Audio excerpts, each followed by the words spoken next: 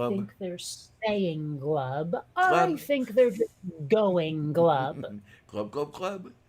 Hi, folks. Yes, indeed. Yes, indeed. Greetings, gentlemen, ladies, everyone in between. I am the Lavender Lady. I am Diana Clarion, and this is the Open Chat. And here along with me is the one, the only, the brilliant, the beautiful Kate Farr Bionic Dance. How are you, honey? I guess I'm mostly okay. I am in a certain amount of ache, however. Oh I say no. because, describing certain kinds we all know that certain kinds of pain feel different from each other. So I Oh figured I'd yes. tell what. Basically, I've decided, I let myself get way the frick out of shape during the pandemic. And so I Mm. decided to start fixing that. Like I wasn't getting fat. I was just out of shape. Like my muscles did not want to cooperate with me anymore. So I started playing Beat Saber in VR. And now my shoulders, long unused muscles in my shoulders, are screaming in protest. Oh my, oh my, oh my. Yeah, okay, sort of like Tom Seaver in April. Okay, I get you. Yeah. Uh, Tom Seaver. Tom, Tom Seaver was a pitcher for the Mets. yeah, that's not going to help me. Okay. AK Heart. Yes, Von Rick. Hi, honey. How are you? Before we go too much further, I want to say thank you to Javon Rick and Greg. Are you here? Is Gregory Hartnick here? But I Uh, received your wonderful, wonderful gifts earlier this afternoon. Amazon actually came by and gave me a phone call as I had requested. I am amazed that they do it. The other common carriers don't. So there's a. I did a quick unboxing film at the time, but hey, Mage. Oh my! But yes, from Greg, we got the Tim Sledge book, who where the heck is Tim Sledge? he is another apostate preacher from Oh, Twitter. I think I think Neil had him on his show, which is how I found out about him. I'll have to check and make sure. Um, and then from oh, that's what I have to do. Oh look, yay! The well, battery charger that Vonrick sent me has finished charging up my camera batteries. How do you like that? And I the am largely indifferent to it, actually. oh yay! And the lovely wooden salt and pepper mills. So now I've Right. got a set to cook with and a set for the dining table, and it's beautiful, and I love it and everything. You guys are so Mm. much fun. Thank you so much. And yeah, batteries are good things, definitely, because these are a couple of the larger size batteries. Um, and then I've got two more, one larger, one smaller. So now I don't have to worry so much about running out of power during a field shoot. And What so, on earth is shooting? well, whatever comes to mind. Just point and I'm shoot. assuming we're talking about cameras. Yes, we were definitely And talking is about this cameras. something frequently? Not as frequently as I used to. I used to get out quite a bit. Um, every couple of weeks, I would just pack up the camera and go out somewhere to some meadow or to some park or something and just shoot whatever presented itself. Haven't done it in a Mm, while. I don't know. Not my thing, I guess. I mean, I'm no Ansel Adams, don't get me wrong, but Mm. it's kind of fun, really, and I don't know, maybe I should do some more of it. I guess. I don't really see the appeal unless you find something that's like really freaking cool. I'm not really sure I see the point in making a visual record of it. Sometimes there is great beauty in the commonplace. Well, I mean, I've seen that happen, but it's rare. Hmm. Also, it depends on what you like, how you define commonplace, I suppose. Well, things you see all the time. Yeah, that doesn't. I mean, because like I see buildings all the time. It's rare I see one that makes me want to photograph it. But when I do, I photograph the hell out of it. There you go. Um, But it has to be something that is, kind of in a style I like. For example, I like, um, brutalist architecture, Googie architecture. oh, okay. What's the one I'm looking for here? Well, I mean, I guess ray gun gothic kind of thing. All right. All right. Well, okay, that's one of those terms where, like, it certainly doesn't mean what it sounds like when I read it. Because I see ray gun gothic and I'm picturing like some really, really dark sci-fi, but Oh, it, it's it not seems to that. not even a tiny, tiny smidge. Oh, okay. So I got taken by surprise as well then. Yeah, but I mean, I do like the style. So, Yeah, there was a day that I was walking to a store back at when I lived in that borough called Homestead.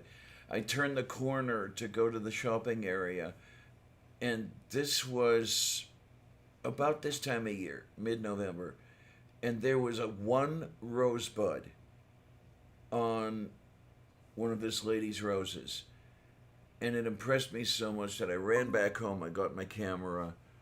Um, I shot the hell out of this rose, and I played around with it. And this is okay then. The old 1950s type of rocket going on. well, this is what ray gun gothic is Okay as, then. as an architectural style. Move beef. It looks like Yeah. a cross between Werner von Braun and one of those 1950s drive ups. Well, I mean, those 1950s drive ups were a ray gun gothic style. That's like the whole point.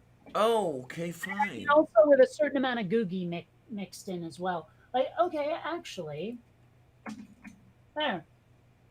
Not a fan of the Art Deco, but the rest of it, not bad. Okay, let me get a better look at the. Okay, then. Oh yeah, I know definitely know the Streamline. I saw a great deal of that architecture in last time I was in New York. Hmm. Um, a lot of the stainless steel buildings were done in Streamline. Um, and then Well, okay, here's somewhere I'm familiar with. Cafe Mecca. Okay, then that no, that could You'll never. notice the Space Needle in the background there. I was just about to say I would never recognize that as Seattle. Never, ever, ever in a million years. Definitely not. In any fashion would you recognize that as Seattle. Wow, that rocket ship comes up all the time when I'm looking for this ray gun gothic shit. Look at this. All Like, right. you type ray gun gothic into Google image search, and that spaceship is everywhere. I'm I just saying. I'm looking at it and I'm seeing Bugs Bunny Mm. unscrewing the very top of the nose and poking his head out. And there is a lot of crossover between, say, like the ray gun gothic style of art in the subgenre of diesel punk and atom punk. Mostly atom punk more than diesel punk, but still. I mean, this is very atom punk right here. Atom punk describes um, fiction, not always dark, but often dark, that has a sort of visual style reminiscent of, let's say, the early to mid Cold War.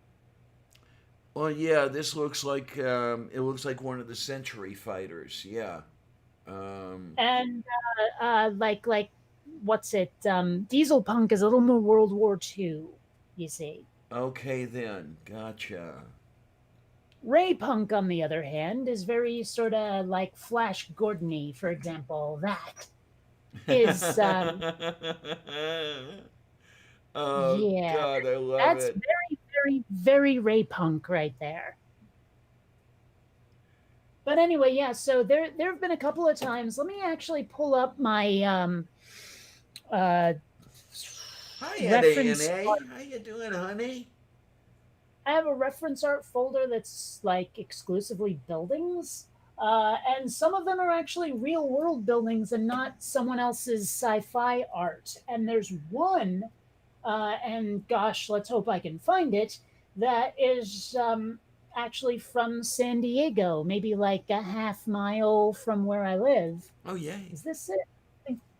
Yeah, that's it. That's the one. That's a little more brutalist in terms of architecture style, but still, um, I really like it. I see some very, very vague similarities to Falling Water. The way the individual floors are blocked out and they're not hanging over each other the way Falling Water does, but they have that same sort of appearance to them. Yeah, but at the same time, this falling water joint, and for anyone who hasn't seen it, you see how the walls are textured, Mm-hmm. right? Mm-hmm. Hate that. Hate that. None of this like stone layered on top of itself. I like the smooth here. You see, Okay. the rocks make it look a little too naturey. It makes it look a little too much like it's not part of civilization. And that's probably what its appeal is to me. Of course it is. Yeah, because I remember, correct me if I'm wrong, you people out there, but I think I remember Frank Lloyd Wright designing it in a way that it fits into its surroundings and almost looks like it belongs there. It's a beautiful, beautiful place. I've been inside, and even the furniture he designed to fit in with it. And it's, were it not for the cost of living in a place like that, it's a place I could definitely find myself living in, but Well, it's a little I too personally would expensive. rather live in the sculptured home. Okay. You know the sculptured home. Um, I don't know if I know it by name. I probably know it by sight. Well, Oh let's yeah, do things. yeah. Uh huh. Okay. Yeah, I would love to. Well, I don't know. I'd love to live in a place that looks like this. I've seen pictures of the inside, and I don't know. It looks like a restaurant, honestly. Yeah, there you go. How about the Dymaxion home? Could you live in that? What now? The Dymaxion, I think it is. Or yeah, home. Buckminster Fuller designed a house, and actually some of them were built, and the whole thing was totally amazing. Let's see if I can find one. How do you spell it? I think it's Dymax. There it is. Yes, yes. You type in DY and it comes up immediately. What a strange looking. I don't even know how to interpret it. It looks like it's built out of aluminum and or stainless steel. I believe it's stainless steel. Hmm. Well, it looks honestly like it's been abandoned and let go to shit. I believe that's exact. I believe that's exactly the case. I believe that was rescued from the desert somewhere. That's No, never mind. This is just a really old picture. From the thumbnail, it looked like it had been rusted out. oh okay. Well, it's been not occupied for quite a while. It looks maybe potentially too small to live in. I mean, I'm looking here. It looks about the size of my place. Well, maybe a bit bigger, but still, I mean, this is it looks cramped, is what I'm saying. Okay, okay. Well, and maybe it's just the angle, but it looks mildly cramped. Well, I mean, if this house is installed in the Henry Ford Museum, uh, where I'm looking at the picture of where it stands, it can't be as large as the house I grew up in. Well, I don't have that as a frame of reference, so I mean, Oh, you and but know, yeah, it was what about a the house I grew up in was about what 30 by 50. okay, one floor, Yeah, two floors, eight one floor, floors, what? one floor. Ah, It was a three bedroom. Okay, let's try this again. Come on, Clarion. 3 bedroom ranch. 3 bedroom ranch. Cool. Yeah, how do you like that? Well, I don't know. I was always a little disappointed that the house I was raised in did not have an attic or a basement, for that matter. Oh, this Like, house had both. like we had two floors, an upstairs and a downstairs. But the upstairs was big enough, like tall enough, that we could possibly have had an attic. It just we didn't. Okay. I really, really, really, really like 2 floors. I wish I had 2 floors because that gives you the opportunity to have a public and a private sector of the house. Well, I have my bedroom. That's private enough. Okay, then. I'm saying. I mean, I don't need much more than that. Well, that and the bathroom, should be private. I'm thinking. Not a bad idea. Yeah, the one I was Uh, trying to restore, the one I was trying to resurrect, um, was to have 2 bathrooms, one in the public downstairs and another one in the private upstairs. The private upstairs was going to be a whole bunch of fun because there would be a door to get into it from the library and a door to get into it from the bedroom. It extended most of the, it extended about half the length of the upstairs. Um, because this house had uh, an addition to the back, so it was half again as deep as the original house was. And unfortunately, yeah, there was a lot the original owner didn't tell me about that house, about how badly he had treated it. hmm. So, oh Well, well. I have to admit, if I ever sell this place, it's gonna need some fixing. Okay. Well, like, okay, take for example, I mean, it'll need at least a fresh coat of paint because one of the things that I've done, I have all my like tripods and green screen stands, etc., near the kitty tree, which I should not have done because the cats, while they don't play with those things, they do play on the kitty tree, which makes the tripod jostle about quite a bit.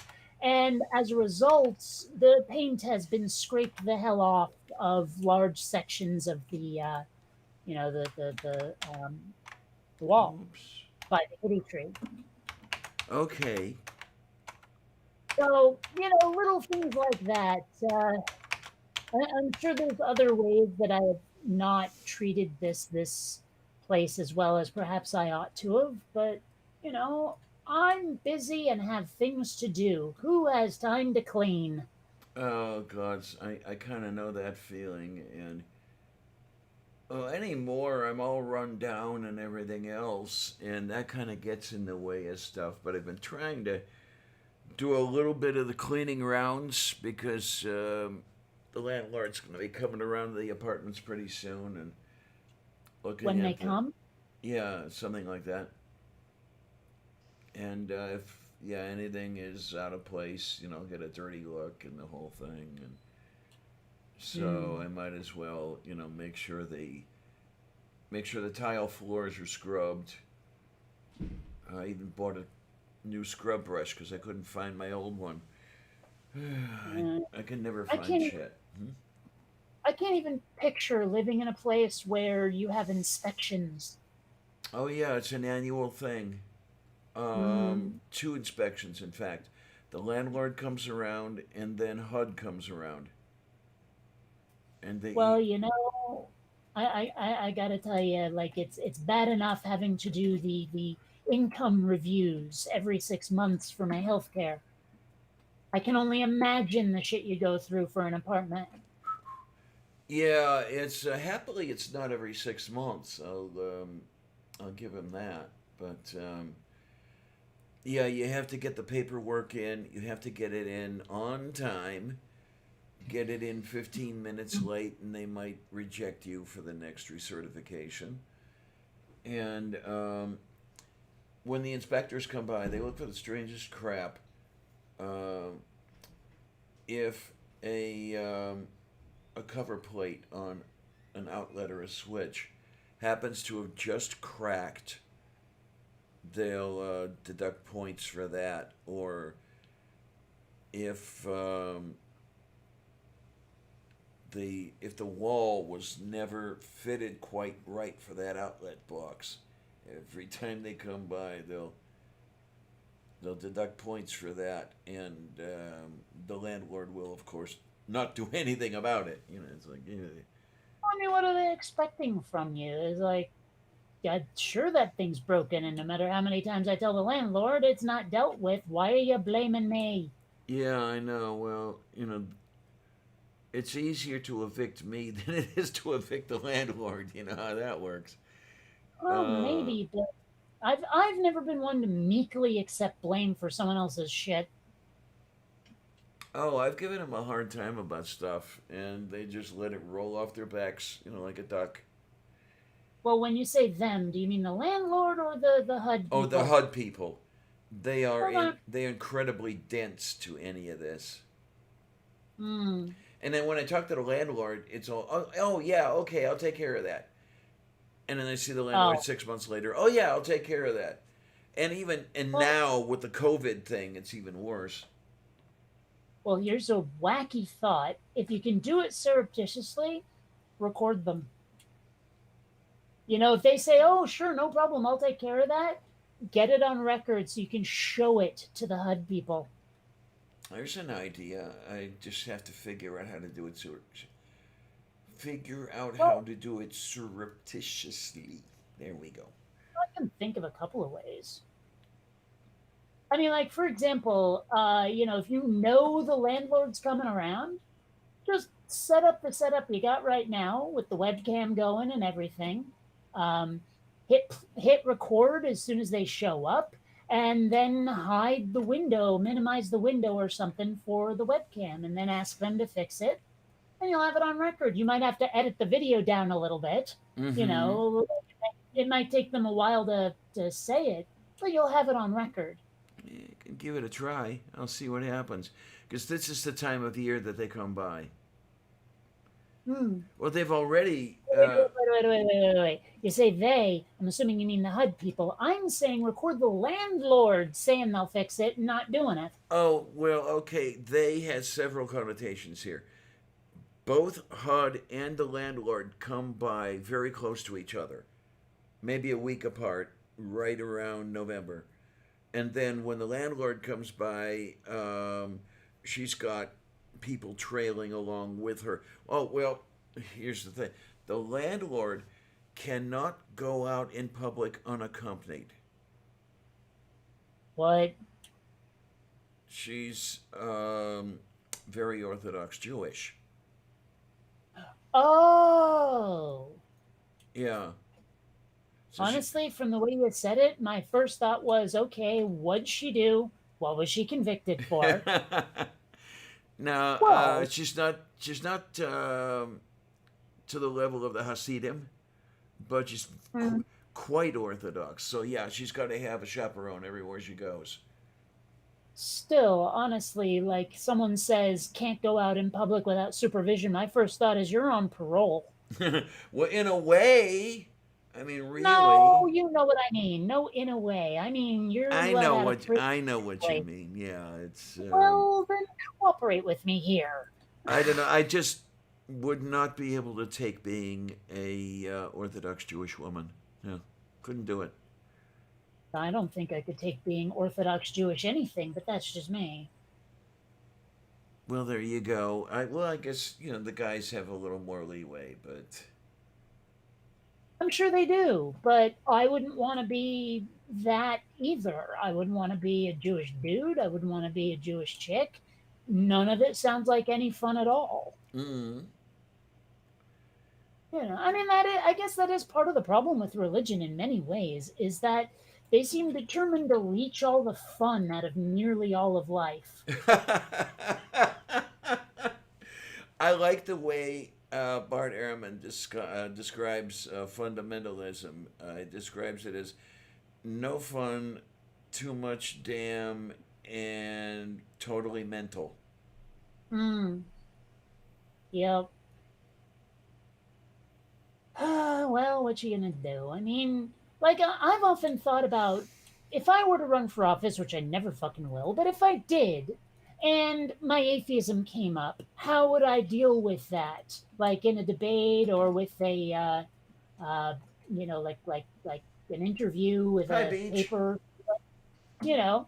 And I've thought about it, and I realize that I've already said everything that needs to be said on the topic. If you can share and play nice with the other kids, you know, Yeah. I don't know if that message would land with the public, though. Would they hear that and go, okay, so we're not getting special treatment like we think we should because we're Christians, but at least you're not actively against us necessarily, you Well, know? yeah. Well, that's the whole thing here in the U.S., especially. The Christians are that special brand of what am I looking for? Persecution fetishists. They love to be Well, persecuted, so they make it up even when they're not actually being persecuted. but I mean, even if it's not persecution, there's always something evil out there that's out to get them, Oh yeah, yeah, or trying to subvert God's plan or some shit. I mean, I've often thought about like how I I've never seen anyone argue with like a fundamentalist in person on certain issues where I have to wonder if some of my own personal arguments would land better. Like you get the people who are against abortion, the pro-lifers, and I've never had the opportunity to ask any of them if we created some sort of like artificial womb, would you be okay with that as an alternative to abortion, or are you going to insist that any pregnant person has to give body birth all the time just to yeah, gauge yeah. who they are? Because I've done that with vegans, and they said, "Yeah, I'd eat vat grown meat." That kind of thing. Okay, that's But I cool. mean, not just on the issues of abortion, though. I mean, there's so many others where they like gay marriage, or even just gays in general, where they think, yeah, okay, I'm like, couldn't you just let people be an abomination if that's what you think they are? Do you have to like treat them in a very unneighborly fashion? Couldn't you just leave well enough alone? What if it was you in someone else's crosshairs? Would you be as okay with the shit you do if it was being done to you? So I've never seen any public figure hold any religious person to the fire like that. I've never seen them like be that direct. Oh, hi, Tara. Tara says in the side chat, I once asked my mother-in-law how she was being persecuted as a Christian. She could not answer me, and you get that Mm. quite a bit. Let's face it. I think everybody knows that in the U.S. anyway, Christians have pride of place. I mean, Sorry, some. rewind. Okay. Pride of place. Oh yeah. In other words, they have the special place. They have the special. Uh, So you're saying the they have special. privilege? Yes. Yeah. That's it. Yeah. Okay.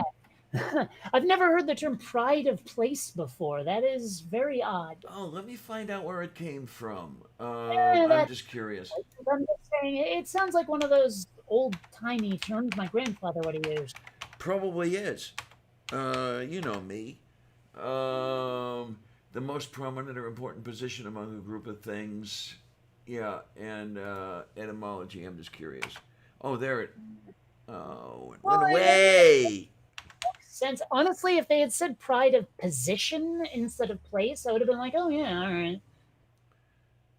You know, because place sounds like a physical location rather than in the pecking order, if you see what I mean. Yes, I do see what you mean. Yeah.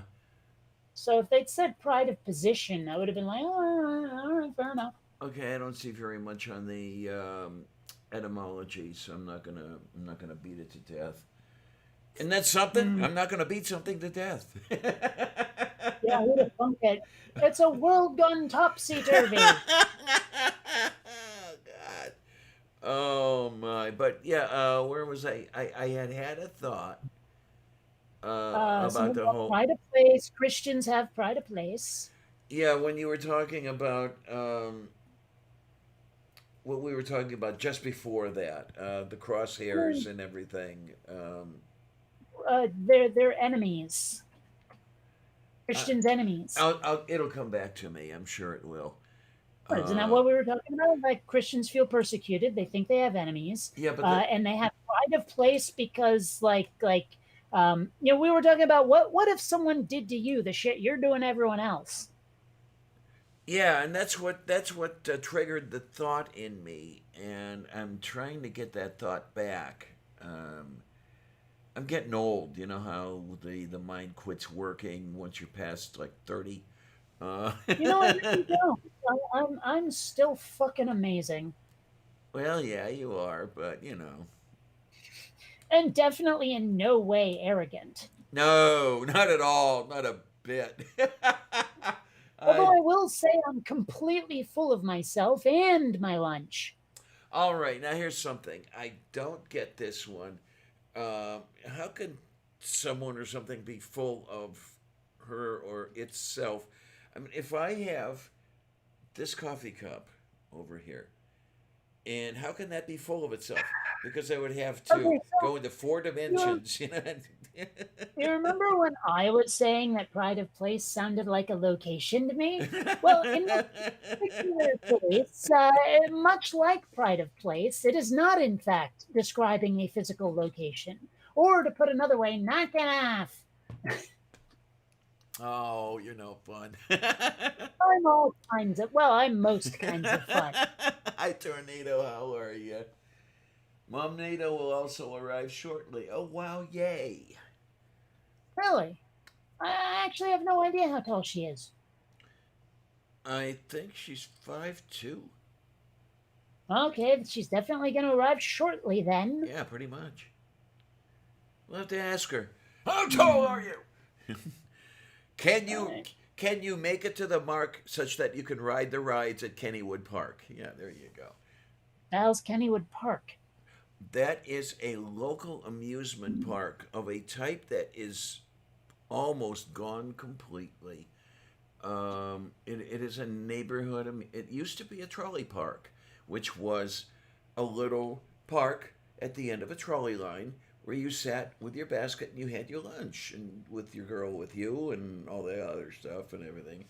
And it became a 1950s amusement park. And they've got Okay. a few decent rides crammed in there, a couple unforgettable roller coasters. You know, Uh, I've never ridden a roller coaster in my entire life. really? Really? Oh, wow. That Uh, actually surprises me a bit. does it? Why is Well, that? it's one of those things that impresses me as something that pretty much everyone has to have done at some time in their life. But I keep Clearly forgetting not. that not everyone is anywhere near a theme park like that. Well, even if they were, I mean, I've had plenty of opportunities. I just haven't taken them. Oh, okay, okay. Um, Yeah. I mean, like, usually I was in some situation where I was like, well, I can choose to do a roller coaster, which I suspect might make me extraordinarily sick, or I can go do something I already know I like. okay, then. Move beef. And I chose the thing I know I already like.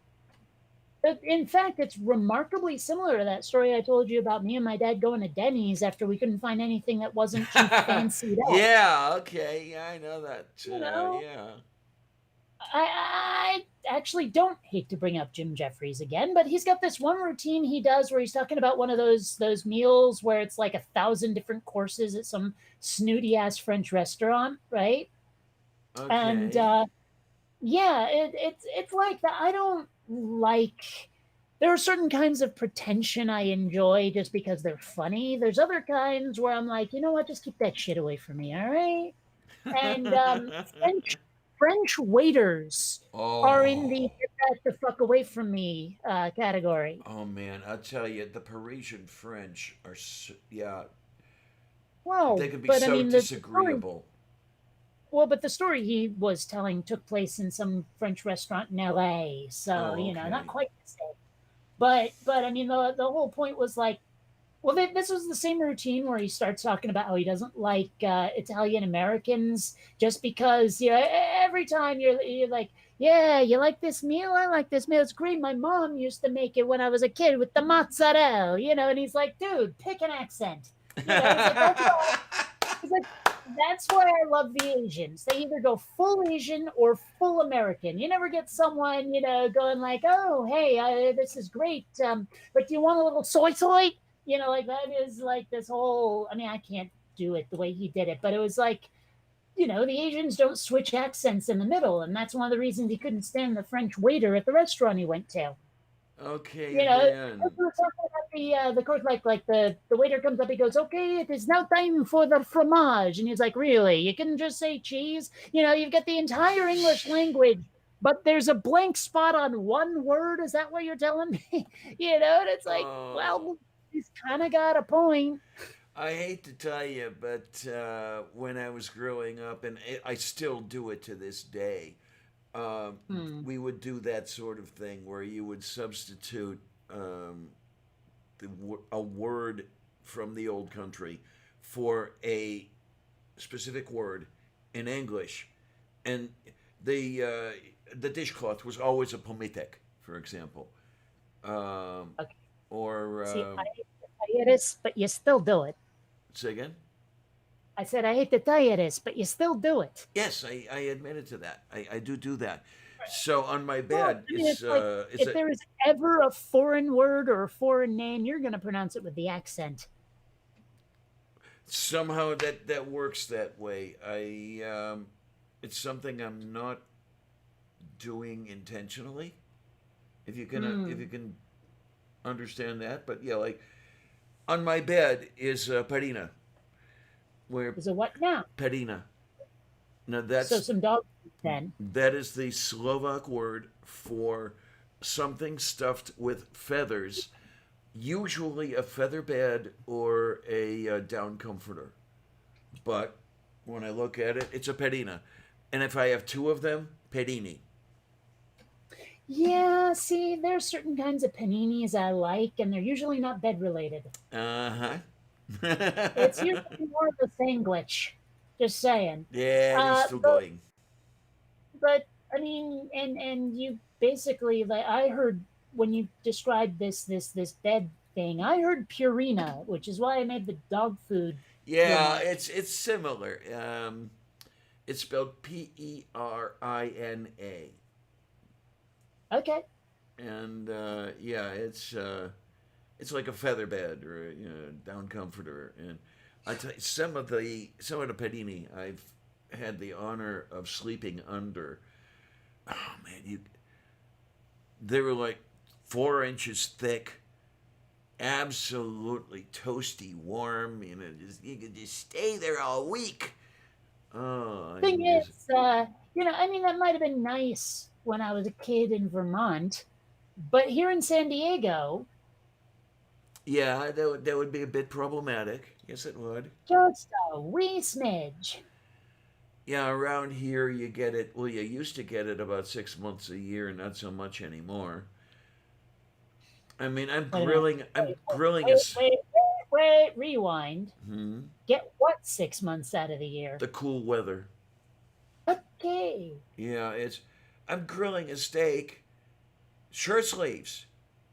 It's, 70 something degrees. It's November Hmm. 10th, and I'm out there in shirt sleeves. What the hell? Hmm. That would not have been the case, when I was a girl.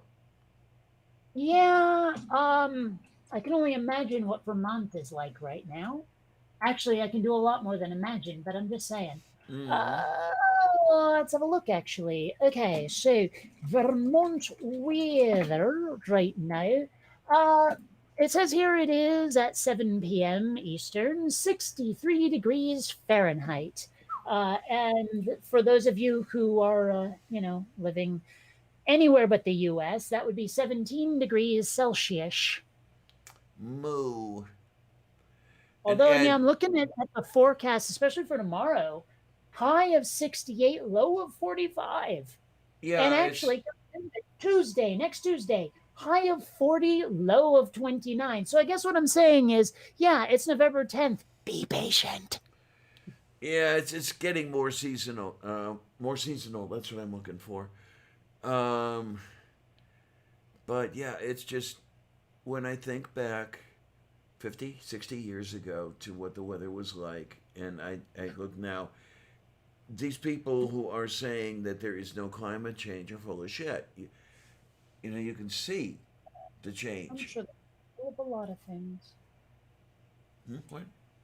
I said, I'm sure they're full of a lot of Oh, things. well, that too. Vondrek says the good Mhm. thing is Vermont is small enough. You don't even have to worry about where in it. Yeah, pretty much. I mean, there are obviously parts of it where you do have to worry about that. I'm looking at you, Stowe and Killington, where all those, like ski resorts are. Oh my. Those Uh, tend to be a wee smidge, colder than the rest of the state. Moo. Yeah. Oh my. NANA says seasons are overrated. I wish I was back in Southern California. And I don't know if I could live without seasons. That's the darn thing. As much. Oh, there's seasons in Southern California. There's totally seasons in Southern California. They're not as extreme as they are where you are, but they Okay, exist. okay. Because, yeah, as much as I complain about winter, I couldn't have the springs that I love without the winters that I hate. Hmm. I don't know. I like when it comes to things like that.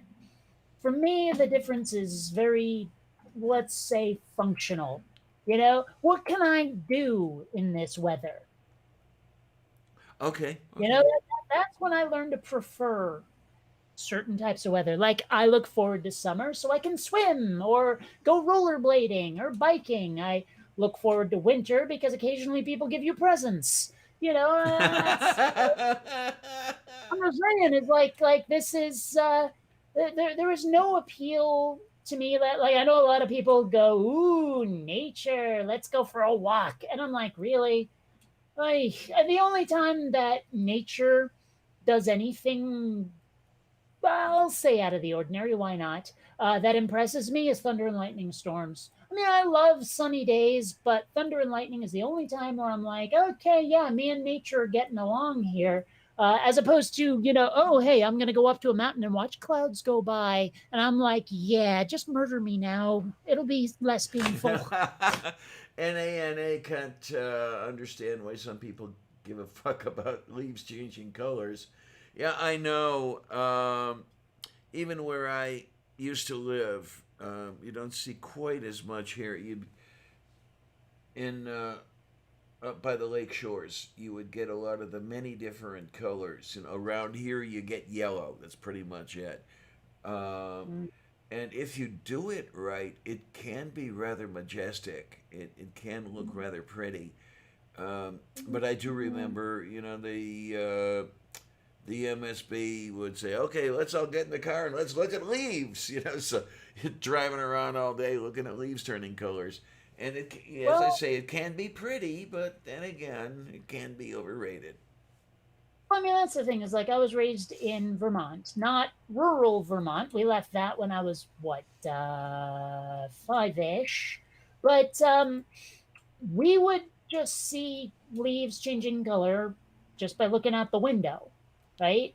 But Vermont, every fall would be invaded by what we called leaf peepers. All those Oh people my. from like New York City or LA or somewhere else, they'd show up just to see the leaves and make nuisances of themselves, almost like the French Canadians would. Yeah, and okay, that would be Vermont's version of the Benny. Of the what now? Benny, Corna, yes, I've eaten there. yeah, the Frank Turek of all people has talked about the Bennies. They were people from various boroughs around New York and northern New Jersey who would invade a Jersey shore and make nuisances of themselves. Okay. Let's see here. No, Now, I didn't mean beanies. I mean, so is that short for something? yes, it's an acronym, and I'm looking for it now, and I'm not getting. It's an acronym of the various boroughs. Oh, One of them might be Yonkers, um, that descend upon. It might be something like Brooklyn, something Yonkers, and they're all descending upon the Jersey Shore. okay. Well, I don't know. It's just it's my Uh parents were huh. like that. Of all those explorations I've been doing in Google Earth VR, looking at like places in my old hometown and that sort of thing. I've been looking at the various routes my parents would drive to get us places in Vermont, and I'm starting to realize that they would very frequently choose the longest route to take because it was the most picturesque. And I'm like, look at how much of Uh, your childhood you assholes wasted, by forcing us to go the scenic route. What the hell's wrong with you? You Here we know. go. Here we go. I found it. Yay! And let's see, who is it that gets it?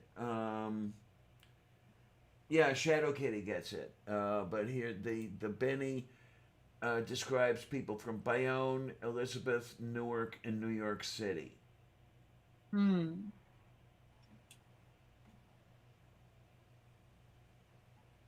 I don't know. Mufti. It's weird. Bayonne to me sounds like it belongs. excuse me. Belongs in a southern state like Georgia. Bayonne, Georgia, Bayonne, Louisiana. It has that sound to it, like it belongs in the South. Okay. And of all damn places, it's in northern New Jersey. Yeah. Well, like it has that sort of we're descended from French people and live on a plantation sound to it. Uh huh. I'm just saying. Yes, indeed. Da Prajnie. Oh Hmm. my, whatever the hell. Well, I know what that means. It means yes, Well, fermentation. yeah. Oh, look, it's Nerdy. Hi, Nerdy Honey. Yay! Moo! So I'm assuming that it's the progenier part that's fermentation, Yes. Mm-hmm. because da is Da clearly is, yes in Russian. yes, it is. Well, uh, Mr. Shadow Kitty says they are pushy, rude, and have those awful accents.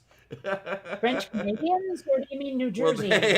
yeah, New Jerseyans too, I'll tell you. Oy vey. Although I have to admit, okay, I know this is very strange, but when someone speaks in that sort of like New York, New Jersey accent, kind of hot actually. Like Leah Remini when she was doing that series on Scientology, and I kept listening to her voice, and I was like, that's like there's something nice about that. I don't know why. Okay.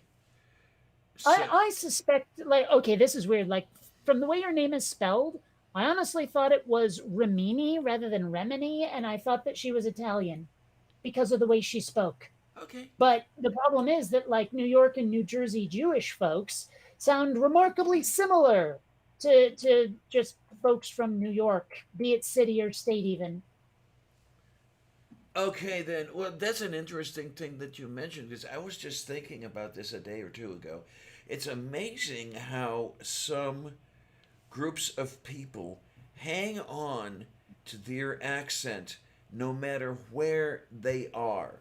I mean, there are many much accents here in the U.S., even more in Britain. Um, but you can tell someone from Atlanta pretty easily, or someone from West Texas pretty easily.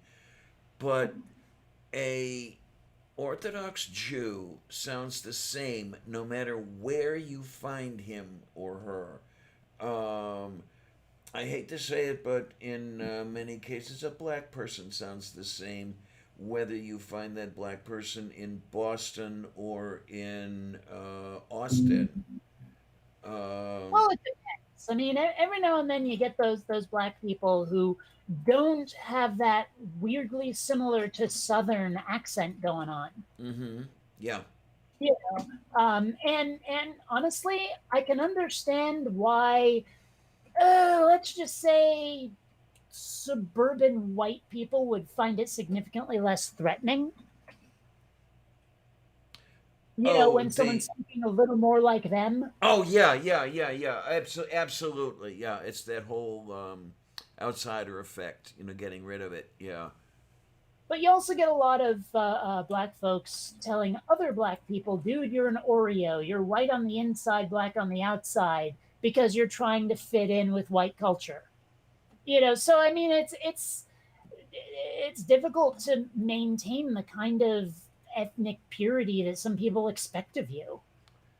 Yeah, it's really interesting. I mean, my personal opinion, and my personal opinion is shit. I know this, but one should expect some degree of blending. I mean, I won't necessarily call it assimilation, but um, were I to move to Australia, um, Mm. one should expect that I would eventually pick up some of the local customs, maybe even the accent after some Well, period of time. I know perfectly well that accents and I tend to mesh rather quickly, actually. Mm-hmm. Especially if it's cool. If I moved to Australia, it'd probably be about a year before I started seriously sounding Australian, which I would say is no bad thing. I like the Australian accent. I'm just saying it's mildly remarkable. Um, but yeah, I mean, I don't know that I'd necessarily pick up customs unless it was like slang or here is a meal we eat on this day or some shit. I might do that, but I wouldn't necessarily. I don't know. I'm not sure how to describe it, but I'm sure there are certain ways in which I am set in them. Okay, yeah, yeah, yeah. I mean, well, as I'm aging, I'm very much set in my ways compared to what I was 40 years ago. But it's really Mm. interesting. I worked with a guy from New Zealand back in the mid 80s, and just from hanging around and working with him, I started sounding like him. Mm. Um, and yeah, my wife would get really annoyed, and it's like, I'm not affecting this or anything. It's just happening. Uh, Eh, Well, I mean, like I used to sound a lot more New England than I do now. After, 20 years in Seattle and now somewhere around four-ish in San Diego. Yeah, I kind of, like my New England accent is going away. I've mentioned many times what remains, and that's those weird teas, the bah, mushy tea. moof beef. Yeah. So I don't know. I mean, I would love to move to a place with an accent that most Americans think is cool because I have noticed your subscriber numbers go up. Yeah, they do, don't they? They really do. If you sound Like like, hmm? yeah, just like an artificial boost you get if you happen to sound like you're from a really cool part of England or Australia. Yeah, if you sound like Rachel Oates, or if you sound Let me Well, hell, see. Nacho, Yeah, there you go. There you go. or oh, I'm trying to remember now. But I mean, there's bunches of people out there where it's like, I wonder how popular you'd be if you didn't have the accent as a crutch. Okay, yeah, yeah, yeah, yeah, yeah, yeah, yeah. I don't know. I mean, and maybe it's just me having sour grapes over here because I thought I deserved more success than I got. But at the same time, I'm thinking, like the, the accent is a bit of a spoiler. That's all I'm saying. Mm-hmm. Mm-hmm. I So, don't know. so I don't know. Maybe for you, if No, it's I shoot for the accent for you no, and that thing, no, for you. yeah, no, because I very specifically specified an accent Americans think is cool. And I hate to tell you, but what you just did ain't it. Oh, darn it! I tell you, Well, I mean, it's still strange to me how we tend to associate certain people and thus their accents with being one thing or another: good people, bad people, smart people, stupid people. It's like your accent tells people a lot about you that may, in fact, not actually be there. indeed, indeed. Now, I Um, wonder how many Southern accented, brilliant ass scientists there are out I there. was just going to cite that. Indeed, I know quite a few engineers from the glory days of NASA who were from, say, northern Alabama or Louisiana, that sort of thing. And if you're not familiar with who they are, they can sound absolutely, what's the word I'm looking for? Ignorant. But Mm. as soon as you realize, well, shit, that's one of the flight controllers from the Apollo program. It's like it kind of jolts you a little bit. Actually, I'm going to call this and say that that is a bad example. And the reason why is because NASA, while a civilian agency, tends to be lousy with military folks who are disproportionately Southern. So I think that's a bad example. Okay, okay.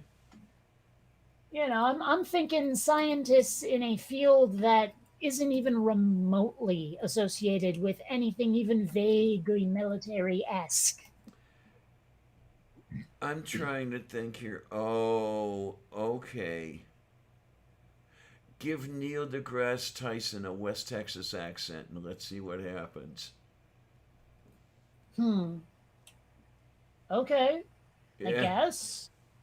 I don't know. I'm still irritated with him I forget why. because he won't call himself an atheist as Oh, well, yeah, even though yeah, it's yeah. clearly. I think that in many ways is a betrayal of atheists because we need people to take a stand, and he wouldn't.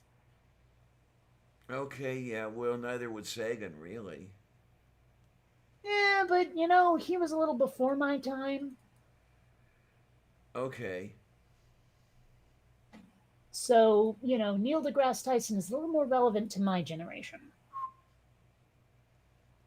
But I mean, I actually really really liked the guy right up until he said, "Yeah, I don't want to take a stand. I don't want to take a position. I don't want I know a lot of people have tried to justify it by saying, "Well, yeah, if Neil deGrasse Tyson went around saying he was an atheist, he'd alienate all those people who could potentially like science." So I'm like, so I mean, why are we catering to them?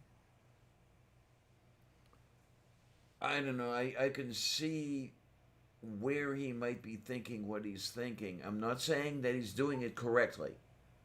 Well, I didn't say I couldn't see it. I said, Yeah, why the it's hell would you do that? I think it's the wrong move. yeah, he's a commodity and he doesn't want to lose his commodity value basically. Hmm. Well, I think he's a pansy. Tell that to his face. I'd like to Put me in his presence, and I just might. I would actually like to meet him and talk with him, but Hmm. won't get that Well, chance, I'm pretty sure. It's amazing how many people are not that impressive once you meet them in person. Well, what's really the amazing thing is when you can meet a famous person and sit and talk with them as you would with just about anyone else. That is an amazing feeling. Well, And it's like, I mean, speaking as someone who's been on the other end of that, um, I guess it's okay. when you say the other end, you're the famous person and someoe's talking to you. Is that it? Well, I mean, to hear them tell it, I am. I don't think I deserve it, but I go to a convention or something, and people are like, "Bionic dance! Oh my gosh!" And when it turns out I'm just folks, it's like hard for some of them to process. Wow, because that makes it even better to me. Um, I mean, the whole thing, just sitting and talking with Aaron at the table, Hilton's on Hilton's deck when I was at the protest. Here's this amazingly famous YouTube atheist and everything else, and we're just sitting here and talking about shit. And he's asking me about trans shit. And it's like, holy shit, you're asking me something?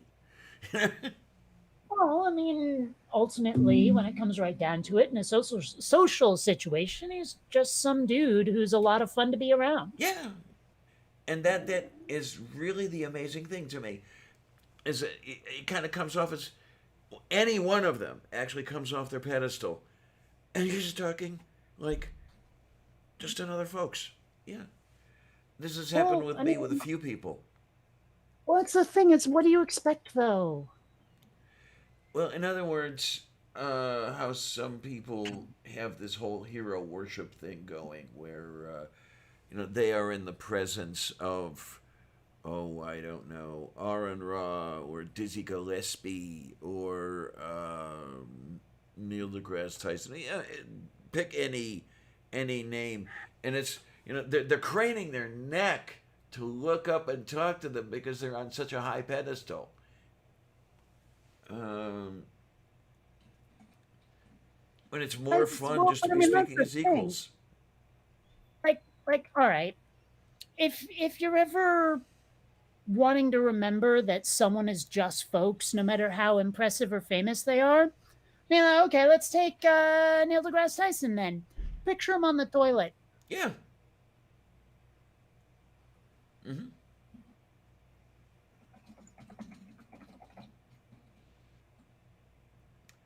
I mean, we all take a shit pretty much the same way.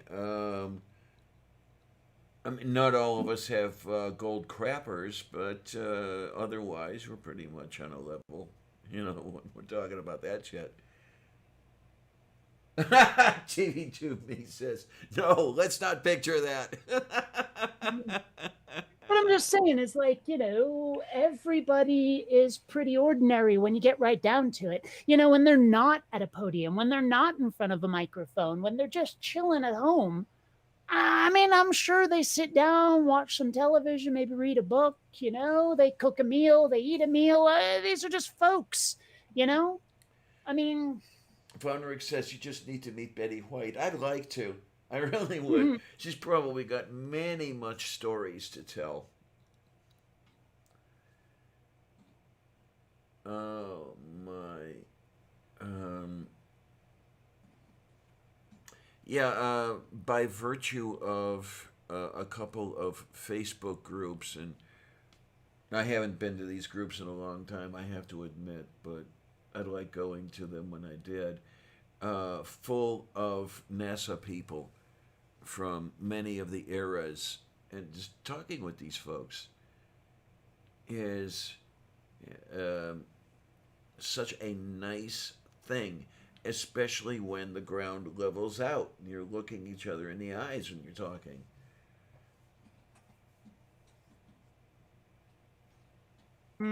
I don't know. I'd honestly rather talk to filmmakers. Okay.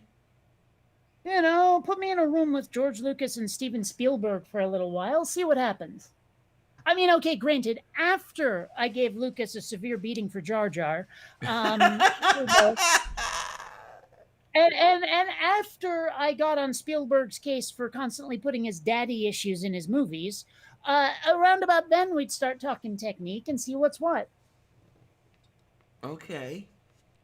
And yeah, you've got some expertise there and could actually talk to him about that sort of thing.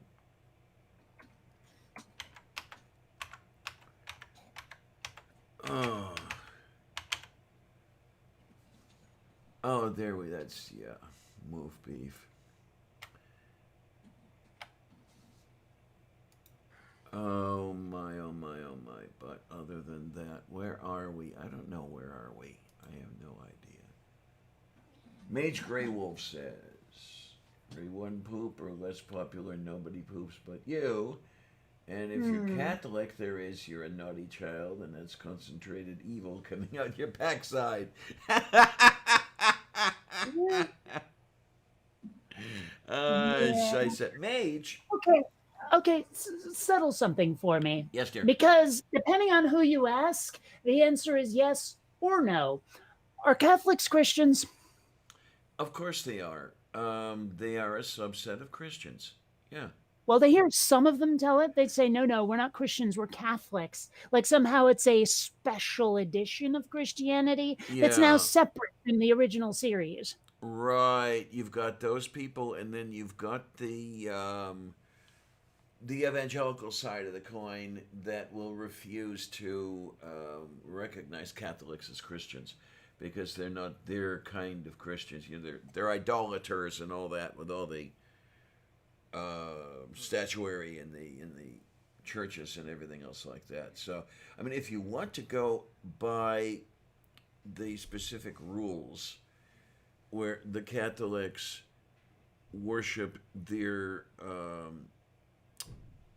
worship their storybook Jesus, the one the authors made up, and they do the whole thing with the Christian God, the version of God that the Christians worship. They worship. Um, those similarities place them together, and yeah, Catholics are Christians. Yeah, we used to get that one in the Catholic school, where the Penguins would go on about all Catholics are Christians, but not all Christians are Catholics.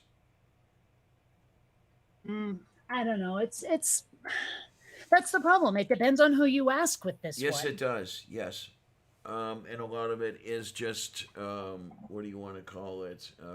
Identity politics. I mean, think of Northern Ireland for Christ's sake. Do you believe in God? Yes. Do you believe in my God? Yes. Do you carry out that worship the way I do? No. Boom.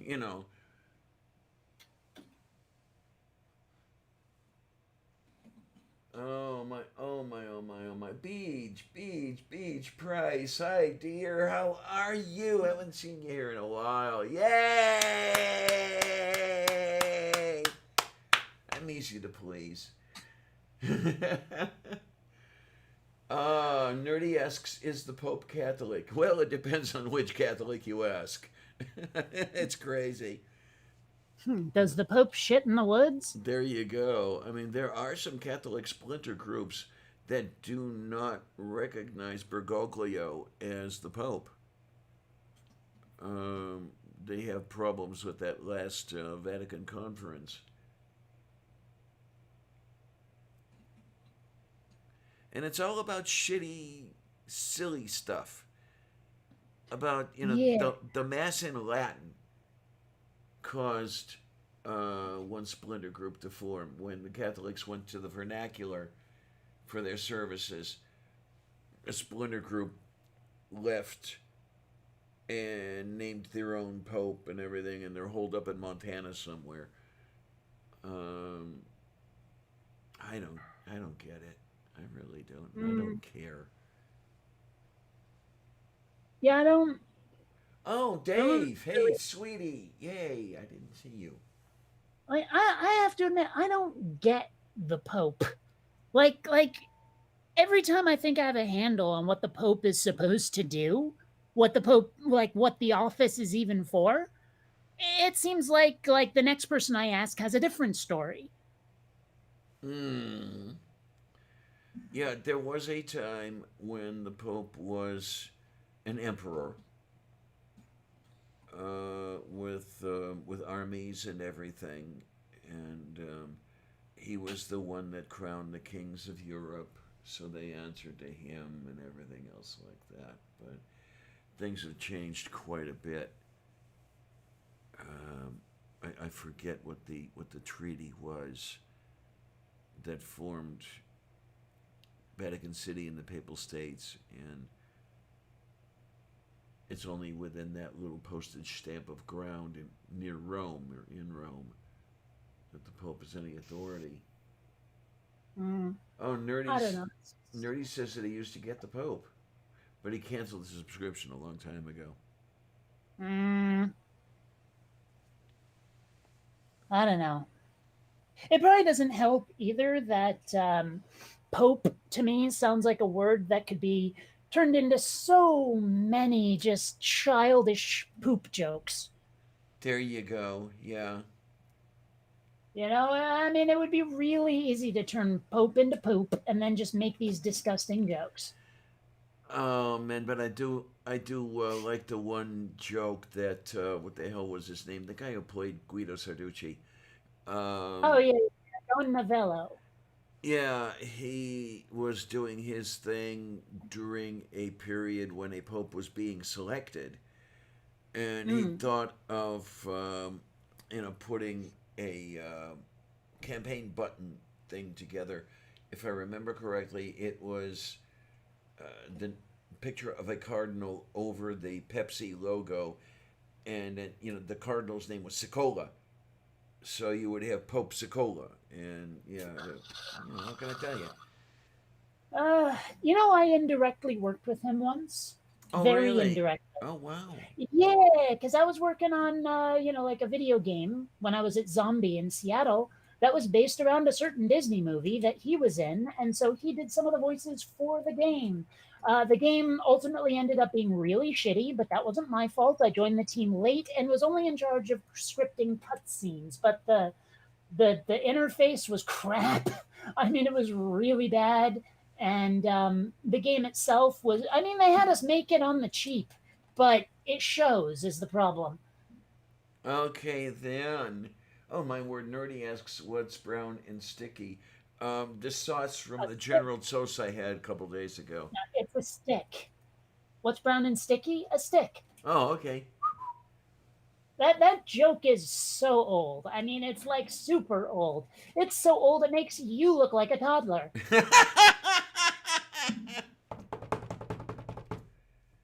Oh, my, oh, my. I roam demon. Yay. You right. I can't. So, Come on. what You what what do right. you call a fish with no eyes? Okay. Yeah, I had to think Uh, about that one. I know I'd heard it uh, recently. I think you had told it.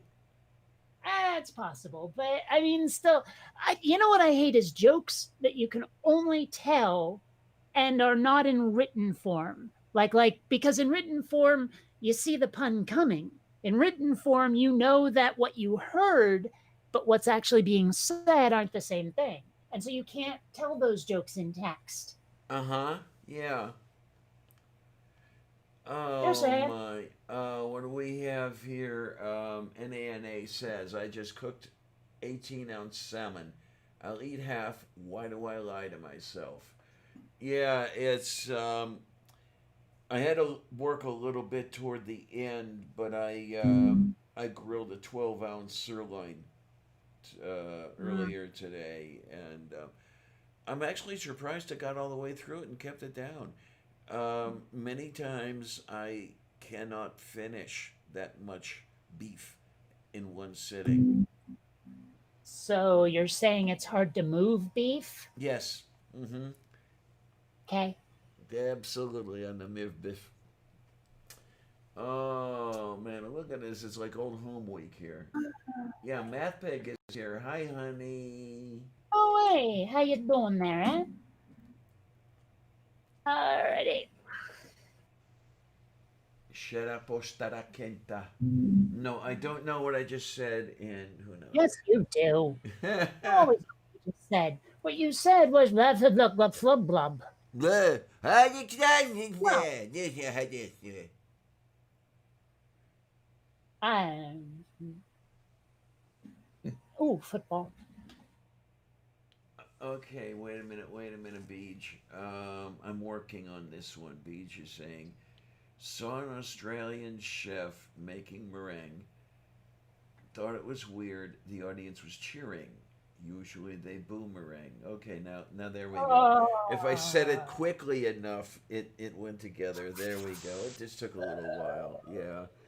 that's so bad, and I love it. Oh man. Okay, NANA says Monday through Friday I eat one meal a day. That's more or less what happens here as well. Yeah. Hmm. I don't know. The more I hear you say NANA, what goes through my head is NANA, NANA, hey, hey. I don't want to finish. I don't want to Yeah. finish it though because I'm not telling NANA to go away. It's just that's what goes through my head every time you say that. Okay, then, well, nah. How about that? Yeah. Yeah, Oh, well, my. you know. Oh, jeez. Indeed. Wait a minute. TV Tube said earlier, lots of milk of magnesia. Have to see Now is what that the that. stuff that makes you take a dump That's that stuff that coats your stomach. so it fights indigestion? Yeah. Or acid reflux? Okay. Then which is the one not a name brand, not the scientific name necessarily, but what's the one that they would sell generic name for it that makes you take a dump? Oh man, if I'm thinking of what you're thinking of, I don't know of. Oh, a laxative. No. The substance name. Because a laxative is what it does. What's the name for laxative that's not a brand name? Well, I know that phenolphthalein is a laxative. That's the active ingredient in X-Lax. Okay. Not really getting to the information I'm after here. Okay, Um, so it could very well be something that I just don't have. eh, well, because I swear there's like a word for it where it's like that, like it's similar to milk of magnesia. You know, where it has that weird like I don't know, almost homebrew sound to it. It Hmm. has a similar feel to the word, just in terms of like culturally and it sounds like it could have been made up by the same person, is what I'm saying. I could feel the gears grinding up there, and guys in the side chat, Yeah, ass juice. That's it. that's it. Um, Yeah, you want to help actually, work on this one? citrate sounds like it could possibly like ammonium citrate or some shit, something like that. That sounds closer to the kind of thing I'm talking about. Okay. Yeah, absolutely. It's amazing that would ever happen. That she's stumped the audience. And good evening, and let's play Stump the Audience. Anyway. I don't know. For some reason, what I was picturing when you said that was yakety sax. Oh, I love that tune. I love that tune. And then, Oh, I mean, for me, I think I love to hate it. well, whenever I think of it, I think of Benny Hill. Well, yeah, which I never watched, but I mean, there's something annoying about the song, but in that way that makes it funny, Mm-hmm. you know. And I'm sure that was by intent. Well, I could never successfully get a saxophone to sound like that with that, that Yeah, rolling it thing. sounds. It sounds like it has laryngitis. Yeah, yeah. You know, what the hell's that thing? I guess it's just muffled. I mean, because like when you put that weird, like coffee cake thing on top of a trombone, Yeah, okay, okay, yeah. and what the hell is that? Is that muffled? Well, the Or device there's a is term. the device is called a mute. Ah, that's it. A muted. I don't know why I was saying. No, I mean muffle, mute. They're close. I Yeah, don't know. like the opening of Getting Sentimental, that Tommy Dorsey thing. Yeah. Nope, no idea. Never Oh, heard of it. oh, wait a minute. The hell, somebody. Yakety sax sounds like uh, like it's being played through a kazoo rather than a saxophone. Yes, it does. And I hear you knocking. Come on in, right in. Hi, Mom Nato. How you doing, honey? Hello. Well, Yay! How's it going? What you up to? Not too bad. It's going. I was playing a game with one of my friends and lost track of time. It's easy to do when you're playing a game, especially Yeah, if I it's was a playing game you City really. of Heroes. So, Oh, I got okay. so bored with that after about a week. well, I've been playing it for years. So, I don't know. I guess part of it was just that the whole game seemed to be grinding. um, it can be if you don't have friends who Mm, will pull you along. I don't know. I'm just looking forward to Cyberpunk 2077 if they finally fucking release it. Hmm. Yeah, they'll But release it in December 2077. Yeah. that Yeah. was the joke I made after they pushed it back to December 10th. Mm-hmm. Yeah. Yeah, I was directly That's referring to that. mm, Yeah. Did you say something about some people cashed out of that game? They said, this is taking too long. I'm going home. basically they said like, look, I don't think this is ever coming out. Actually, the company's stock plummeted after this Recently. most Yeah. recent delay. Hmm. Is it Square Enix or They might be distributing it, but the actual company, the development company, is called like CD Project Red or something like that. oh, okay. They're in I want to say it's Poland, but I'm not sure. Where the hell's Mm, Warsaw? Is that Poland? That's yes. Poland. Well, then that's where they are. Yeah, it's that wonderful area of Europe that I also call which country are we in this week? Yeah. Mm, Mm. What is our country name this week? Yeah, I mean, there's so many changing hands over a period Yeah. of history. And oh yeah, Rome Demon Magnesium Citrate, the S blaster. Oh my. mm. Well, magnesium will not cross the intestinal epithelium, so it just kind of builds up there and then draws fluid in by osmosis. And this is Oh, the I see way where it. this is going. Yeah, this is the way it works. Yeah, I have to say that I don't much care for, like laxatives or whatever that work by inducing diarrhea. It doesn't help. Yeah. It's like if I wanted to do that, I would have just eaten bad chili. Yeah, there you go. Uh, It's like I've found that if you ever need to unstopper yourself, celery is the answer. Oh yeah, it works quite well. All those wonderful strings in there that are totally indigestible. And it also does not make you spray violently from the anus. Uh huh.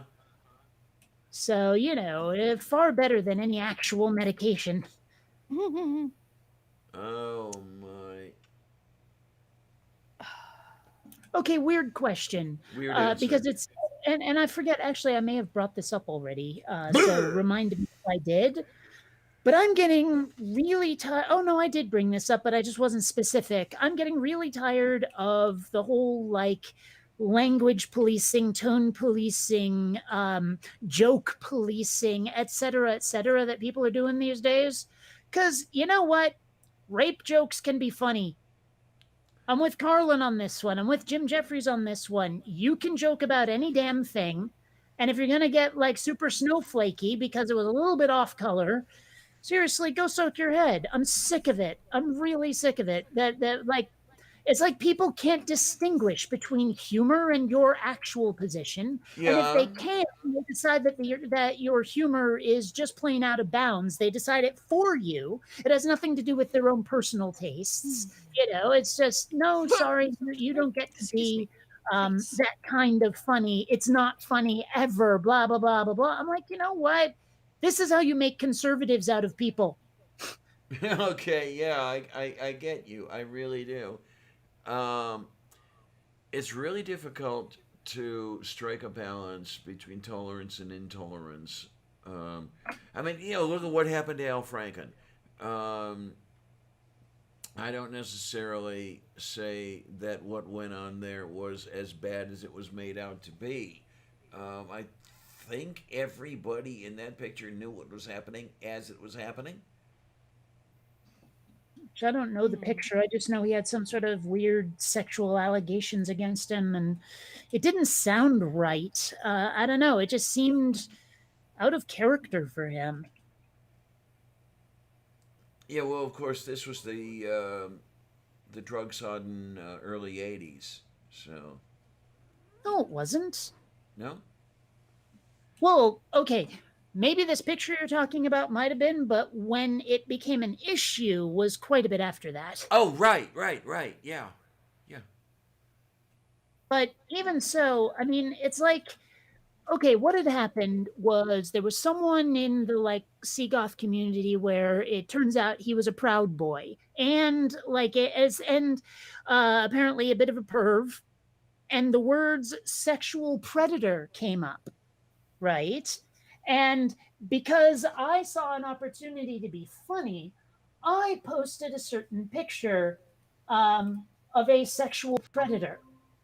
Oh, right. Yeah, I remember you showing And that picture. oh my gosh, did certain people not take that well? And I'm just Oh, like, really, guys? I mean, is that God. the hill on which you want to die? Is no jokes about sexual predators? Really? Because at that point, I'm sitting here going, I don't care how long I've known you. I don't care how good a friend you are to me. Fuck off. Let people enjoy things. Yeah. Humor is about all that's saving our asses nowadays. You got to laugh or else you'll cry. Oh, Yeah. tell me about it. Oh, Lord. It? I don't know anything about it. I've never seen the movie, never read the book. There you go. Mm, I I mean, actually have read the book, seen the mini series, and watched the first half of the movie and said, "Fuck this." So like I didn't seriously, even the know there movie was a was. miniseries. Oh yeah, it came out in like 90 something, early 90s, and it had a really good cast, but it was so bad. I mean, Mm. like the execution was awful. But Oh it's the one boy. where Tim Curry was playing Pennywise. Oh my. Okay. Yeah, so it had a Tim lot of Curry's a promise. good actor. Damn right he is. Uh, he can be very, very, very creepy. Well, yeah, but he can also be hilarious when he needs to be, Oh yeah. Frankenfurter. among others. Yeah, totally. Who else? Who else did he play? The evil bad guy in Fern Gully And in Legend, and in Legend. Yes. which honestly, I don't understand the appeal of that movie, but whatever, if it floats your ducky, You I won't. know, I think it was just to showcase Tom Cruise. Yeah, and given that I'm not really into Tom Cruise, I mean, Oh, that way. yes. Top Gun. The new Top Gun movie is supposed to come out in, I think it's May 21st of 2021. And Tim Curry is in it? No, Tom Cruise. Oh. I thought we were That's still on why. Tim Curry. No, well, I just Well, we it, seem to it be you bouncing around mentioned quite a bit. Yeah. legend, and it brought up that. But anyway, yeah, Tim Curry, um, fabulous actor. Oh Mm. my God, what other movies was he in? Oh, a lot of them. He was in The Hunt for Red October. Was he really? Oh, that's Yeah, right. He played he one was of the one of them. Russians, didn't he? Yep, exactly. On the submarine. I can't remember if I think he was the second in command under I don't Sean think he Connery's character. was. Think no, the second in command was Sam Neill. No, Okay. I think he might have been like a medical officer. Okay. I know that I he want was to there say. and he's one of the ones that survived until the end. Oh yeah, he was one of the ones who got offloaded with all of the other people who weren't in on Yeah. it. Yeah. Let's see. What the hell's his name? Yeah, Dr. Petrov. That's right. He was Yes. the medical officer. Go me. I haven't watched that movie in ages and I still remember that shit. Yep. Oh, Yeah, there's a film I've actually seen. good. What, The Hunt for Red October? Yeah, I've got a copy of it here. I found it to be Not rather a bad good. movie at all. No, not a bad No, it's a movie at good all. movie. At all, at all, at all. Did it not link into Patriot Games? And oh, what's the other one? Fuck. It's a Yeah. Tom Clancy, Jack Ryan thing. Yeah. Fuck the one where the president was played by James what's his face, and he's like, "Don't come in here barking at me like a junkyard dog." That one. I Fuck, don't what's know. that called? Clear and Present Danger. Go me. Yes. That All one right. Yeah. with Harrison Ford. Yep. Oh Yes. man, I wonder like okay, so Alec Baldwin, Harrison Ford, and I want to say Ben Affleck have all played Jack Ryan. I think Yes. in movies. There's also like a TV show I never watched and didn't pay attention to. Uh-huh. Just saying.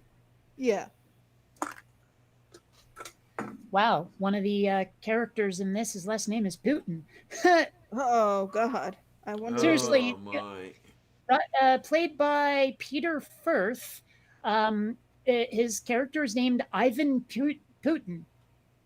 I wonder if he's supposed to be related to the current Putin in charge. Oh when my. was he a thing? Because this movie came out in 1990. Was Putin Yeah. a thing yet? I don't think so. Neither do I. Putin showed up after Yeltsin. Let me look this up here. I'm wondering.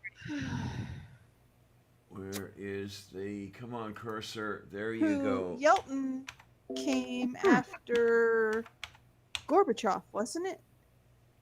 Yeltsin came after. Okay. Vladimir Putin has served as president of Russia since 2012. Okay. Boof, boof, boof, boof, boof. Well, so that's clearly a no for 1990. Right. Yeah, he took the office of president of the Russian Federation 7 May 2012. Okay, so I know that people have like the same last names as other people they're not related to, but when you got a last name like Firth, Firth, I mean, I don't know how common that is in England, but when you're an actor from England with that name, I expect you to be related to Colin Firth. And apparently not with Peter Interesting. Firth. Peter Firth does not appear to be related to Colin. Well, there is also the fact that some actors make a new name for themselves when they become actors. Yeah, so Yeah. people don't make fun of them. But I mean, the point being is I was curious whether they were related, and they're not, apparently not. which is strange. But Yeah, let me egg over here. Let me egg this fleek. Let's see. weird. Uh, I don't know why I know the name Colin Firth. What have I seen him in? Because I know I've seen him in something. It was probably like Blackadder or Faulty Towers or some shit. I don't know. okay, interesting little list we've got going here. Going back to the Soviet. Sorry, he was in Blackadder back and forth. He played William Shakespeare. Moo. Going back to the Soviet Union, we'll pick up with Andrei Gromyko.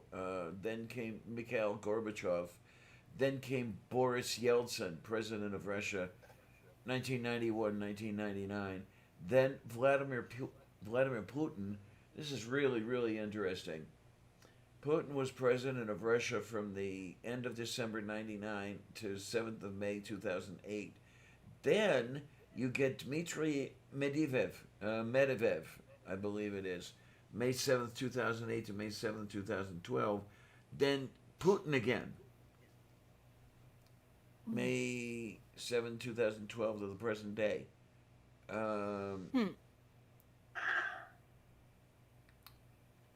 So here's a question. Yes, dear. When he was a kid, do you think they ever called the guy Mickey Gorbachev? Oh Probably my! not. I have to. Okay, a minute. I has to see. What do we have? What do you call it? Let's say familiar form of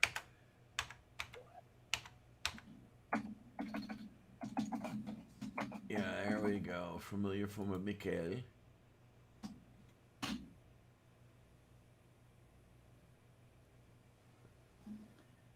I don't see anything. There's got to be something.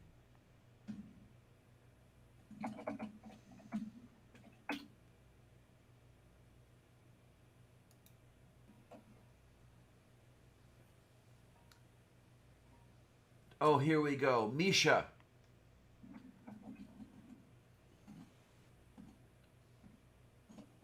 Yeah, so Gorbachev might have been Misha to his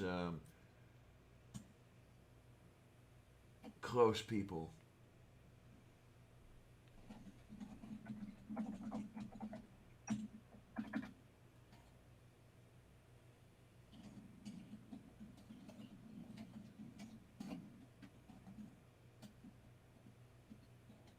What you got going over there? Somebody wrong on the internet again? Yeah, well, there's a reason I brought up the whole like I'm sick of the whole language policing. You can't joke about this, that, or the other thing because of a very real incident that happened earlier. Okay then. So I'm right now talking to them about the bullshit because it is bullshit. Oh my, oh my.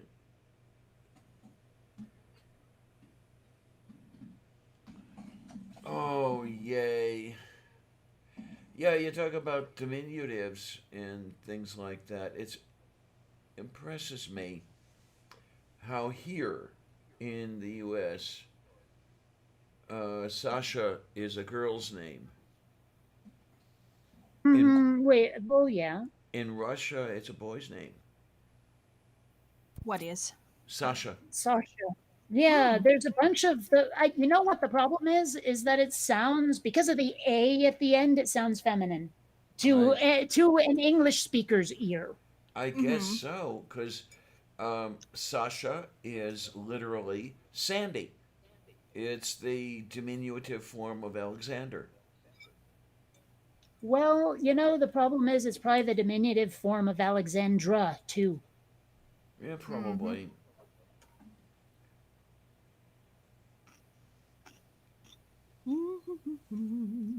So, yeah, and I mean, Sandy is often quite a gender neutral name. So, I mean, I don't know. I don't know. Um, hmm. It's Sorry, I'm actually more steamed than I'm letting on about this whole like you can't joke about this, that, or the other thing nonsense. So sick and tired of it. Yeah, I well, mean, like to the point where I'm also almost like seriously close to doing one of those things that people have been doing lately, where it's like, if this is your position, get the fuck off of my friend list. I mean, for most people, it's like about oh, if you voted Trump. In this case, seriously, like I'm starting to empathize with the people who are sick to fucking death of cancel culture. yeah, Like yeah. I, mean, I get the idea behind cancel culture, I really do, and in many ways, I support the idea of cancel culture. However, the way it's being implemented goes overboard. It goes too far. It feels too draconian, and people need Uh, to seriously fucking chill. what is cancel culture? I haven't heard that one. It's that thing where it's like, oh, you said something wrong once, and now we've decided you're a disgusting person and you're not allowed to be at this event. And if you try to be at this, well, you're not allowed to be a speaker at this event. And if you try to be, then we're going to make one hell of a fuss about it. And Ah, it's like usually their anger is directed at people where I'm like, yeah, that person's kind of scummy, okay. but when it comes down to you can't joke about that, oh, Yeah. turns out you can. You just Hmm. don't like it, you big old snowflake. Well, it's not necessarily joking, but something I saw earlier today kind of made me shake my head. Somebody posted a picture of people beating on an effigy of Donald Trump. It looked like with baseball bats or something like this. And Hmm. the person who posted it originally was a far right winger with here's the liberals accepting and tolerating, but from other folks on the twatters, you've got, well, that's a bad thing to do, and no matter what he was like, he shouldn't be treated like that. It's You're not treating him like that. You're treating his effigy like that. You're getting your frustrations out, for Christ's sake. Um, I Oh would yeah, not yeah, catharsis is important. say again. Catharsis is important. Yes, absolutely. And I would not necessarily condone beating Donald Trump himself, the person, with baseball bats. But the effigy, fine. I mean, get it Yeah. out. Well, I mean, like the sheer number of times I've explained to people, video games don't so much make people violent as give them a way to get rid of any violent urges in a non-harmful fashion. Leave them alone. I Moo don't know. beef. I think it'd be kind of fun to beat on Trump with Baffa sticks. Well, maybe. Maybe. Or what was that kids show where they would get green slime dumped on their heads? Oh yeah, you can't do that on Nickelodeon. television. Although it got adapted into or adopted rather, into a lot of other shows like Double Dare. But it started out as the Canadian show. You can't do that on television. Hmm. Okay. Yep. Yeah, I'd like to. Basically, I don't know if you remember the lore or even heard it, because let's face it, it was more my age than yours when that was popular. But the basic idea is if the kids ever said water, they got water dumped on them from above. If they ever said, I don't know, they got the slime. Oh, Hmm. I don't know about that one, but that okay. Splorch. You just said, I don't know. You got, oops, now I said it. Splorch. The funny thing is, like, if you read the trivia for that show, like on IMDb or some shit, um, like they were very, very, very careful about when in the script one of the kids would have to say "I don't know" or "water," because the sheer amount of prep that went into the set for it to not be ruined by slime or water was insane. I mean, a lot of it was just tarps, lots and lots and lots of tarps, but they had to clean it all up anyway, and it just. Oh, I feel sorry for whoever was on the maintenance crew. Yeah, There you really. go. Yeah, those poor grips. Yeah. Or So, best I boys. mean, There you go. yeah, no, no, Best Boy is electrical. Oh, okay, fine. Oh And well, grips are yeah. usually like lights and microphones and shit. That's why I changed it off of grips. Yeah. No, that would be great though to have a best boy doing that with the electrical Mm. stuff in the slime and just no, huh? Ah, But I mean that's where it's from. I mean that was a huge part of my childhood right there. So I mean, because you have to understand, like I would come home, and my parents, my hippie parents, would only spring for basic cable, so I couldn't watch MTV. What did I have but Nickelodeon? And so I watched a lot of You Can't Do That on Television, Double Dare, Turkey TV, all of those. It was quite a ways into my childhood before I realized how many of those shows are Canadian. Okay then, blame Canada. Not that there's anything wrong with them being Canadian, but it was just like a data right. point that came up at some point. Like it was relevant once for some reason. I was like, oh, I had no idea. I watched that show for years. I had no idea it was Canadian. Alrighty then. So, was it worth going to war with Canada over those shows or no? What? Oh, referring to the South Park movie. Yeah, I haven't seen that in literally decades. Neither have I, So but it was fun. I do have the album kicking around somewhere, but I seriously haven't. Okay, here's a weird thing. Have you ever noticed that when they make a movie out of a TV show that's a comedy, at least, I can't say for anything else, but a comedy, it's inevitably a road trip movie. Okay, okay. Like, take for example, what was it? Well, I mean, okay, South Park, they all had to go to like Canada or some shit. Take The Simpsons, they had to leave Springfield.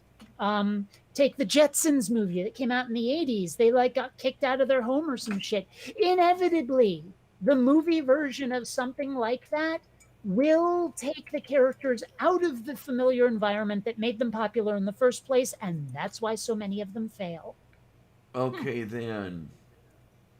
Because honestly, like even with stuff that's not comedy, you look at a like a Star Trek: The Next Generation movie, right? Inevitably, they will change the uniforms. They'll change the look of the set. They'll change all kinds of stuff that doesn't need changing. When those of us who want to see this movie, what we want is an extra long, high budget episode of the show. It's all we really wanted, but they gave us this whole other thing. Like they take it as axiomatic that you have to change stuff when you make a movie version. Mm-hmm. It's very frustrating. And then I don't know if anybody's noticing, but up in the corner of the screen there, we've got somebody who's very, very thoroughly absorbed in fish vision. No, you don't. That's in the middle of the screen. Well, the whole picture is up in the corner of the main screen. Oh, see, I'm looking at the what's it meat screen. So whatever it looks like on Ah, YouTube, if that's different. Actually, it's yeah. one thing I've noticed. A lot of the time when I put a picture up, like screen share, it's pretty Hmm. obvious that some of yous ain't looking at it on the meat screen because you don't laugh until it shows up on YouTube. I'm just saying. Yeah, and the unfortunate thing Well, about this is sometimes there's stuff cut off the bottom especially and then the top. I'm gonna have to hmm piss with that and see if I can make it better. and my computer's so slow, half the time I don't see the image Uh, until it's too late. Kiddiness. Oh, she oh, came to check speaking on of you. cats, hello, Columbia. How's my little babykins? Oh, I see what's Ew. going on. It's 10 minutes to dinner. That's what's going on. Oh yeah, okay. So it's You it's don't want not you, affection. yeah. You don't want kitty loving. You want food. Meow meow meow meow meow meow meow Mm. meow meow meow meow meow meow meow meow meow. I'm Oh. getting a very distinct impression I might not be feeding my cats enough, so I'm trying to figure out how much is enough. Do they empty their Well, bowls? you got an Oh, answer to that question right there.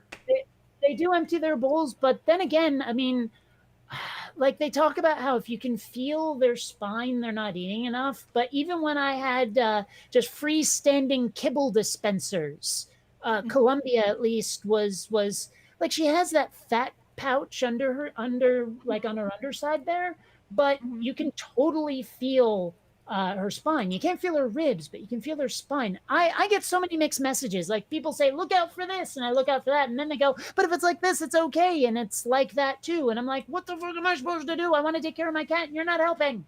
Well, I don't know about the spine thing because I do not remember a time when I could not feel the spine of one of the kitties who had Yeah. me, and they were seeming quite healthy. Well, sometimes it's ribs instead of spine, and I I'd start definitely don't feel worrying then. those. I definitely don't feel those on Columbia. So maybe I'm feeding her plenty. Could be, could be, could be. Yeah. I mean, she doesn't weigh 35 pounds, does she? No, but sometimes she looks like she could stand to lose a few. Excuse me. Oh, But then my. again, I'm not sure. I mean, that's the thing. I've had cats my whole life, but I never really had to deal with this very much. You know, like when I was with my parents, they usually tended to the cats. They never asked me to, is the thing. You know, like it was never one of those. Oh, and your chore is to feed the cats. It just never came up. You know, it just seemed they took it as axiomatic that they feed the cats. I don't know why. You Okay. know, but if they're going to make my workload less, by all means. Um, Cats are that relatively self they're relatively self-sufficient. so Relatively, yeah. yeah, Yeah. but All that's you the have thing though. It's but my point is I never really learned how much to feed a cat. Well, um Mage says cats in the wild would eat an average of 8 mouseses per day. So if you That's a can lot of give, mouseses. say again. That's a lot of mouseses. Yes, it is. mhm. So if you could measure out the equivalent of 8 mouseses of kibble or something like that, that might do it. Well, Well, of course, I, those cats in the wild are a little more active than just a Right. small. even your two. Yeah. Well, I'm Um, also trying to avoid certain foods. right. Like I don't want to give them too much kibble. Okay, Right. You know what I fine. mean? I'd rather give them the wet food. As I understand, it, kibble's not the best for cats. They love it, but it's not like you have to feed them the wet food. If you only feed them kibble, you're gonna get unhealthy cats. I keep forgetting when you do mention this thing, and I have to look it up with stuff and everything else, get all the numbers because I do want to take good care of Sylvia here. I don't know if I'm seeing things correctly or not, but I have been had by many much cats over the last say 35 years or so, and they've always been kibble cats and they seem to do Mhm. pretty well.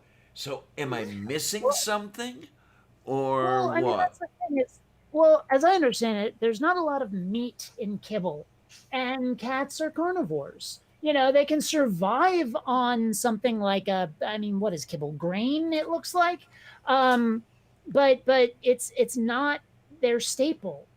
You know what I mean? Okay, yeah, the stuff I get for her advertises that it has a lot of chicken meal in it, um, and maybe that's why it's one of the more expensive kitty foods. But Okay, here we go. Dry cat foods typically contain more carbohydrates than wet food because many dry foods use grains such as cornmeal and rice to process the kibble. Some yeah, cat foods even contain proteins from vegetables rather than meat, which is also not ideal for your carnivorous cat. So, I mean, yeah, they're basically saying here that kibble, that dry food, not the best. okay, maybe I'll have to get a shitload of the small cans of wet A food. And diet say again. A diet with too many carbohydrates is one of the leading causes of obesity and diabetes in felines. While cats do need a small amount of carbohydrate in their diets, they are carnivores by nature, while dogs are more omnivorous. I actually didn't know that. And their bodies thrive best on meaty proteins or fatty acids. So yeah, like kibble's okay as a supplement, but you want to feed them the wet food quite a bit. I can see what we can do about that. I mean, I the will tell kit. you this: you can get about 24 cans of wet food on Amazon for like 12 smackers. It's not all that bad, really. Not bad at I mean, all, is what that is. 50 cents a can, yeah. Yeah. Um, So, if you're interested in feeding Sylvia wet food, it's easy to do as long as your neighbors don't steal it. There you go. Well, I was actually able to talk to an Amazonian customer service person who said that they will actually read the instructions you leave or read the sign you leave and call you to let you know they're there. Whereas the other people like UPS and FedEx won't do that; they refuse. Um, so I'm getting the feeling that if I got a case of wet food delivered from Amazon, I'd get it. Question for you. Yes, dear. Your like they call you on your cell phone, but is that something you like your number? Is that something you put in the instructions, or is it part of your Amazon account? Um, because it could Um, make a difference. yeah, I put it in the instructions, and I put it. Yeah, okay.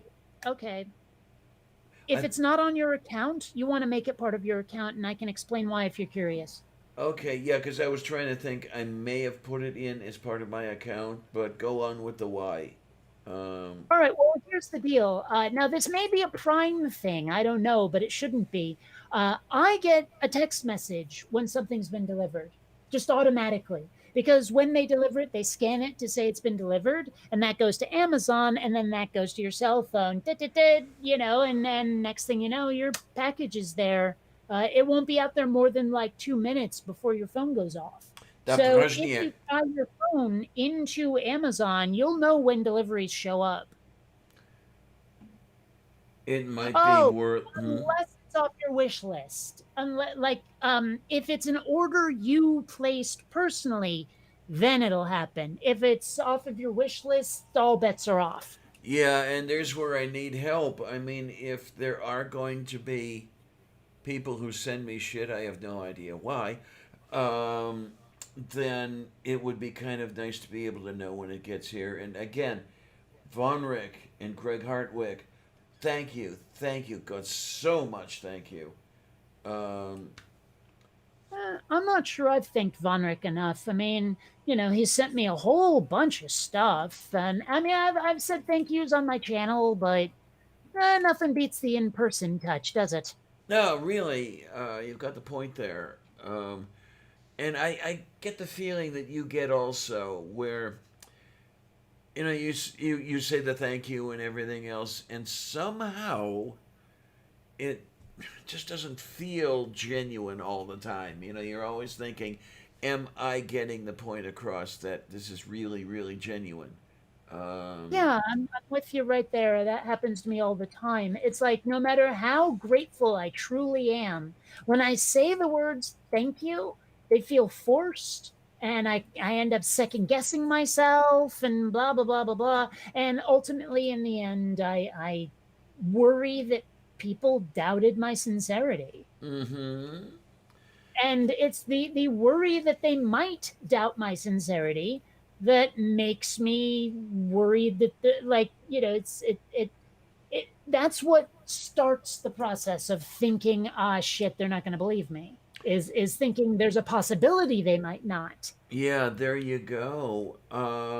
And Von Rick, you say, you have said it more than enough.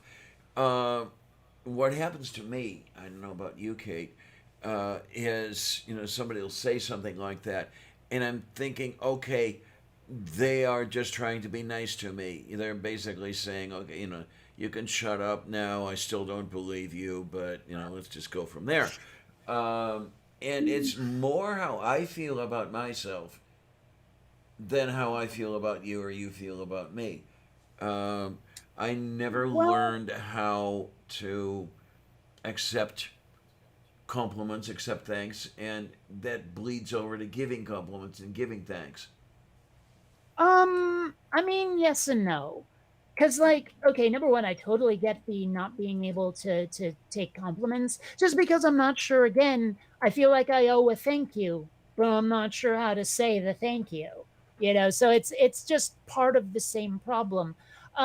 But when it comes to things like saying thank you or giving compliments, I mean, number one, someone once said, "You never give compliments." I'm like, "I do, but someone has to like really impress me first." You Okay, know, I okay. mean, it's like I just set that bar higher than you would. But when it comes to thanking people for stuff and feeling like it could be insincere, I think part of it is just that thanking people is an expected obligation, you know? And so when I'm doing it, I'm worried they'll think I'm doing it just because I'm obligated to by the social contract. Yeah, there you Um, are. you Uh-huh. know, and it's like, but then how do I tell them I really mean it without it sounding forced, fake, whatever?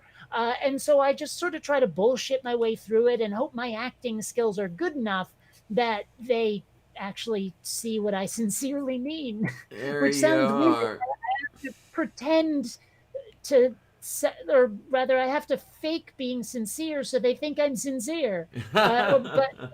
But I actually am sincere, and the faking it comes from me second guessing myself. Hi, It's Archer, sweetie. How are ya? it turns into an echo chamber that I can't get out of, is what I'm saying. Moo. Yeah, Oh my. Okay, so so someone still has candy, and actually,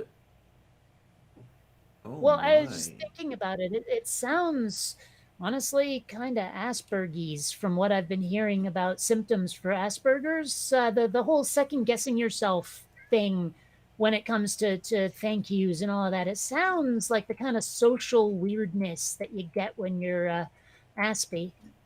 Okay, okay, it's pussy ball. Well, I mean, I've been doing my research on it because I suspect I might be, and when the pandemic's over, I'm going to ask to be tested. But because I've been researching it, well, you know, when you look and you see symptoms for something, and no matter what it is, you kind of feel like you might have it because you've been reading about it so much. There you go. Yeah. Well, same sort of thing here. Oh, what am we? Okay, Von Rick says, Kate, I have never doubted you appreciate what I send you, nor have I thought any of your thanks were fake. So, Well, I'm glad. It also means that I'm better at acting than I think, I'm sure. But you know, but that's the weird thing. Having to act to sound sincere is so counterintuitive. hmm. You know, like having to fake it so that people don't think you're faking it because you're totally not, but you have to fake it because you think people will think you're faking it when you mean it. It's oy. It just, like I say, it turns into an echo chamber. It turns into just this feedback loop of just like endless repetition of no one believes you, no one believes you. It doesn't matter how sincere you are, no one believes you. Yeah. Oh, And in my particular case, I can imagine that it traces back to never receiving compliments that sort of, especially from those two. I mean, well, nothing I ever did was right. So you know, yeah. you'll learn that whatever you do is wrong, whatever you do is not good, and it kind of bleeds over into the street when you finally leave the clutches of the assholes. Okay, I think I misunderstood that. It leads to the street, you said? Yeah, in other words, you learn it in the house, and then when you're on your own, you've Oh. carried it with you. Sorry, when you said street, my brain went somewhere a little more gangy. Okay, okay. You know, that's sort of what street means these days if you don't literally mean a road. Yeah. So, I mean, but no, I get it now. I get it. I get it. Um, yeah. I don't know. Oh I've my. been using like boots on the ground to say that kind of thing, I think.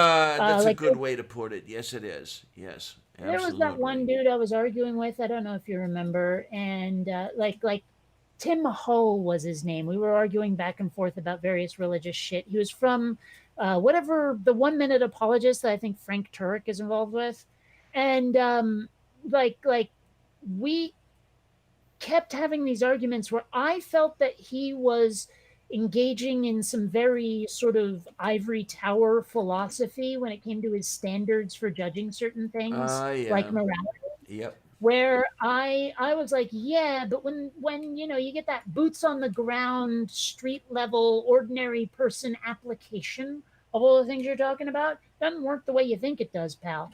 You know, Yeah. and so it was the same kind of argument I would have with Steve McRae. Actually, was Ivory Tower versus Boots on the Ground. You know, Yeah.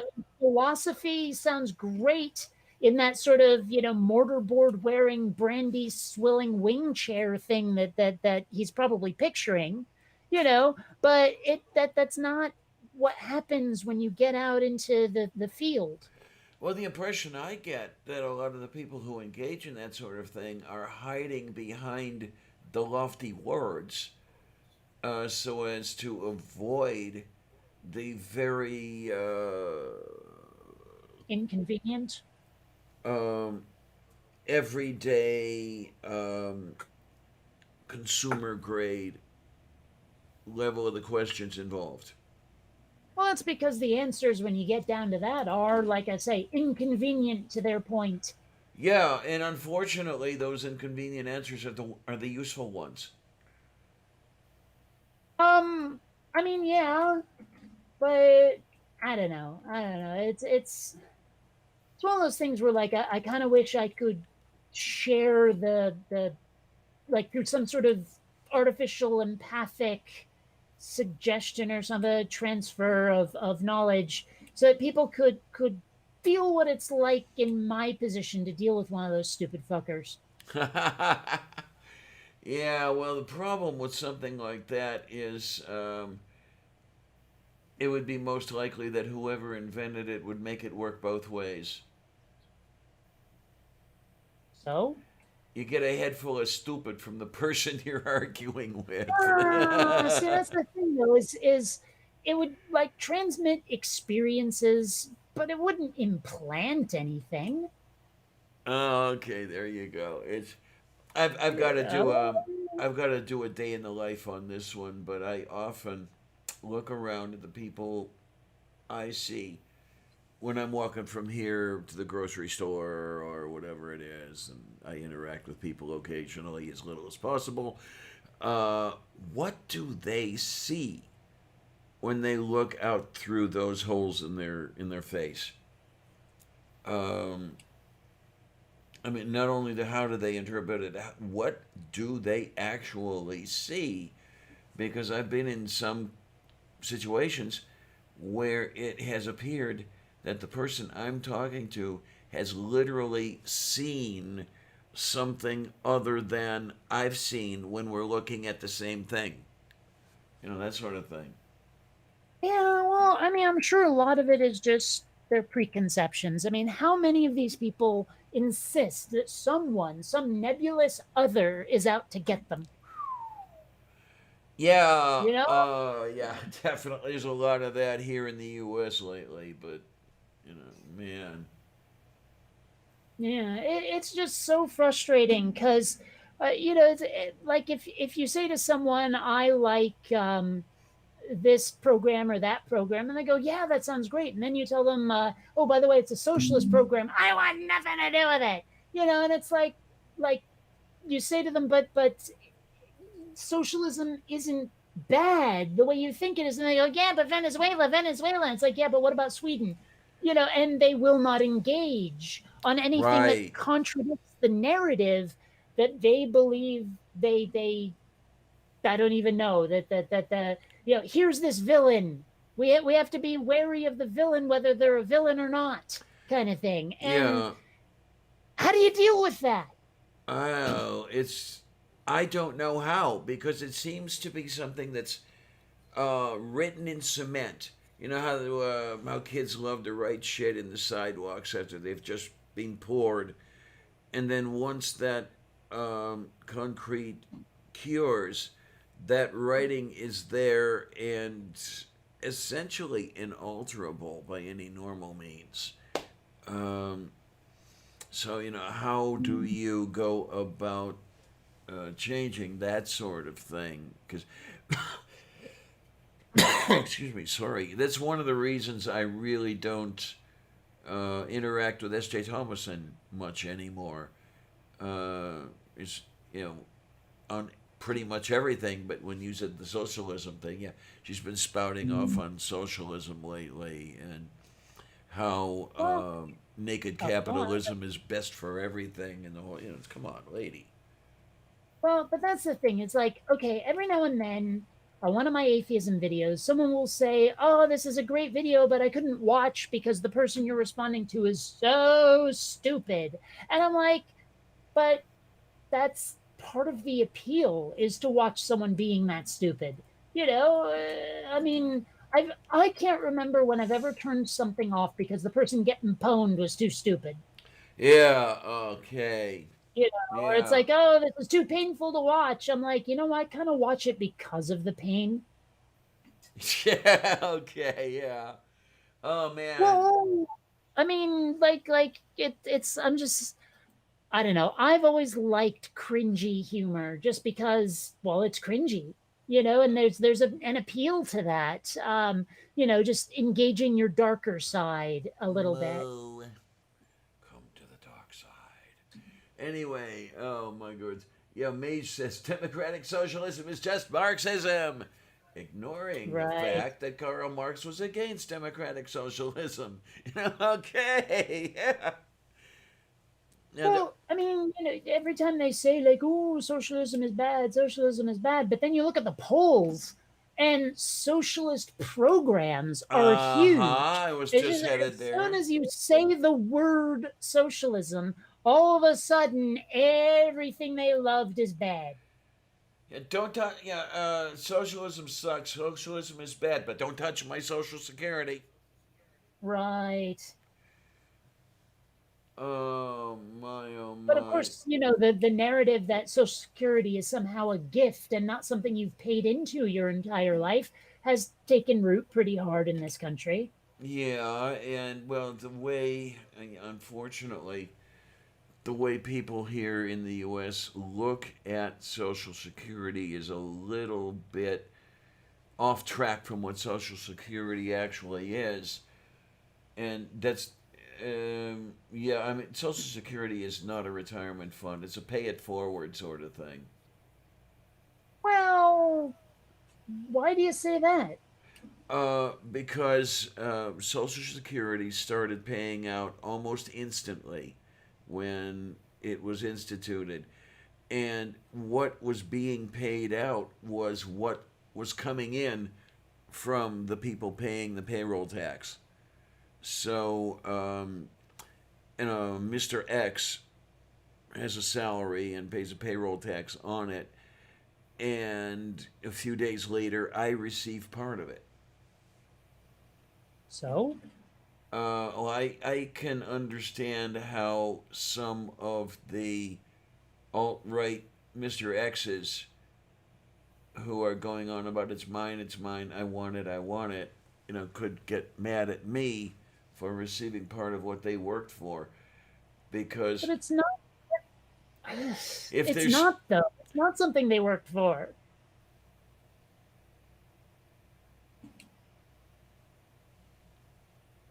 Yeah, well, Well, it's not. they see it as they see it as them having worked for it.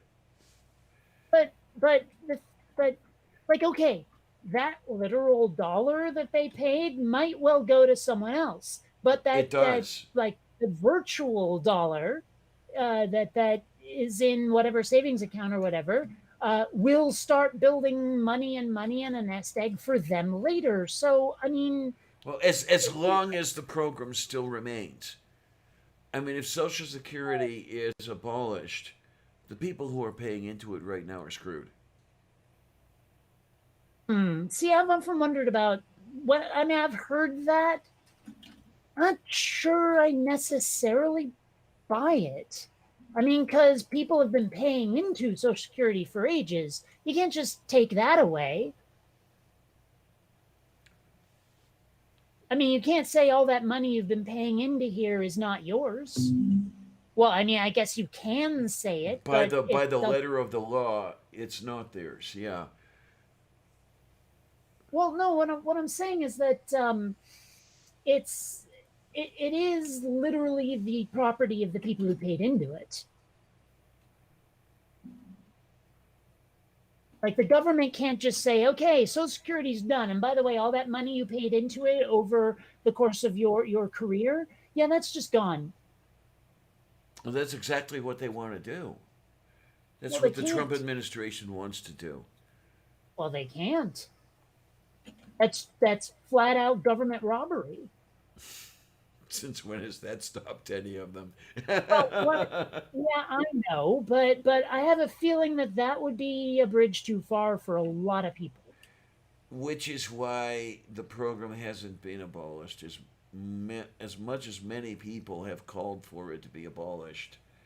It remain well. The Republicans started calling for the abolishment of Social Security in 1936 because I believe Social Security was instituted in 1935. Um, and So here's one. hmm? Um, no, I thought you were done. It's I guess long I pause. guess I am kind of done. Yeah. Uh, well, I mean, one thing I'm wondering, it seems like a lot of government programs are a slow burn, let's say. Where it's like, oh, yeah, we're going to institute this new regulation over the course of 10 years, you know? Oh, yeah, And like so the I have minimum wage and all that shit. Yeah. so I have to wonder, like, if they decided finally, okay, we're gonna abolish Social Security, uh, would it be now, or would it be we just won't add any new enrollees? So those of you who are already in the Social Security program, whether you're receiving payments or not, those of you who've already paid in, you'll get back what you put in. But after that, anyone after that, no. Yeah, well, I think that would be the way you'd. What's the word I'm looking? That would be the sane way to do it. So that means that it won't be done that way. Oh, of Um, course. no, the way the way the Fat Orange Slob wanted to do it was to quit putting the money into it, and at that rate, given what the purse is and the purse size, the Social Security retirement money would be gone within 3 years, and Social Security disability would be gone in less than one. Well, as I understand, don't they put all of that Social Security money into like a savings account somewhere so it can accrue interest? Two savings accounts, as a matter of fact. But yes, you have the point. You have it right. Okay, so I mean, isn't it paying for itself? No, not now. Why not? Well, Because did it ever? Did it ever? I believe there was a time when it would take a lot longer to die were the payroll tax eliminated. I don't know that it ever did pay for itself.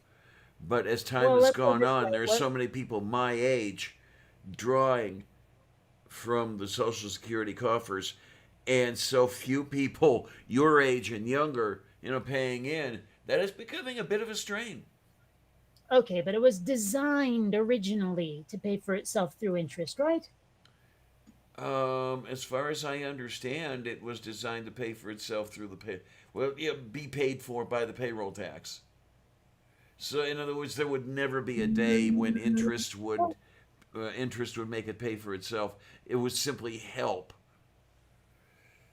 Well, okay, that's not what I meant though. I mean, like, as in, once you get the money from the payroll tax, you don't need to add any more in from the government. Like you only need to Oh, use the oh, payroll. oh, oh, oh! I see what you're saying.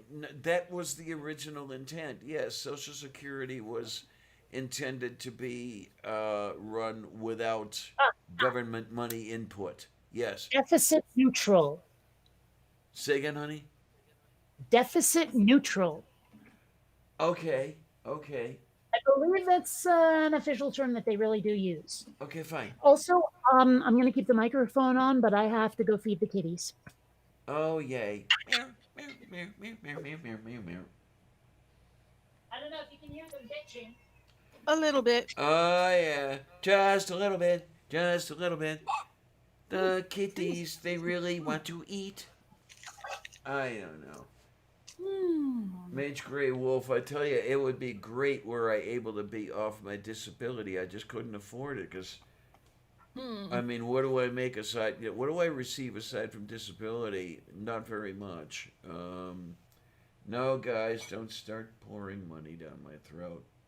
You guys, Although you you guys need to have dinner as well. You know.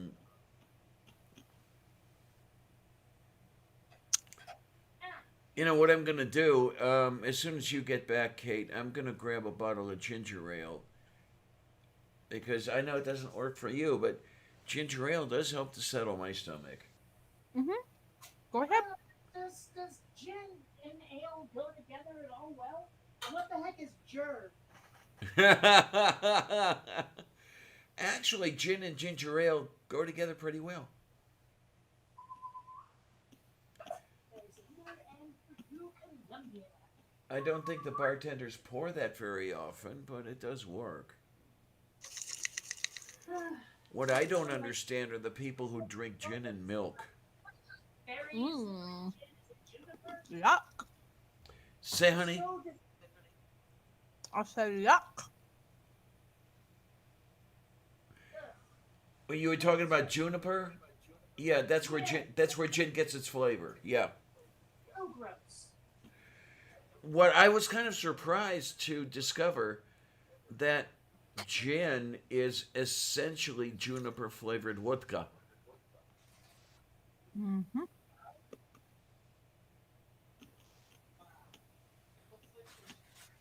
Oh, okay, Kate. Yeah, you hadn't noticed there. We had a throat clearing from someone in the side chat. It says, "I'm Jer." That would be our one and only Aunt Jer. Hello, love you dearly. I really do. Oh my God, it's amazing. There are 11 people here. That is just totally. It amazes me when I look and I see numbers. Mm-hmm. Uh, Cinnamon liqueur. I don't know that I've ever had that. You ever have Fireball whiskey? No. The closest thing I've had to a fireball is home. Hmm? Not a fireball, Fireball. Yeah, I think I'm familiar with it. Is that a cinnamon flavored whiskey? High proof? It is. Yeah, I don't think I I've might. ever.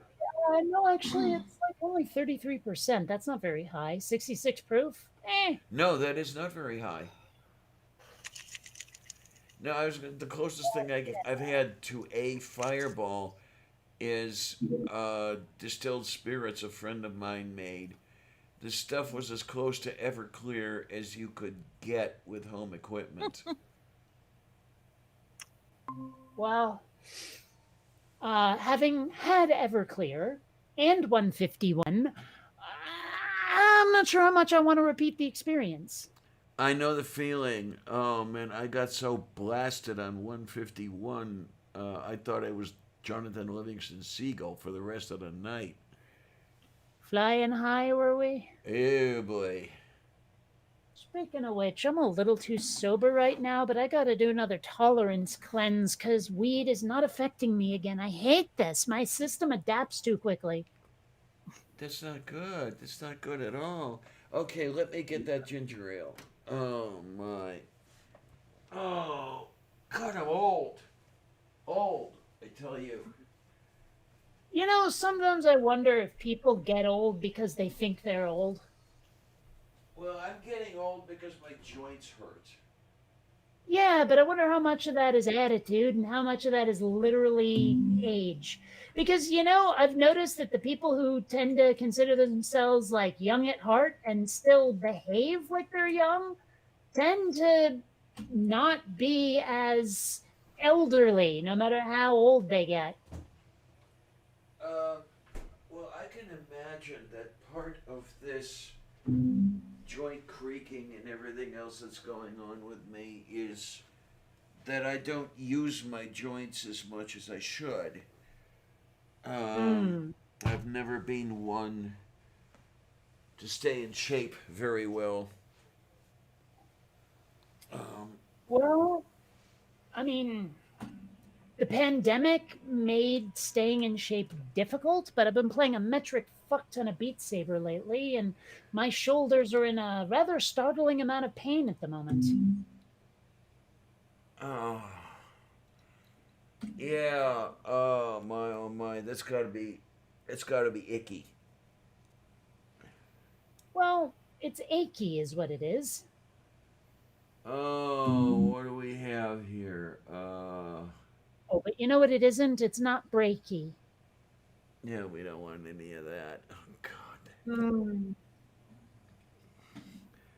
That Man, whatever happened to that guy? Is he still a thing? I don't know how much a thing he is. I can find him. Oh, like Billy Ray Cyrus. Pretty sure that was the dude who sang Achy Breaky Heart. Yep, If it wasn't, whatever. Uh, Miley's father. it doesn't say anything. Years active, 89 to present. So, oh, okay. It looks like he's relaunched his career at least twice.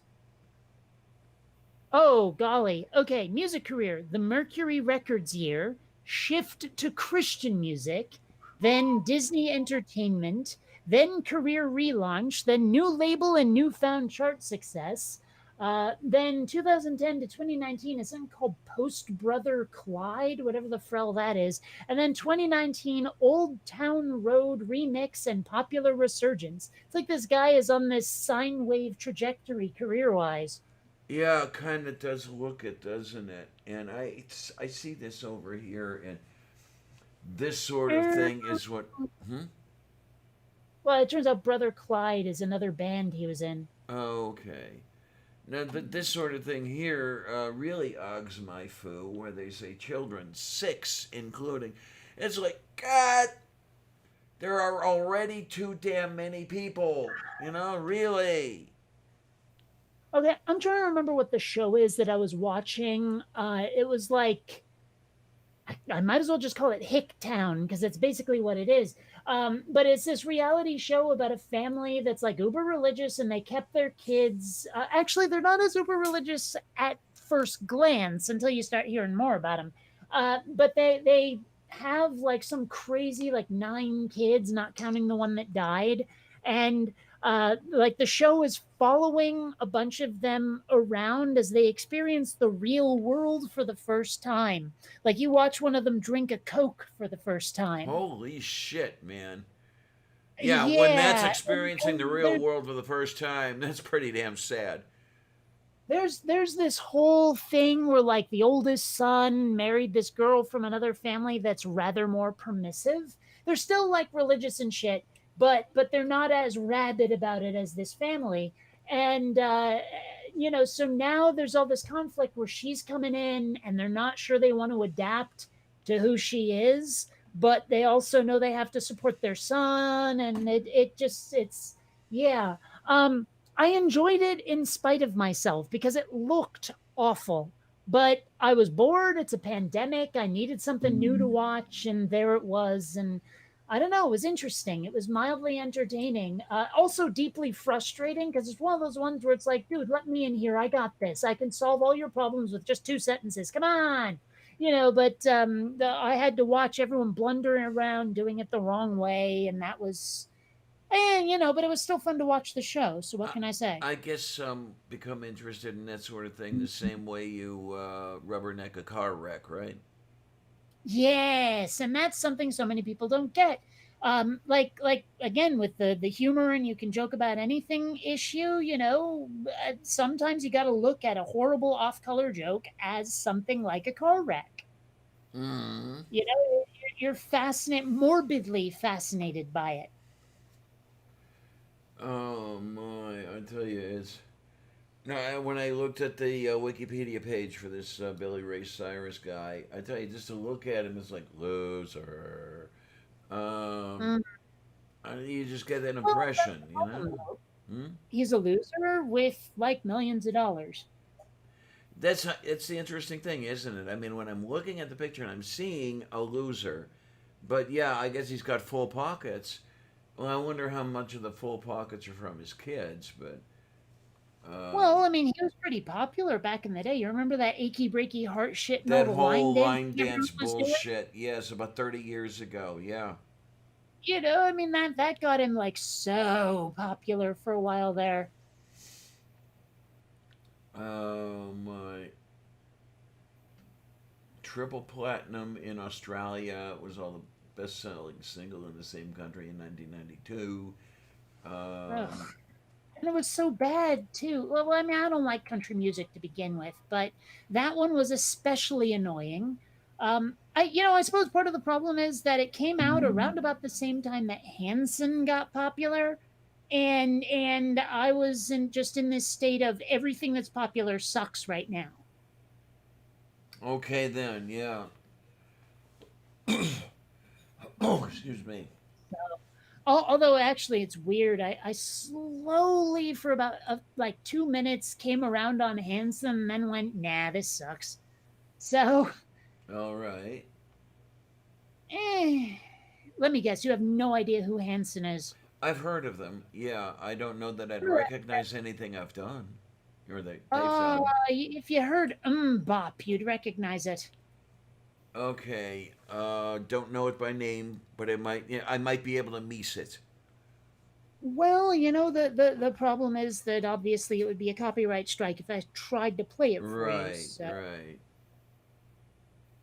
okay, let's see. Bop lyrics, because the chorus is what everyone knows, but I have no idea how to. Let's see. Ba ba do ba da ba do ba da ba ba da da da yeah yeah. I don't know. I can't do it. You know what I bet I can do? That won't trigger anything copyrighty. Let's try this. Aha, there we go. I found some MIDI files. Let's see. Yeah. Xander, what the hell are you doing over there? Quit knocking stuff down. All right. Ah, that's loud.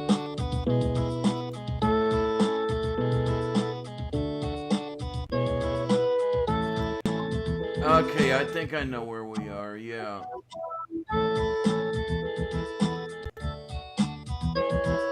Anyway, so Yeah. yeah, I'm not sure if they were popular exactly at the same time as Billy Ray Cyrus, but it was around about that same '90s era where I like really hated pop culture. Was that Hanson? It was. That's what we've been discussing for the last Mbop. 2 minutes ish, I guess. I have that song. I like that You song. would. You would. Yeah. Remember that CGI kitty I've been working on? Yes? What? Where? When? You remember that CG kitty I've been working on? Oh yeah, I Moo, see. Moo. Yeah. Making some progress. Oh my! It's got an Yay. entire front half. Yo, Still no mouth. yeah, not yet, but the head is the hardest part. Like the face on the kitty is the hardest part. The body is going fast. Just saying. Alrighty then. You don't have the inside of the ears. No, it's just not the color you're expecting. I'm looking at your little replaced by CGI thing. What is that? It's a Cylon. Oh, replaced by CGI. Please help. Yeah. Oh wow. How do you there's not this- recognize a Cylon over here? Who's huh? never You know? seen one. Really? Okay, Me. someone's failing in their duties as a parent. You're Yes. supposed to be No. indoctrinating your kids into the sci-fi over here. Right. And unfortunately, I didn't have access to Battlestar Galactica. I was just being a brat anyway. You do it very well. I do. It's part of me charm, don't you know? God, this is weird. Yeah, you bitch. I'm looking at the YouTube page, which shows 10 watching now, and then I go over to the live streaming page, the control page or whatever, showing 5 watching. I don't know who to listen to, kids. I don't know. I know who to listen to. You. Actually, I was going to say Roxette, but sure. Oh, okay. Oh my, oh my, oh my, oh my. Okay, this is a usage I just am not getting accustomed to here. Rome Demon said, that's dope. And I lived so long with another meaning of dope that I don't hear it as a compliment. Okay. Yeah, I mean, that's I mean, I know dope the drug, but I'm pretty sure There's that's also dope has the been insult. around for decades as a an expression, like since at least the 90s, if not earlier. Well, that's what I mean. I mean, when I was a kid, growing up and everything else, you didn't have something like "that's dope," meaning, "Hey, I really like that." Okay, but my point is, you've had 30 years to adapt. What you been doing? I guess I just don't run in the circles that do it all the time. Well, I mean, but neither do I. But I still know that definition and the one you're familiar with. There's also the one that refers to you're doing a dumb thing, you dope. Well, there is that too, but that's actually related to the definition Diana's more familiar with. Moo. Oh my, all you people.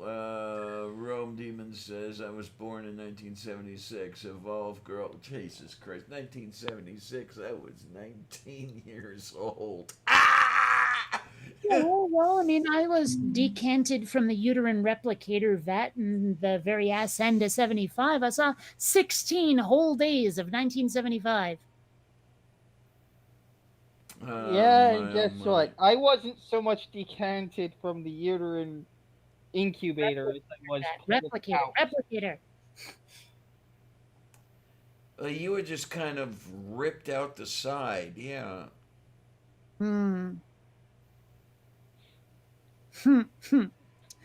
Which I'm sure sorry, Mom Nato really- found very pleasant. Oh, They're yeah, just really- loads of fun. Deeply entertaining stories about childbirth in the context of stand-up comedy that amuse the hell out of me. So, I don't know. I'm just thinking about them right now. I mean, I know that it's a name nobody wants to hear, but I do have fond memories of a Bill Cosby routine about the whole childbirth thing. About the breathing, where he's doing all the. I can't quite remember the breathing sounds he did, but those Le Mans classes, where they teach you how to breathe and all that. Sure. And then there was a point during the delivery, and his line was, and then there was a point where my wife told me my parents were never married, which was a kind of great line, really. Wait, what?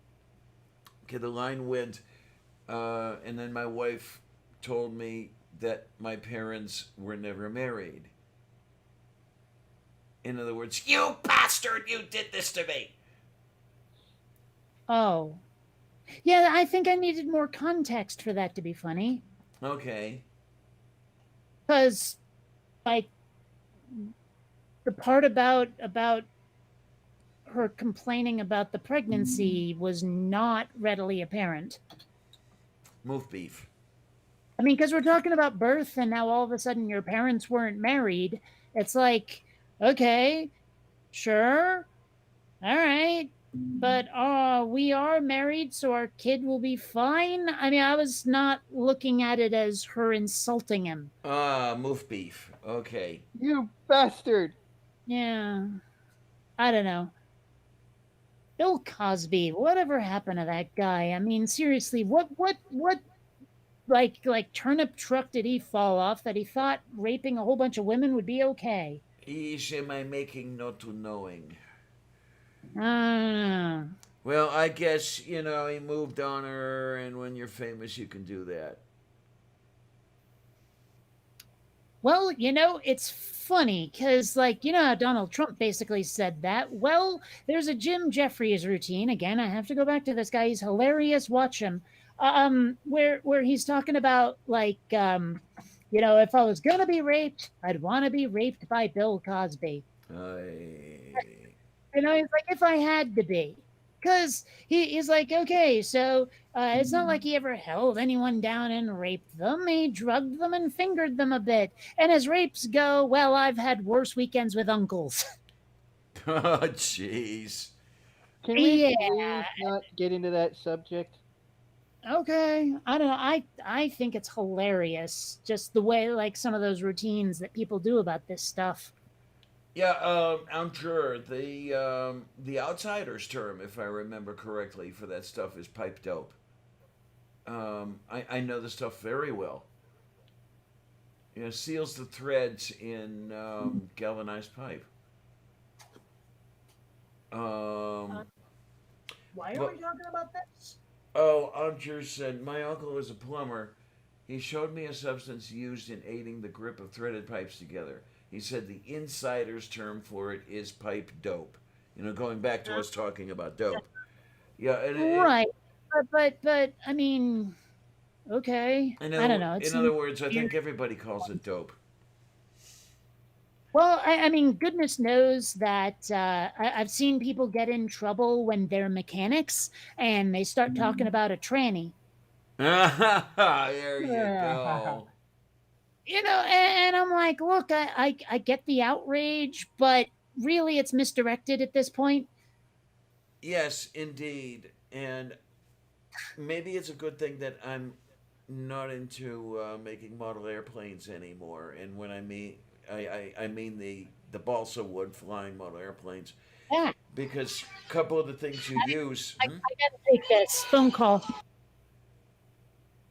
Oh yay, something like that. Yeah, we're on hold here, and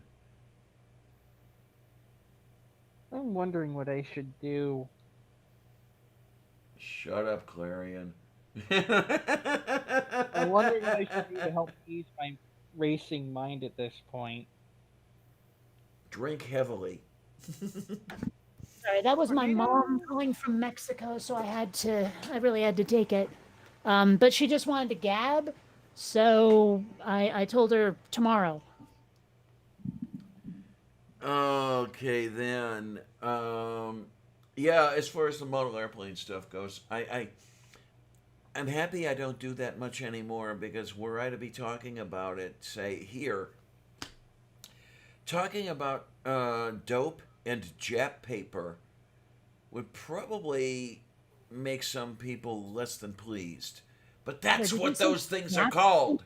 Say again? Did you say paper? Jap paper. Yeah. Now, is that actually a reference to the slur or not? All I know is that the paper that you use to form the surfaces of the wings is called Jap paper. I'm not sure where it came from. Let's find out.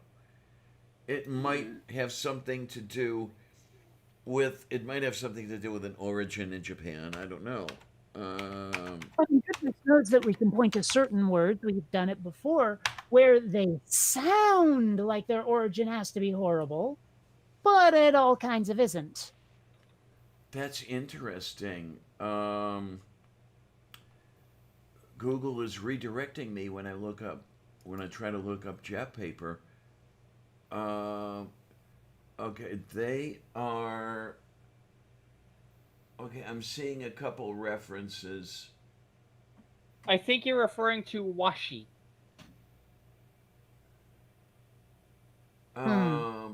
Okay, I'm not sure. I mean, we didn't have those patterns. They were just white paper. What I'm seeing as jinwashi is pretty darn close to what we used.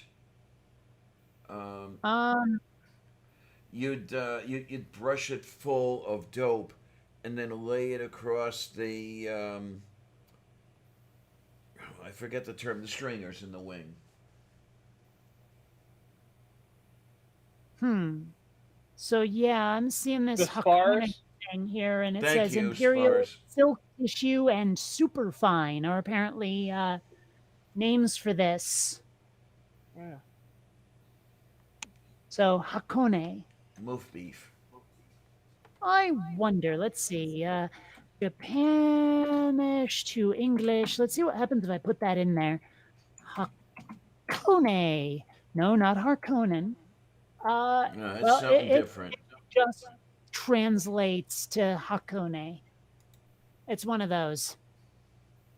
Moo. Yeah. Well, whatevs. I mean, it's also like if you look up sushi, it just translates to sushi. Yeah, anymore. And it's the darn stupid thing is, I even get a little unnerved, when people use the term sushi because they're not using it correctly most of the time. Okay. Well, the raw meat is sashimi, isn't it? I don't actually know what sashimi is. I've heard it, but I don't know what it is. Okay. So there's that. Sashimi is It different says, from let's see, it's sushi. a Japanese delicacy consisting of fresh raw fish or meat sliced into thin pieces and often eaten with soy sauce. Okay, so let's try this. What is the difference between sushi and sashimi? Moo. The first difference is that sashimi is thinly sliced raw meat. Typically, is blah blah blah. Served without rice. So sashimi is not the rolls we're so used to. Right. That's sushi. Tayokorosu. Okay, yeah. So sashimi. Please tell me that was one of the cats. Let's see here. Let me. Oh yeah, that's Xander playing with something.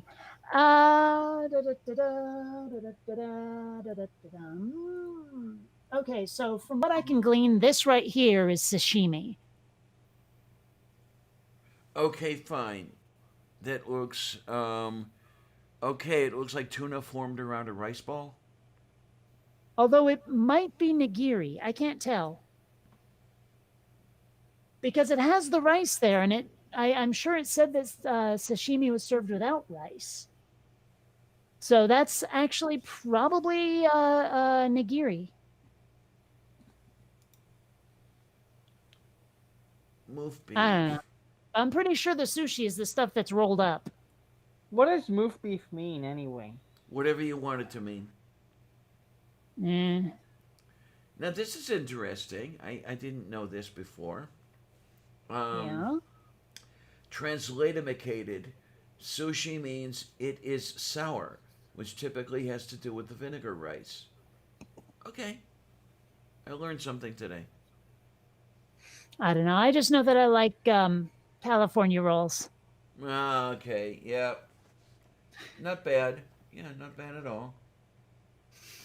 I haven't had anything. It's got ginger. What's not to like? It's got the crab legs. What's not to like? Rice and nori paper. What's not to like? I mean, and I think there's like cucumber in a California roll somewhere too. Again, what's not to like? They're like the best sushi food there is. I haven't had any of that stuff in so long. I've got to have some. I've got to find a place where I can get some decent stuff and make that my dinner.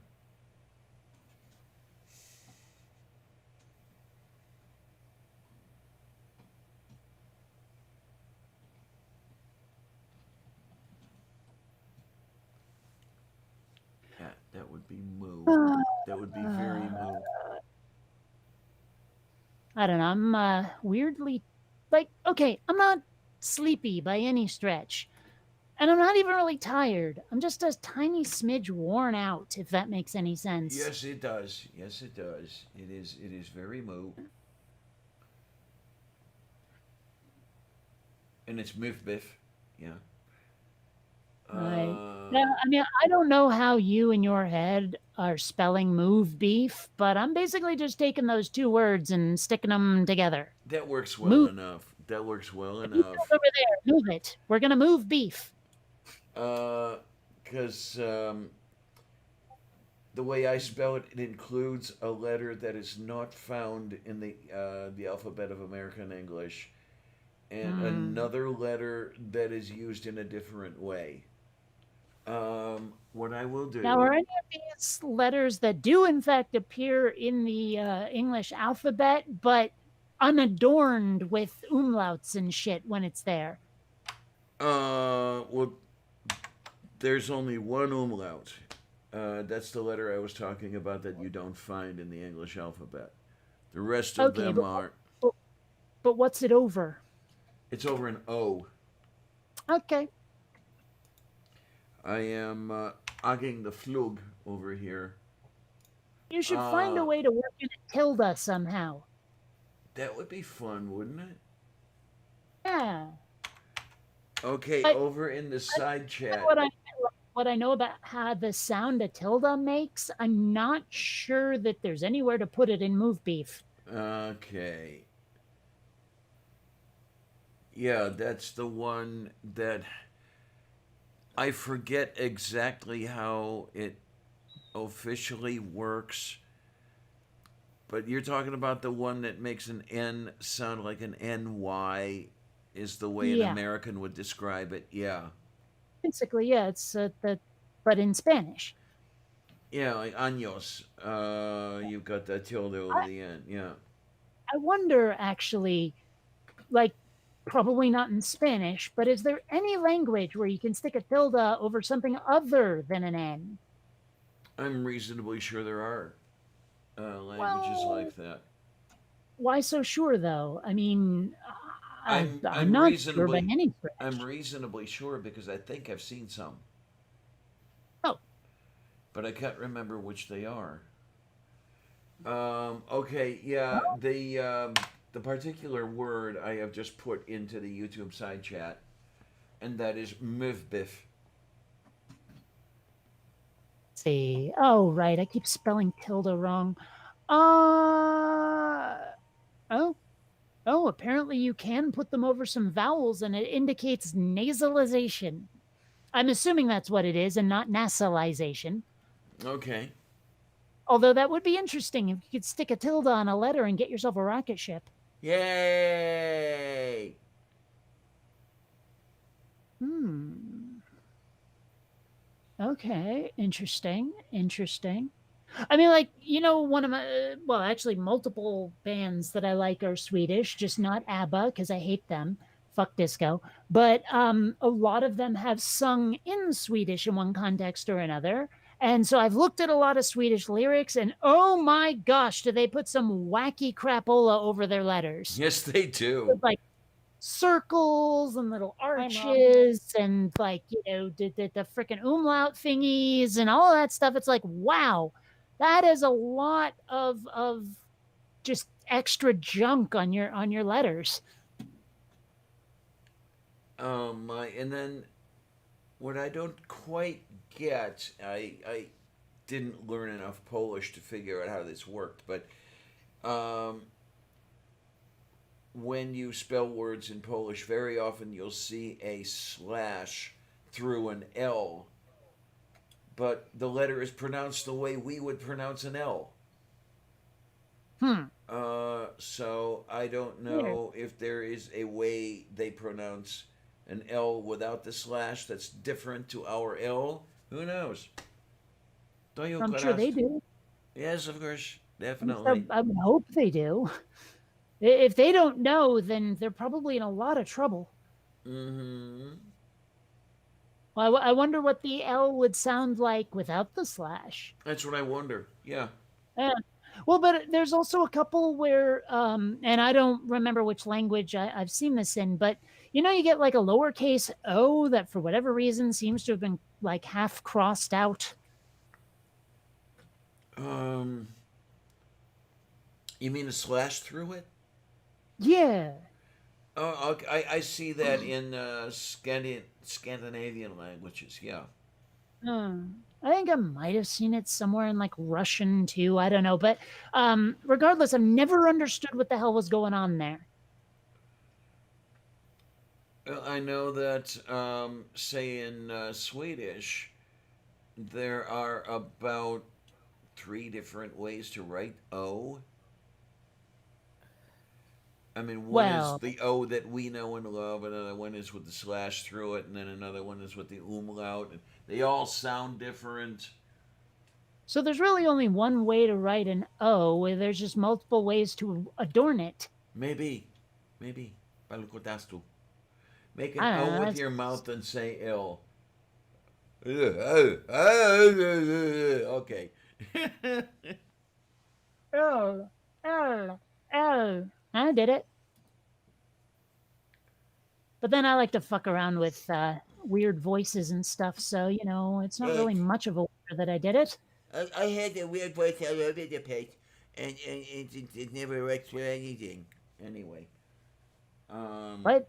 yeah, that's my weird voice, and never goes anywhere. Oh, well, all right then. That's actually one thing I've been thinking about is, you know, the head meats thing that I'm working on. I'm not entirely certain how I want that character to Excuse sound. It's me. not going to just be me speaking.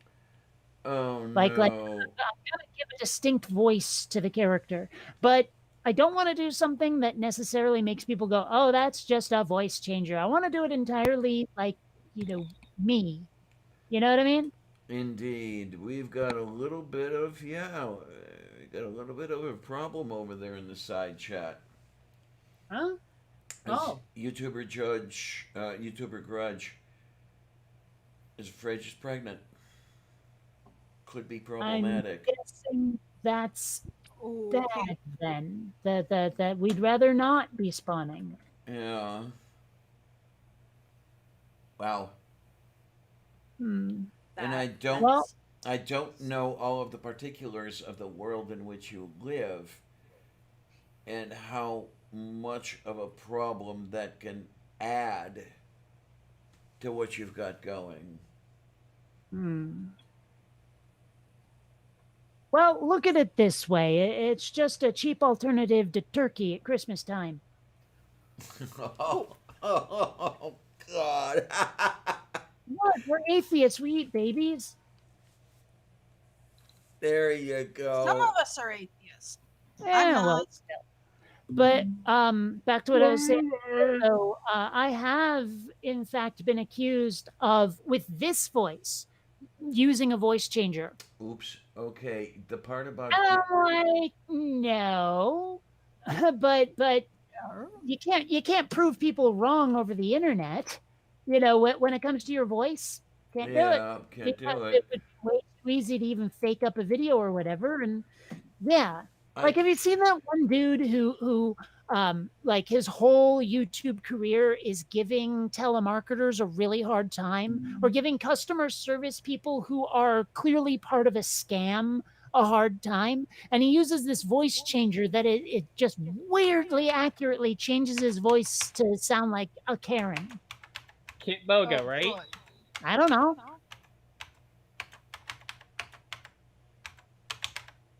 Is this the same guy that drives scam baiters mad by redeeming or scammers mad by redeeming the cards?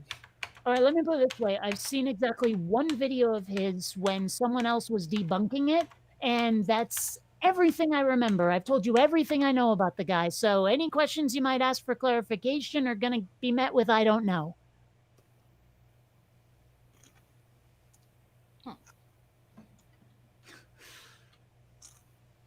Yeah, I can definitely see where being broke would be problematic. Definitely. Are you gone mad? Are you gone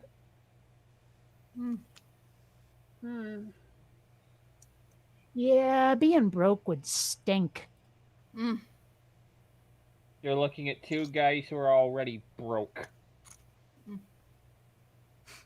Okay, being so scared that you can't trust yourself is, yeah, more problem. And, you know, the thing is that to do anything to, say, talk to a therapist or something like that, that costs money in the U.S. Everything costs money in the U.S. And when you're broke, you don't have any of that. Um, isn't it a great? Because I think you're in the U.S., right? Right, Grudge? I mean, isn't it a great country we live in?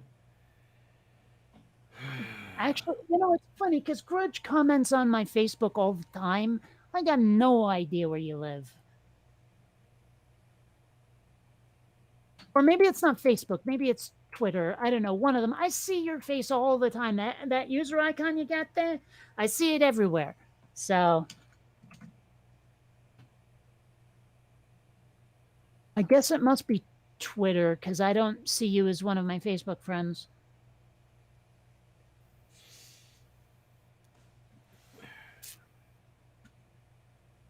Okay, I'm going to bloviate here and put out the little thing.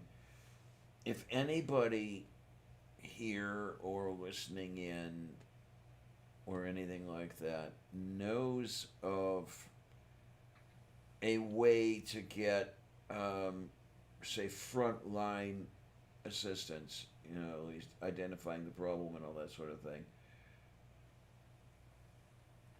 preferably for a rather low price, like free. Let me know, would you? And I'll see about getting the word to Grudge here. See if we can manage to do that. Let's try to set Grudge up with somebody to whom she can talk to, at least get a first idea of some of the things, some of the options she's got. How's that sound? And I'll put it out on the Twitter too, and I'll do my best about not getting too personal or anything. Are you looking for parental counseling or adoption counseling or termination counseling would be the question. Yeah, I'm thinking that sort of thing would be one of the first things, to ask. What kind of tracks are available, and what kind of tracks do we need to take?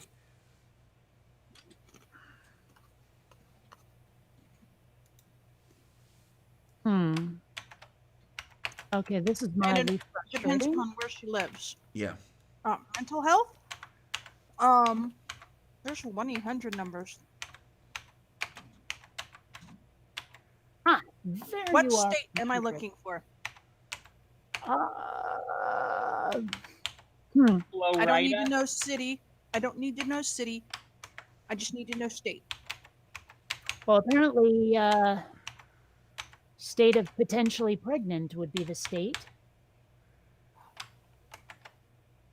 I don't see any indication whatsoever of like location on Grudge's profile here.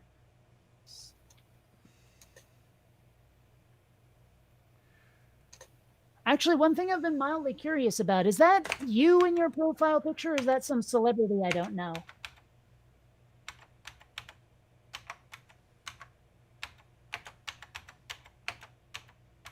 And I'm asking Grudge, of course. If that wasn't clear. Absolutely. Well, I'm just saying in case, Mm-hmm.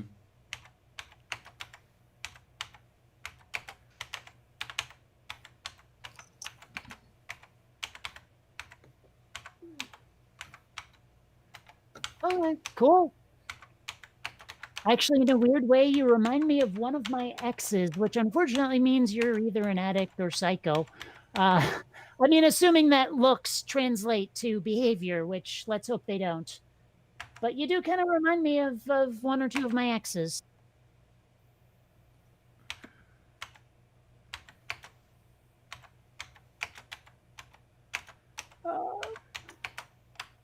Hmm. All right, here is one link you can go to. These are online, so that's not gonna work. Hold on a second.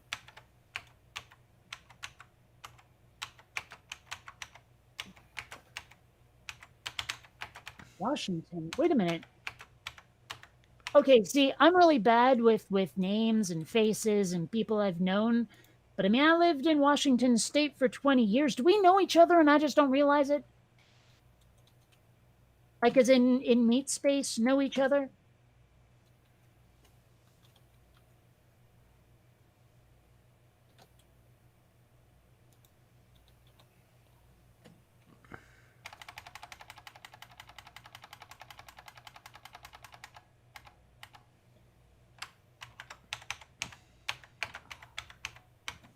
Yeah.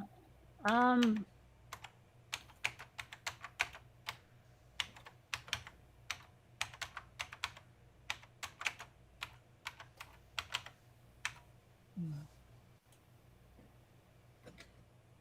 Man.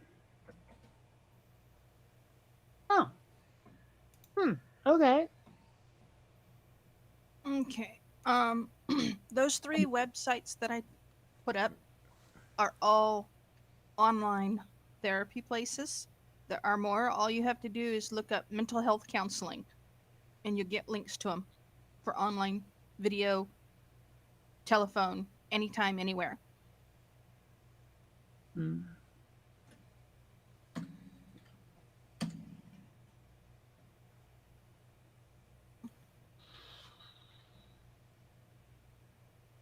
Okay, so we've got a couple online things here in the side chat. Okay, that's a Yeah. start.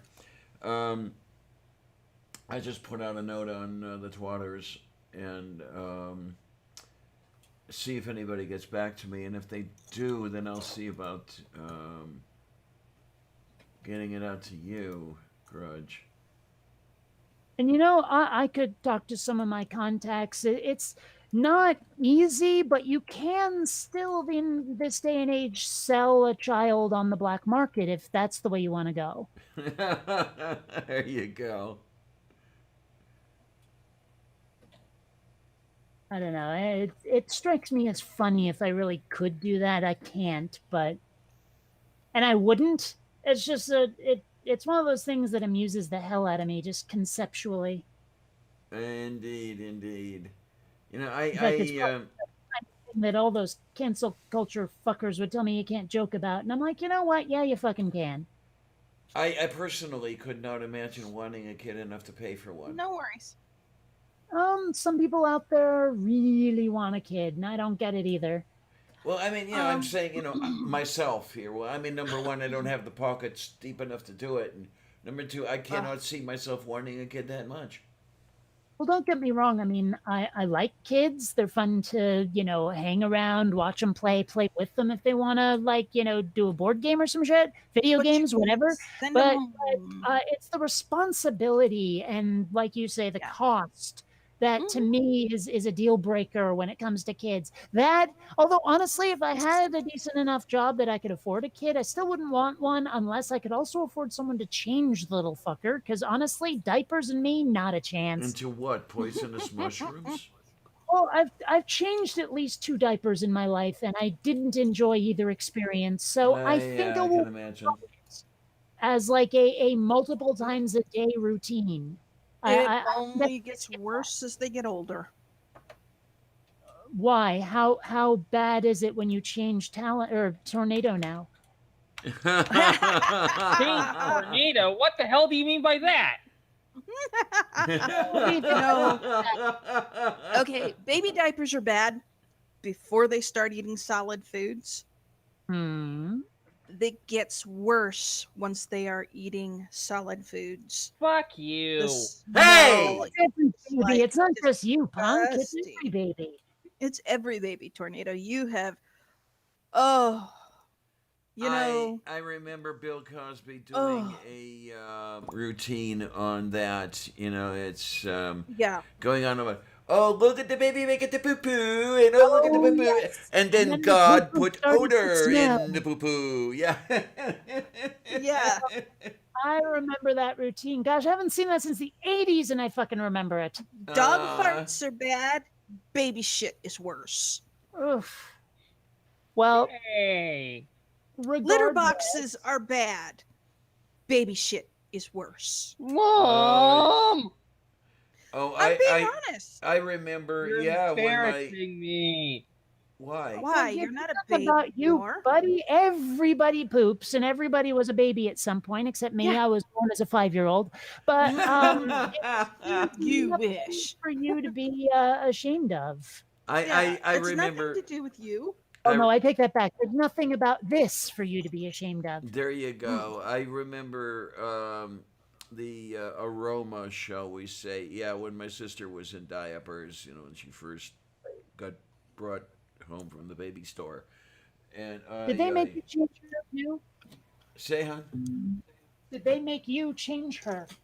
happily no.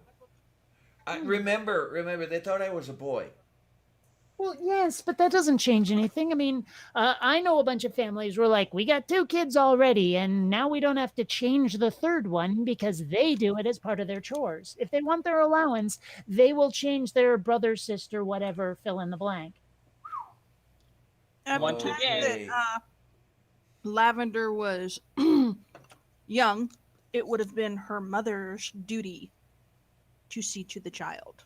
Oh, yeah, that's right. It was like, the 30s or whatever, wasn't it? Yes.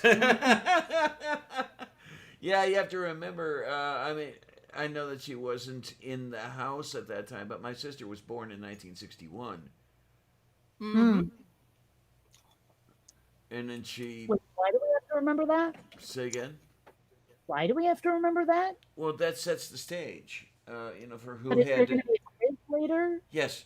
Mm-hmm. Okay. And there will be extra credit, so if you get some answers wrong, then you'll be able to make it up. But yeah, and especially being, raised by Eastern European type people or coming from that arena, there was a lot of that whole thing going on about. Women's work. Yep, you got it. Mm. Yeah, I it's funny because I look at some of those like old housewives and I go, you know what? I would never want to be one of you. I mean, even if you're great people, I wouldn't want your life. Oh, absolutely correct. Yeah, neither would I. It seems a subservient existence, and that you are a pack animal. You are a servant. You are a Rude. slave. Yes, that too. I mean, there Uh, are times I wonder, would it have been any better for me had I been born the girl I was? And immediately into my mind comes the whole no, because I had it. I consider it a lot better because I thought I was a boy, because I didn't get treated as chattel. I knew that was the word you were going to pick. Mm-hmm. Couldn't think of another one. Yeah, Um, well, I mean, I'm right there with you. It just ah, so many opportunities that are available to my generation that were not available to the generations prior. yeah. I mean, even the track you might take in school, if you were able to get to school. I mean, everybody went through high school, yes.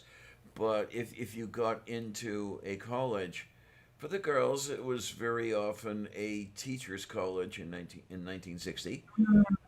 Or And nurses college, I bet. yeah, that was another one.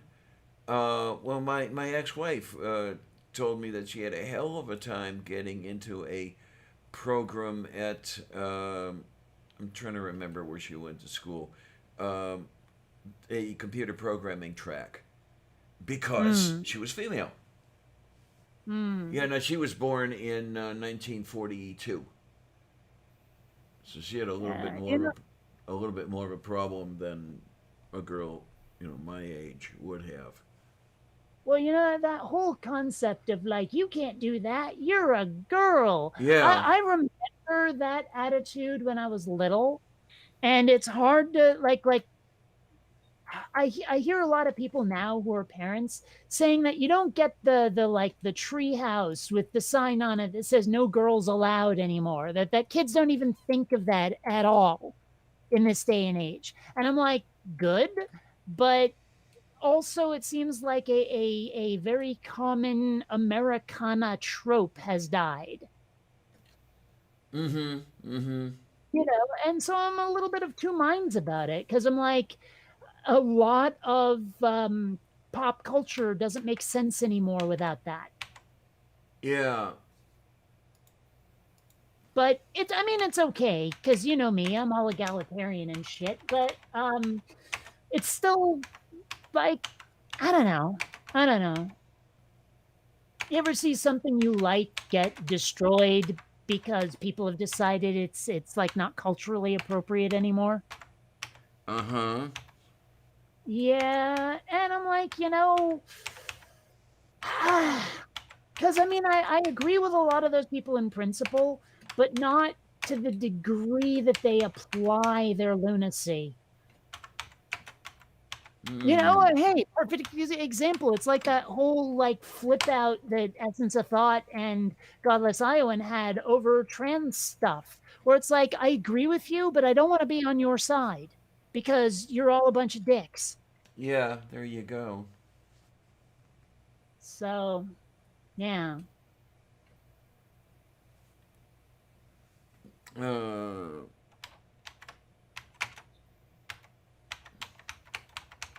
I don't know. Although I will say this much, it is really nice to be able to have one of these streams without necessarily talking politics the whole time. yeah, wouldn't it be? I mean, I'm hoping that we get to cool things down on the politics a little bit, and I know it's always going to be there and around. But one of the things I was thinking was to maybe slice that off and chew on it myself in another show, or if you wanted to come on with it, do it there. Well, I was just thinking that it's not a topic we're going to be like covering constantly like we used to be because the election's over. Mm, That's just my thing is like we have a greater range of topic now. That said, however, I got curious because you know how like certain bits of media or certain news items just randomly die off, like the public or at least the news agencies lose interest, and you get to wondering what the hell happened to that story because it never seemed to have a conclusion. You know when that happens? oh yeah. Well, I got curious and went and looked up that Kyle Rittenhouse kid because we hadn't heard about him Oh in boy. quite some Okay. time. Mm-hmm. Turns out he has like some sort of preliminary hearing in December, and his bail has been set at some crazy like $2.4 million because he's a flight Jesus. risk. But they're talking about how like he's probably going to spend all or most of the rest of his life in prison. And I'm like, the kid's what, 18, 17, something? I think he's still a minor. Yeah. Well, yeah, and I'm like, yeah, he killed a bunch of people, but it also feels like he was way too young to I don't know. I mean, as far as I'm concerned, you get one go round, right?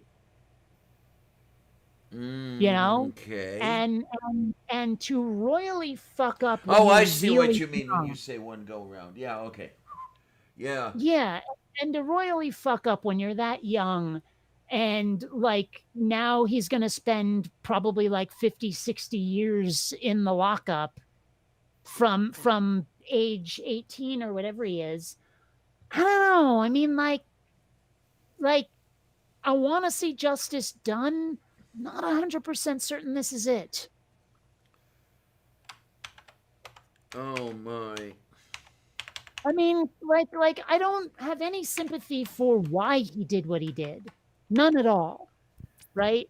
But at the same time, I mean, I've watched judges hand out these absolutely draconian sentences for the most minor infractions, and I think that's not fair either. like the one dude gets caught with a little bit of marijuana on him, and the next thing you know, he's locked up for 40 years. Yeah. Yeah. Some of these poor kids were locked up for life. Yeah. And I am so truly sorry, Grudge. I don't know how. I don't know how I missed it, but I didn't know or realize you were a widow. How did I miss that? My deepest sympathies go out to you, Grudge. Here's a big hug from the monitor. Oh, I see. Well, I'll tell you this much. Yeah, I had no idea about you being a widow.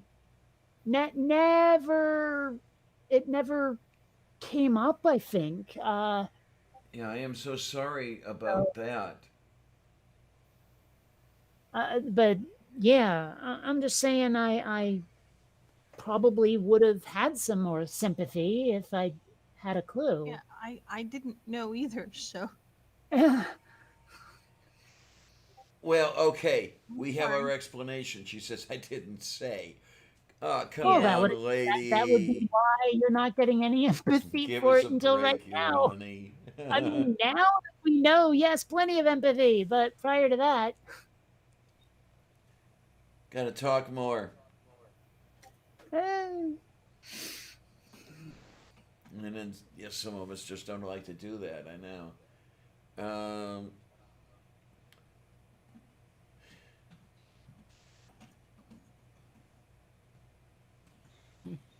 Scary situations, lonely situations, they're all shit. Absolutely. someone on Facebook is like, I have some friends thinking about moving to Vermont. You're from there, right? And I was like, well, yeah. And said like, basically what I said was, yep, spent my school years in the Burlington area. I could get into why Burlington and South Burlington should merge, but whatever. Alrighty.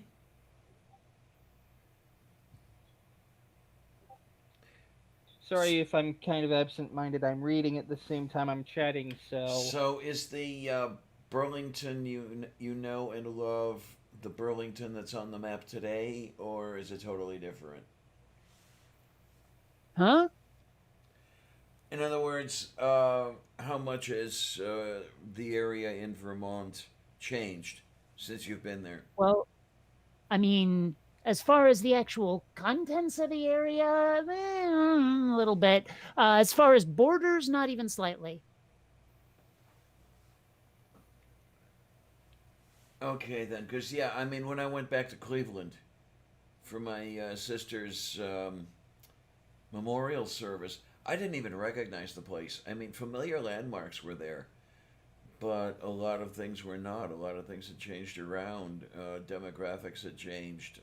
Geographics had changed. I almost didn't recognize the place anymore. Well, I lived in New Bloomfield for close to 18 years of my life, and it stayed basically entirely the same, minus a house that got torn down. Yes, but that's a rural community. Not much changes rural. Small towns stay the same for the most part. Yeah, I was going up and down the streets on Google Street View not too long ago, and my favorite donut shop is no longer there. Gods, how many Sundays did I spend there instead of going to church, sitting with coffee and donuts with the regulars? They're Is about. that why it's called Coffee with Lavender? Well, actually, it's a little bit of an homage to a YouTuber of years past by the name of Wildwood Claire. I remember her. Yeah, she had Coffee with Claire. Yeah. Yeah, and And she did a lot of like atheism stuff, and she also did bunches of geology. yes, gods, I What happened loved. to her? She just got tired of doing YouTube videos. I mean, Well, I guess you could also say real quick, because this is a bit more important than that. Grudge, I wish I'd known about your fundraising site. I mean, again, didn't ever see it, didn't notice it enough. And lately I've been having a good time being a philanthropist of sorts. I would have donated if I'd known about it.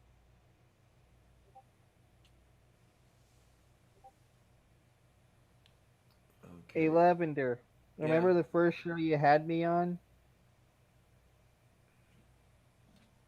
You referred to me as the lone Christian in the Den of Lions. There you go. Yep. Hmm. I still don't know why that amuses the hell out of me, but it does.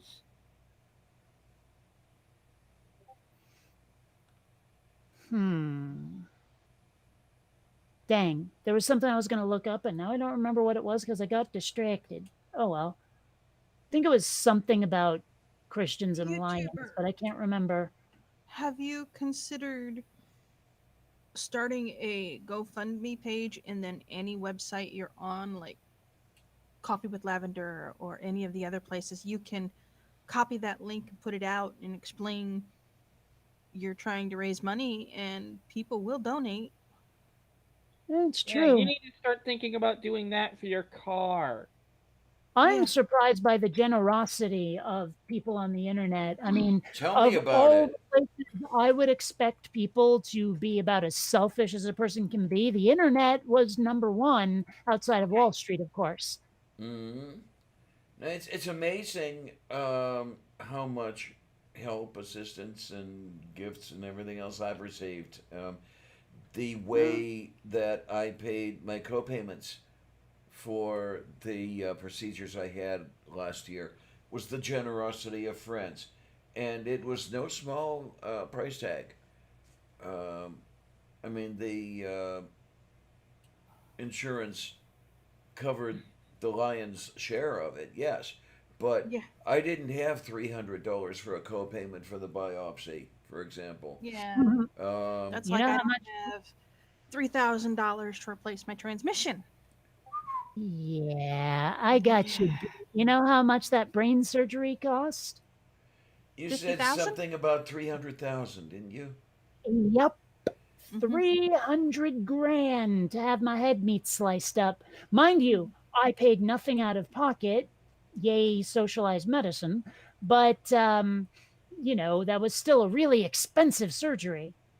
Yeah. Yeah, and this is really interesting about the prices that are listed for that sort of thing.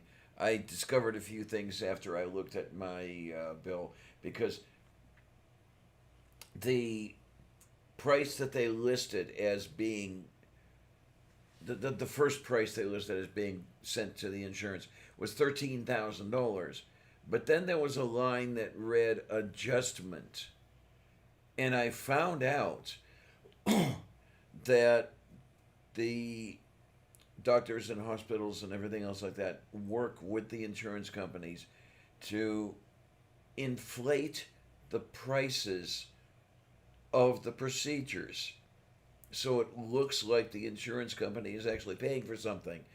When I figured the adjustment and the initial cost, what ended up, which I guess the way it works, was the official cost, what they would have paid out of pocket for performing my biopsy, was only $1,100. Yep. Well, I mean, they do stuff like that with, giving things really complicated medical sounding names so they can charge more for them, where it's like, I don't know, nasal discharge suppressant, like, I don't know, whatever, and they charge you $100 for that tissue. Okay, yeah. And it's like, or they'll do, I don't know, cranial pressure relievement medication. It's like, yeah, so It's we an just charged you aspirin. $200 for your aspirin. Yeah. And it's like, wow, guys, you're really dickish, aren't you? Yeah, it's wonderful the way the insurance companies really make a killing. Because here's the other thing, Really. when you don't have insurance, it's not that 1,100 that I would have been responsible for. It was the 13,000. Mm-hmm. Yeah. Um, Not to mention all those pre-existing conditions bullshit, and you know. oh, I'm a walking library of pre-existing conditions. Let me tell you. Um, Oh. I mean, it's not like I'm immune myself. I've had a few issues. well, Enter wonders why you sound like God. Me? Yeah. Um, Well, because YouTuber. I'm speaking to you from beyond the grave. Well, I don't YouTuber know. says because she's the fucking goddess. Okay. Well, you is. Well, sure, but is this just something amusing to say, or is there something wrong with my sound quality? Is am I no to knowing? I don't know where that came from. Why do you wonder, Enter? Why Kate sounds like a god? Uh, I mean, do I sound at all echoey to you?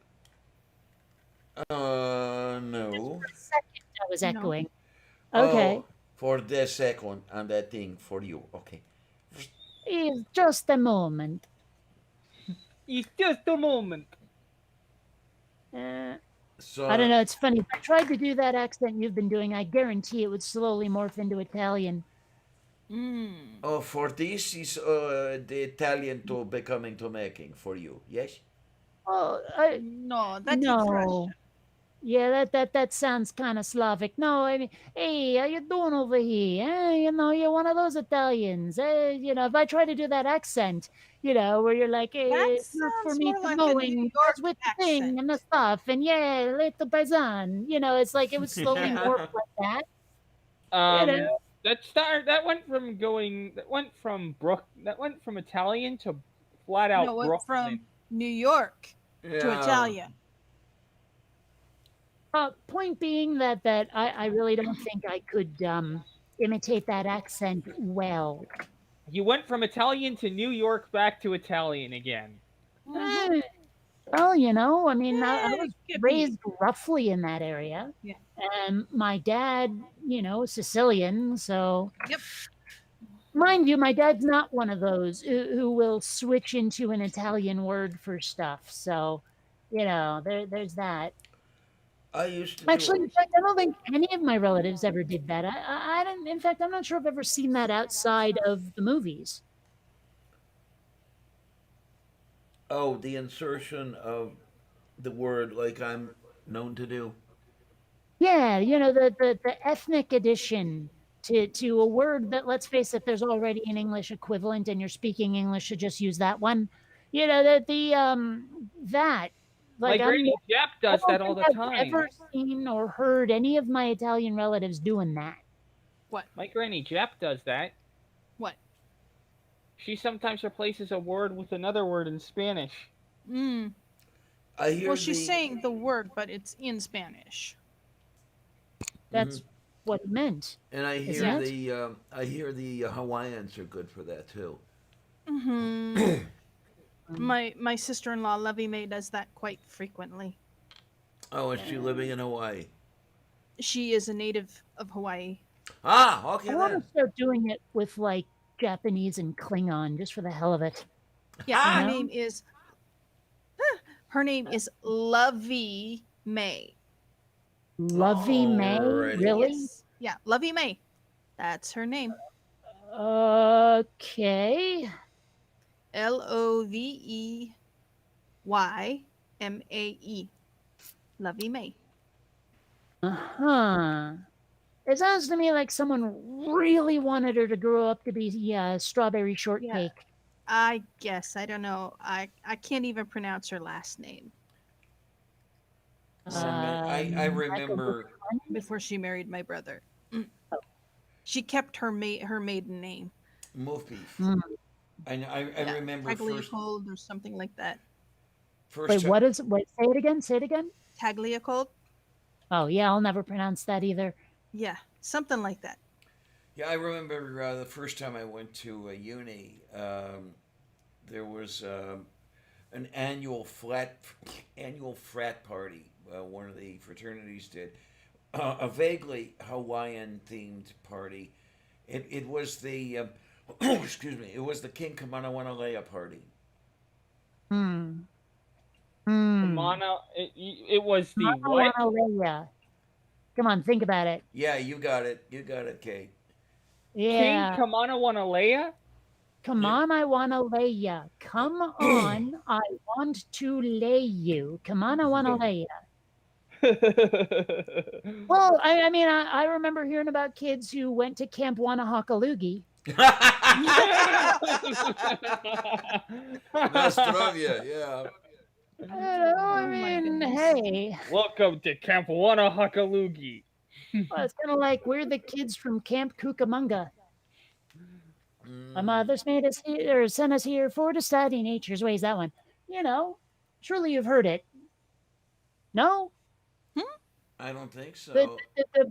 we're the boys from Camp Cucamonga. No, never really. I don't think Nope. so. Hell, I No. think that's on one of those Dr. Demento collections I've got. Oh my. Yeah. Flat Hold on, Earth hold on. They go like, Alaska. we're the boys from Camp Cucamonga. Well, that's not the notes I learned, but okay. Yeah, Let's I thought see. there was. Oh wow, there was a TV movie called that. Gee, but where's the lyrics? Here we go. Oh, they call it the Battle of Cucamonga. I've never heard that before. Yeah, here we go. In 1959, we took a little hike with our scoutmaster down to Lake Anikanike. We took a little pizza and we took some sauerkraut and we marched along together till we heard the Girl Scouts. Oh, we're the boys from Camp Cucamonga. Our mother sent us here for to study nature's ways. We learned to make sparks by rubbing sticks together, but if we catch the girls, then we'll set the woods ablaze. And yeah, okay. Well, we crept up to the Wait. water and we see the girls a swimming. They must have been 100 of them, pretty young women. They looked so fine, even birds forgot to sing. We lay down in the poison oak and didn't say a thing. Then chorus. Well, our counselor fired said our we could guns take and them the by British surprise if we didn't say a word till we looked them in the eyes. We kept real still and we had our eyes glued. We saw how they were dressed. They were swimming in the well now. Well, they Hey, ran I through the know lake this and they song. I ran know through this the song. I know brambles this and they song. ran through the bushes where a rabbit couldn't go. They ran so fast even we couldn't catch them from Lake Anikanike all the way to Buffalo. Well, we ran right after them till everyone was pooped. So we rested for a minute and our forces we regrouped. Then we saw the girls behind some evergreens captured by a company of United States Marines. Well, they ran through the briars, ran through, we got all that stuff again. I know what Yeah. this song is. I know what this song is. Yeah, All right, we we know. get that. You told us. We Yeah, fired so our guns and the I'm British attacked. absolutely floored that you don't know this song. I've heard it so many times since earliest childhood. I haven't heard that particular variant of the song, but I heard Johnny Horton's Battle of New Orleans, which is the song that song is based on.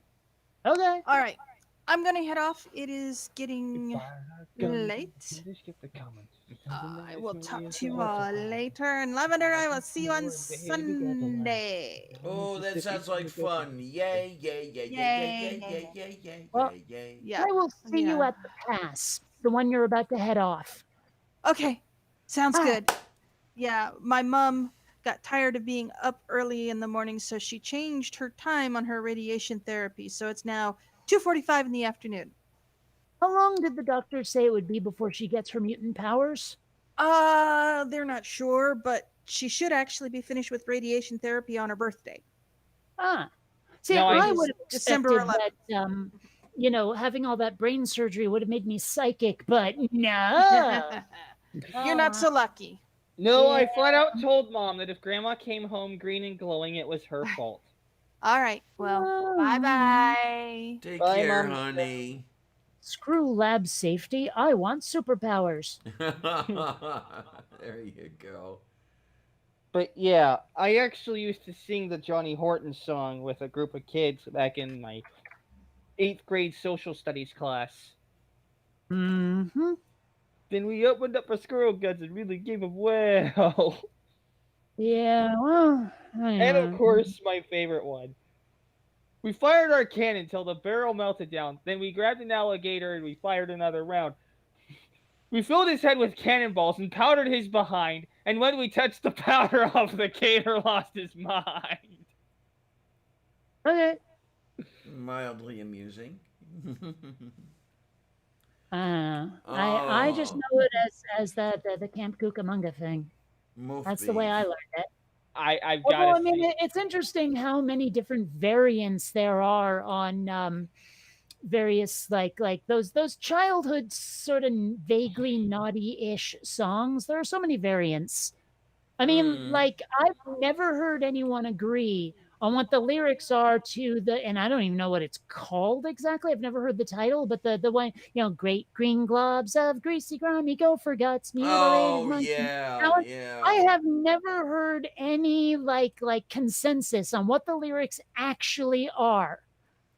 I think they vary Like by the neighborhood. concentrated turkey feed. Some people say little birdie's dirty feet, and I'm like, really?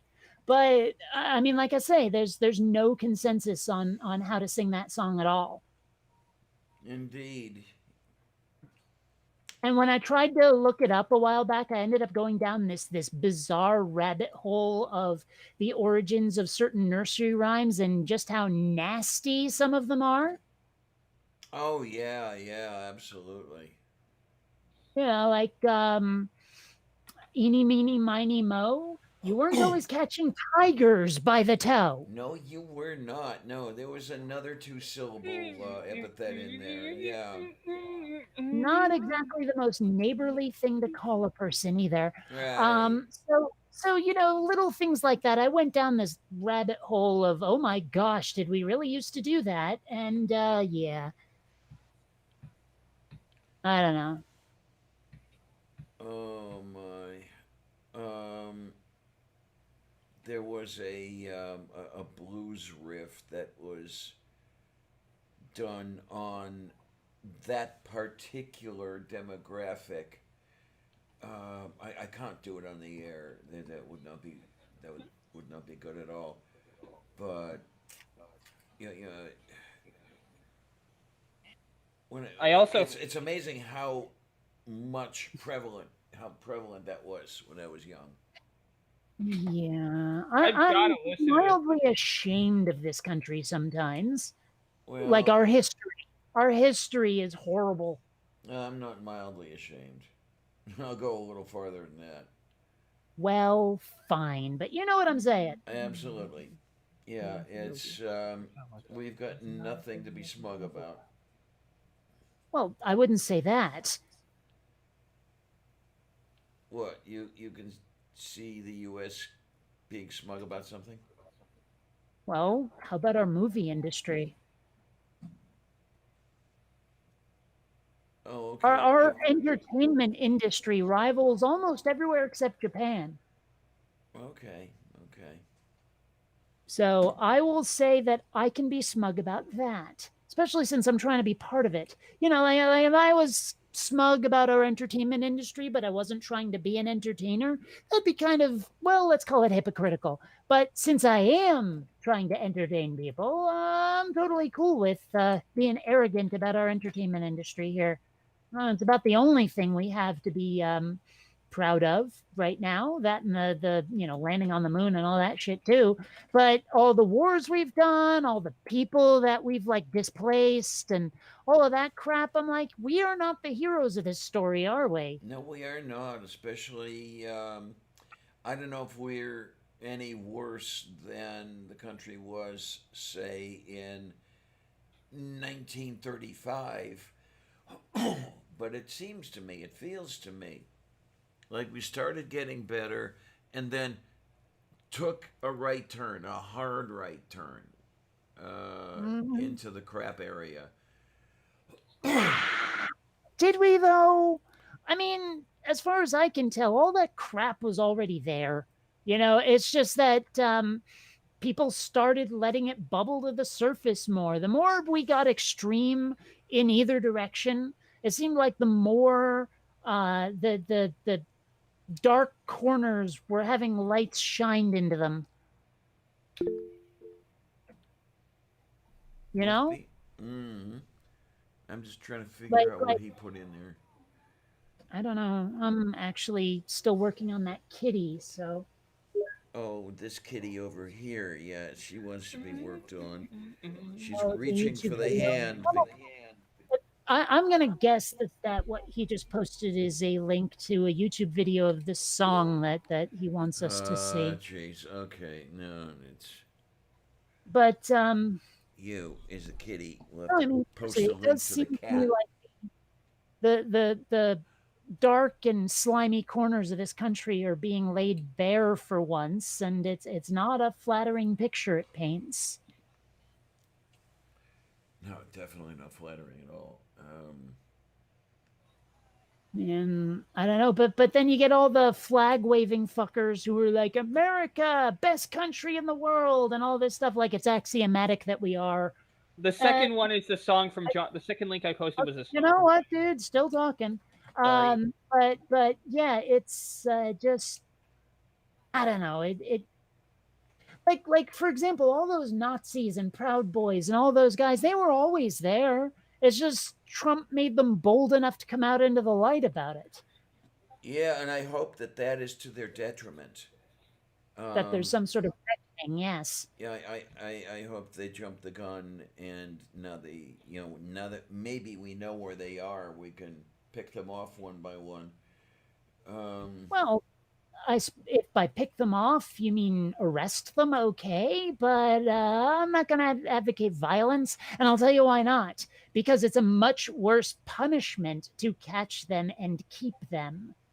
Oh yeah, well no, I was using the language euphemistically, using the language of shooting them off one by one euphemistically. Well, in this day and age, you have to specify. Otherwise, you can get in all kinds of trouble. Yeah, you can. Well, you can. Oh no. I mean, I told you about why, like not too long ago, I got a 3-day ban off of Facebook for saying boys are icky, but girls are psycho. Mm-hmm. Okay. So these days, if you're going to say, oh, we're going to pick them off one by one, you'd better be pretty clear what the hell you're talking about. I mean, if it's a euphemism, boy, do you have to put that disclaimer up there. And then I wasn't particularly kidding when I said that cancel culture will make conservatives out of people. Because, if you can't joke about something that's a little bit off color, but actually doesn't hurt anyone, I'm sorry, but that's too far. Indeed. You got to give people the ability to occasionally be a bit of a dick. Well, I remember a debate that was conducted a little while ago, well, some years ago. Hitchens was involved. The resolution was, what is it now? Freedom of speech requires the right to offend, or something like that. Mm-hmm. Yeah. Oh, completely agreed on that one. But I mean, like, I don't know. It's hard to describe because I've got this mental image of what I'm trying to say, and the words are not easily coming. But it's like, you ever see? Of course you haven't. But the movie Demolition Man. Okay, are you even slightly familiar with it? Not really, no. Okay, it came out in like 1993 or some shit, and it's got Stallone playing a cop and Wesley Snipes as the villain. And what ends up happening is that is to say, Stallone's character ends up getting blamed for killing a bunch of civilians that were actually like already dead hostages that Wesley Snipes' character was anyway, not the point. The point is that he ends up the punishment, they don't have death anymore. What they have is like some sort of social conditioning that gets fed into you while you're being cryogenically frozen for several years, right? So now Wesley Snipes' character escapes, and like the entire, they call it the San Angeles Metroplex. It's like Los Angeles and San Francisco merged, basically. Although I think San Diego might have merged a little bit too. I don't remember. It doesn't matter. Point being that they sanitized everything, like SJWs took over to the point where there's these machines that listen to everything you say. And if you swear, it's like, find 1 credit for a violation of the verbal morality statute and all of that stuff. And what ends up happening is they are so against violence that they don't know how to deal with a violent criminal like Wesley Snipes' character. And so they end up unfreezing Stallone's character because he's one of the last cops that they know who knows how to deal with a dangerous criminal like this. Like most criminals in that day and age are people who like littered or crossed against the light, you know? And so part of the story is just realizing, like, like the only real villain here is the guy enforcing those verbal statutes, the guy who's enforcing morality on people. That is the true villain here, even though, yeah, Wesley Snipes' character kills a whole bunch of people, but still, the real bad guy, like at one point he says, you can't take away people's right to be assholes. Uh-huh. And I'm like, true. You kind of can't, can you? I mean, or if you try, it's not going to go well for you. So, I don't know. It's worth a watch. I think it's a funny action comedy sci-fi thing that honestly is packed with some social commentary that is both subtle and a hammer to the head. Okay, then. Also, you have to learn how to use the 3 seashells. Okay. They don't have toilet paper in the future. Apparently, they use these 3 seashells that are on the shelf in every bathroom. They never explain how they're used in the movie. That's part of the joke. Although there have been a few websites up that have tried to explain what they do with the 3 seashells, and ew. You just trust me, you don't want to know. It's sort of on the level of 2 Girls, 1 Cup, only slightly less nasty. Still. That's why they invented toilet paper. Yeah, well, apparently in Demolition Man, they stopped using it for some reason.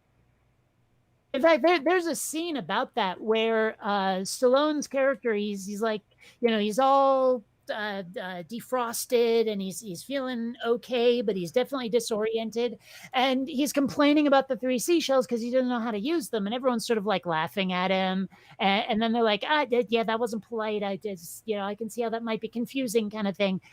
So he goes up to the monitoring device and he goes, now listen here, you piece of shit duck fuck son of a bitch. And he like unleashes this storm of profanity, and all of these notices keep popping out of the machine telling him he's been fined. He grabs the notices because they're all in little slips of paper and goes, I'll see you in a minute. All right. Well, I guess that's one way to solve your issues. Well, point being, it's a great movie and you should watch it. In fact, if you don't watch it, you hate me, everything I stand for, and you eat yellow snow. Oh my! So there's another movie I have to find. I cannot eat yellow snow down here. I just cannot eat yellow snow down here. There is no snow to speak of. Oh, arrangements can be made. Don't worry. No, I'd prefer there be no snow down here, because if there's snow down here, then that means that basically it's going to be COVID hell down here. Yeah, but you know what? You're not going to get snow there. It's global warming, not global, oh my gosh, my tits froze off. You'd be surprised at what could happen down here in the grand old country of Florida. Actually, I don't think you'd be that surprised. But my point being is you're probably unlikely to be encountering snow that wasn't brought there or made there intentionally, is my guess. It's amazing how far south some snowstorms have come, but it doesn't happen very often. I mean, recently the number has been increasing, but a couple of years ago, I remember a cold snap down into Georgia and Alabama, and that, believe it or not, was due to global, of all things, warming. Well, I mean, that's the problem. People don't like they have this big print, easy reader version of climate change in their heads.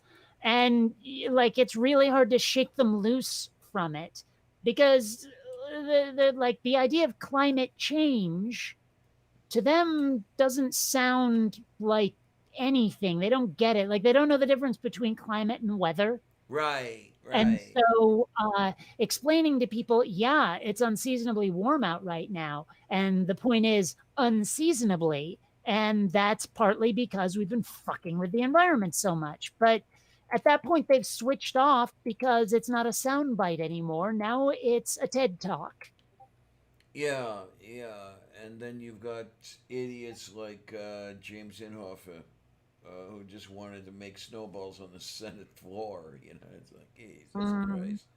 Um, but it's really amazing. Kind of surprised me when I first learned this, where the warming, the poles get warmer, and that evens out the difference in temperature between northern latitudes and temperate latitudes and makes the jet stream weaker.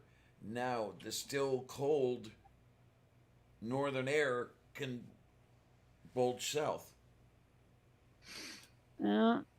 Yeah, Well, you know, it's cold, but it's warmer than it was. You know, one of those deals. And it's like all sorts of fun. well, I mean that it's like weather right now is a pendulum. That like climate is a pendulum. Yeah, okay. You know, Mhm. where it's like you know, now where it used to be mild winter, mild summer, now it's extreme winter, extreme summer. And that's entirely because of how we've been fucking with the environment for so long. Yep, yep. So, I don't know. But I mean, that's part of the problem, both with the environment, with COVID, with all this stuff. It doesn't give conservatives anything to shoot at.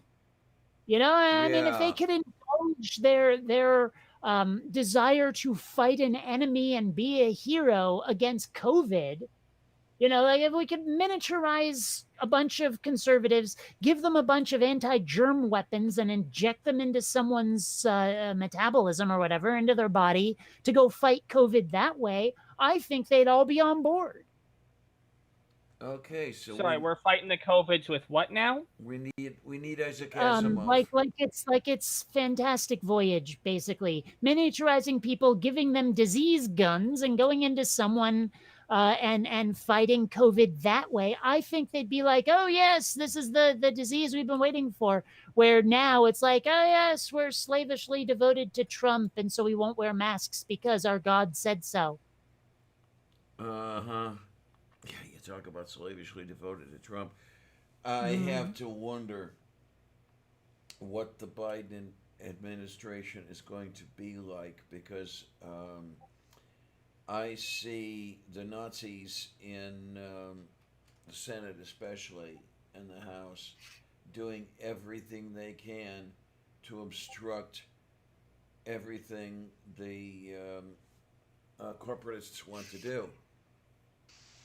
Question: I have all the when you answers. say the Nazis in the Senate, was that hyperbole or literal? That's literal. All right, so which ones do you mean specifically? The entirety of the GOP. Yeah, that's just simply not true. Oh, I mean, they're horrible people, don't get me wrong. They're not all literal Nazis. well, I'm kind of lumping the Nazi sympathizers in with the Nazis. I mean, and maybe I shouldn't.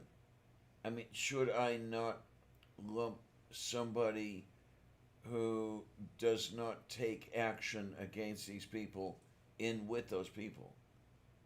'Cause Not necessarily. Not necessarily. I mean, because goodness knows there have been times where I have simply been, uh, I guess, inspired to inaction over various things where I didn't quite realize how urgent they were, or this, that, or the other thing, and it was a failure of communication, of presentation, of all of those things that led me to not be doing what I ought to be doing, like decrying certain horrible people. It's not always not capitulation, collaboration, or tacit agreement or any of that. Sometimes it's just, I mean, like I've had people tell me before, why aren't you a crusader for this cause or the other cause? Why do you only focus on that one? And I'm like, because I'm only one person. I only have so much attention. Why don't you work on that one that you're so passionate about, kind of thing. So I'm not sure I would necessarily think it's fair to lump every GOP person into the Nazi sympathizer camp. Okay, I'll take that under consideration and really work on it, really think about it, because the names I hear, and then maybe it's that I'm hearing the names because they are the worst of the lot. The Murkowskis, the Collins, the Cruises, that sort of thing. Really ruffle Well, my I mean, feathers. Ted Cruz is a jackass. Yeah. And what, I don't know. It's just like I'm trying to remember because there was like some Republican where I was going, you know what? Like we're in parties that are nothing like each other, but you just said something that I consider worthwhile, and I'm trying to remember who that was. There was someone where they ended up almost accidentally or even like ashamedly advocating for a left-wing position where like, guys, maybe it wouldn't be so bad if we did this, that, or the other thing, or maybe we should stop doing this, that, or the other thing. And I was like, huh, a principled Republican. That feels like such a contradiction, and yet here you are. mm-hmm. Yeah, I remember George Voinovich, who was senator from Ohio after a career in Cuyahoga County politics and after being mayor of Cleveland. And he spoke of the turtle, where he said that we were told that we had to block everything the Democrats tried to do, even if what the Democrats were trying to do was good for the country. Mm-hmm. Uh, Well, and the Democrats aren't much better because they said we have to do absolutely anything we can to stop this Bernie guy. yeah.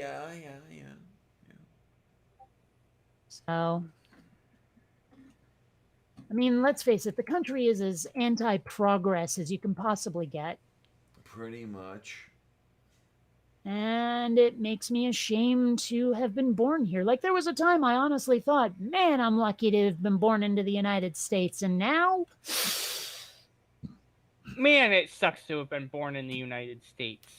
well, it seemed like there were so many opportunities. It seemed like we were the Superman-esque heroes. And then when I started to get old enough to see what the hell we were all about and what we were doing, I was like, oh, I'm a little I bit don't like this ashamed country. to be a United Statesian at this point.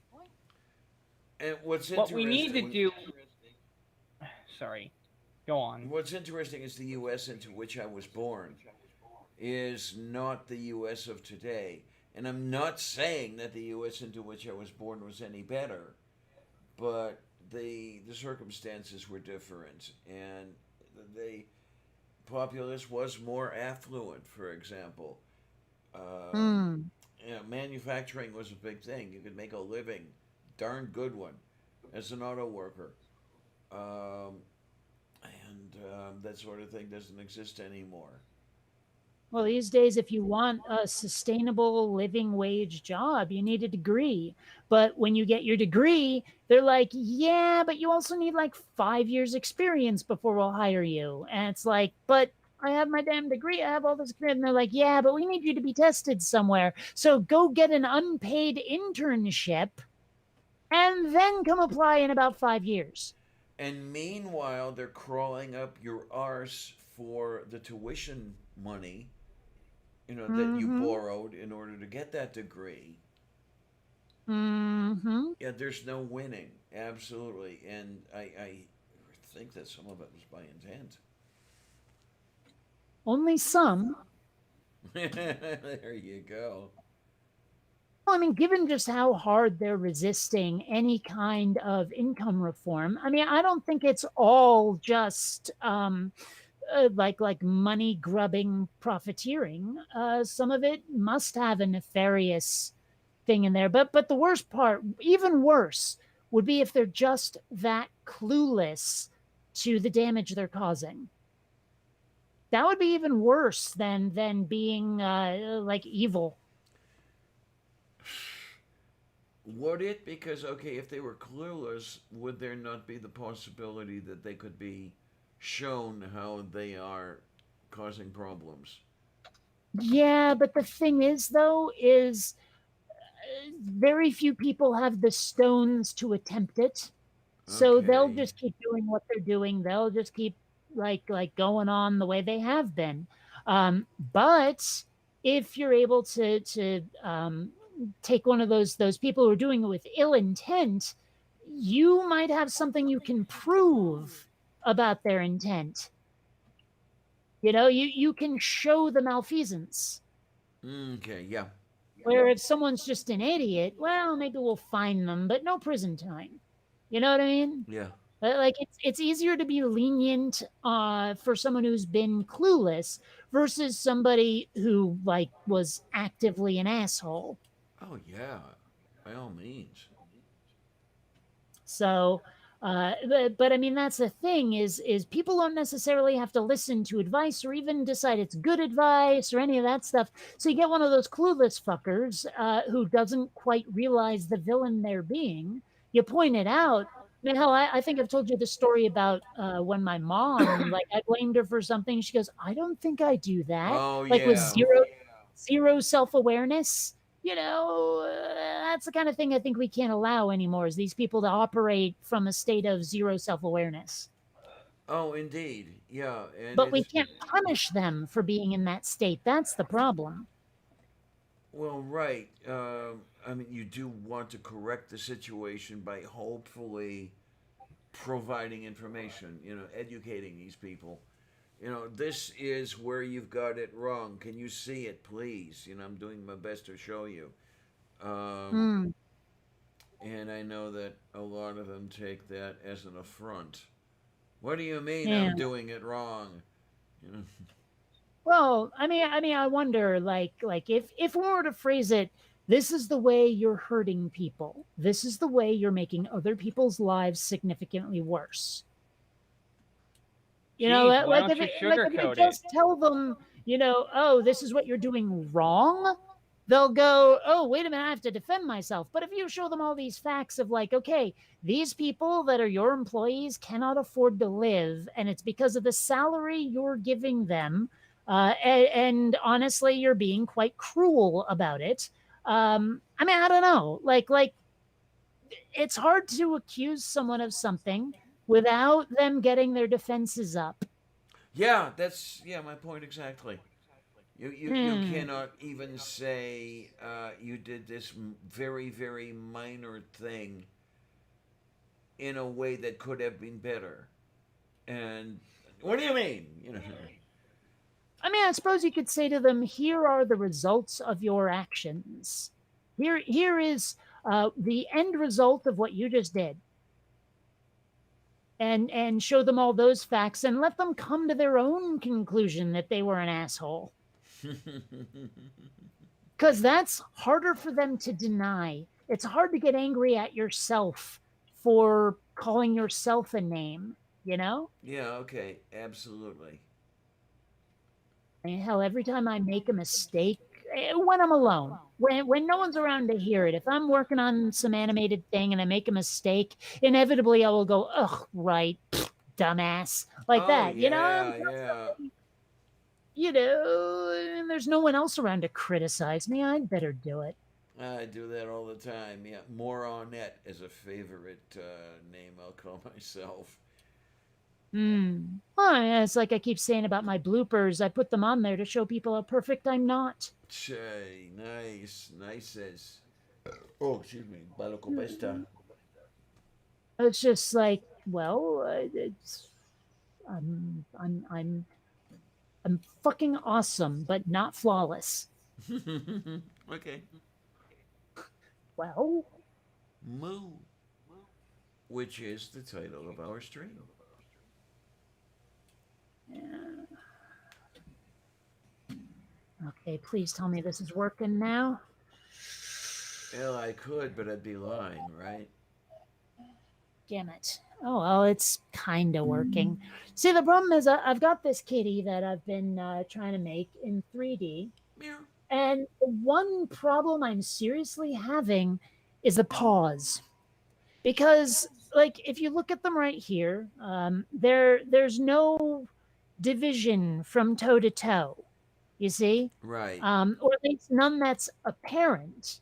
But if I go here, you can see this, right? Where there are definitely splits there in the paw, Yep. right? Yep. Mm-hmm. Okay, well, the thing is, if I change the ink and paint settings to try to make it so that I think they call it the underlap, actually, is a little more apparent, it fucks up the inking really hard so that it looks like someone was scraping at it with charcoal for a little while. Ew. Yeah, because like if I go here into the skin and where's here's the overlap.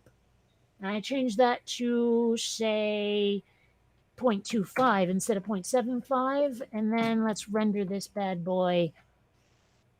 What the fuck is that?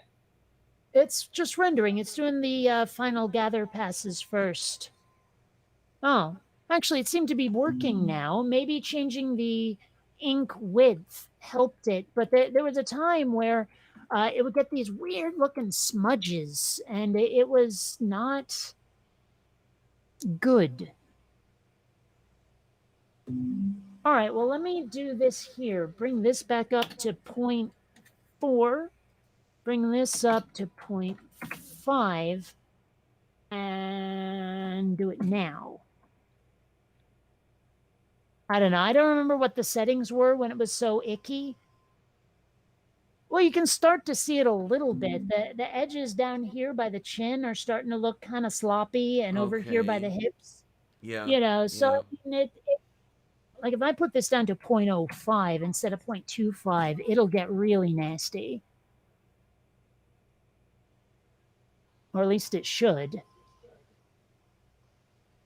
Well, you can start to see there's all these little grayish grossness, and around the eye, there's all this artifacting. Uh-huh. Uh-huh. See Go that? back to the settings you had originally. Yeah, but I mean, my point is that but you can see how the toes are standing out now. Yeah. So it's a trade-off trying to find the right settings. Yeah, I can agree. Oh, I see that Robert X says that Kate's bloopers are one of the best parts of her videos. Oh. I mean, on the one hand, I want to take that rather well. On the other hand, however, I mean, I was making my videos for the religious criticism content more than the bloopers. So if the best parts of my videos are when I was fucking up, Well, I you do don't it know very how I well. You feel do it about very that. well. What can we say? Well, still, it's kind of like one of those Head Meets comics where I was like, look, when a tragedy happens and people do a little favor for you, and then they say, "Oh, it was the least I could do," I'm like, really? So put in a little effort, would ya? There you are. If that's the least you can do at a time when I'm desperately in need, well, what kind of a like neglectful dick are you? Yeah, Mage Grey Wolf says too bad you can't just go in and darken the toes, but you've got to be able to do it automatically, right? So when the cat moves Yeah. around, it moves with the cat, right? Yeah, because the inking is automatic. It's not something that's under my control. So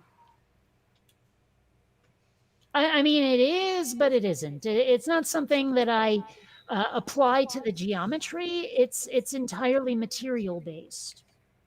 I just can't wait till we get a Moo. vaccine and then we can actually really get to. Sorry. Well, you know that there's like talk about a 90% effective vaccine coming out of Pfizer, right? Yeah, I heard know, about that I this know. morning. Yeah, I'm wondering how that will do. I mean, we all want vaccines, but Well, I mean, number one, manufacturing and distribution is going to be a bitch. But even if it's not, um, a lot of people are like, it's going to be free, right? It's totally going to be free, right? And then other people are like, yeah, they're going to charge your ass so much for this vaccine. So I don't know how it's going to go. I wonder how much politics will fuck up the process of getting this to people. I'm guessing extremely. And then there is some problem with keeping it viable, if you want to call it that. I think it has to be stored at minus 80 94 C. degrees Celsius Fahrenheit. 94 degrees Fahrenheit.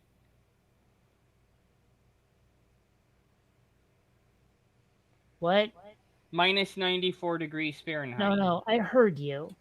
That wasn't the source of my whatting. This is the temperature at which the vaccine must be stored. Okay, but you said cold. He said hot. Which one is it?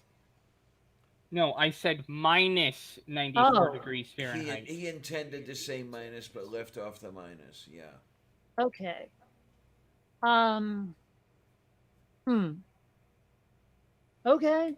Now I'm not really even sure necessarily what's in this vaccine. I know how vaccines work, but I mean, does it really have to be stored so cold? It's That- an mRNA vaccine. Oh, okay. However, Moderna is also an mRNA vaccine, and they only apparently have to store it at negative 4 degrees Fahrenheit. Well, I don't know. It seems odd. I've never had any kind of injection or vaccine or anything that was cold on the way in. Well, I That's would, just never been my experience. I would certainly hope that they got to warm it up a little bit for just a little while before they shot it in, because I'm certain that something at minus 80 degrees Celsius, or however it translates, would cause a fair bit of frostbite. Hmm. Well, recently I got a flu vaccine because it was free. I figured, what the hell? It can't hurt. Probably won't do jack against COVID, but suspenders won't. and belt, why not?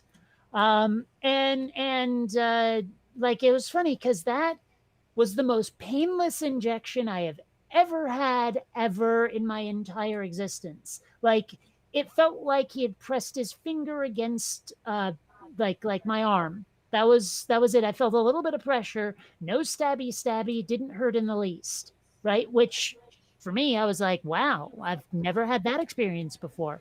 But then the next couple of days, my arm felt like the Incredible Hulk had punched it as hard as he could. So, you know, Yeah, trade-offs. I got a bit of shoulder pain from getting the vaccine this year. I mean, not at the time of the injection, but a day later. Yeah, Yeah.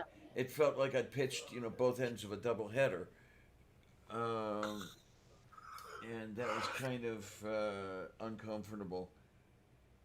Mm. Who has had a cold Oh, within the last year? I may have have. fixed something. What was that? Uh, Rome Demon asks, who has had a cold within the last year? I have. I honestly don't know. I mean, like, okay, here's the thing. I almost inevitably wake up feeling snotty and gross every morning, I know the feeling. right? I know So, the feeling. and I mean, by the time I'm ready for caffeine or whatever, it starts to go away. But at the same time, how do I tell if I've had a cold when that is how my body decides to react to the act of waking up?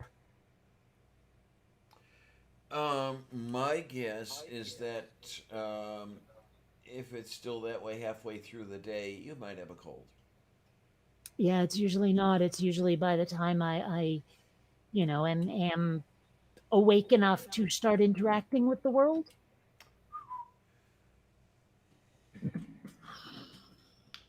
Von Rick had So, a code. a code. Code. Mm, yeah. I don't know. I don't have a code.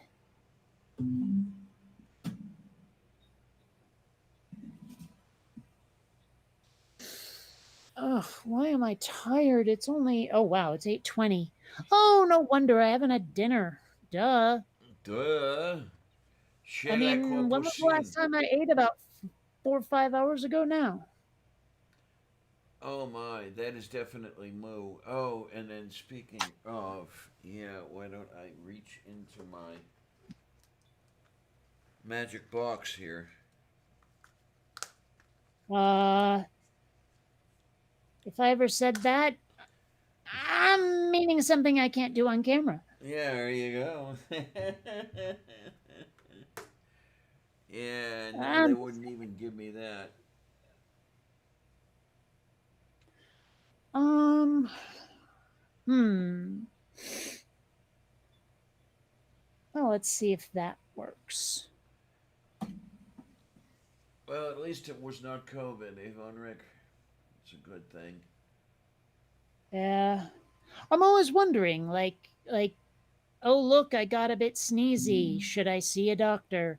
Oh look, my nose is stuffed up. Should I see a doctor? But inevitably, it works itself out in like an hour, and I'm fine. And I'm like, well, I guess I have no reason to be a hypochondriac today.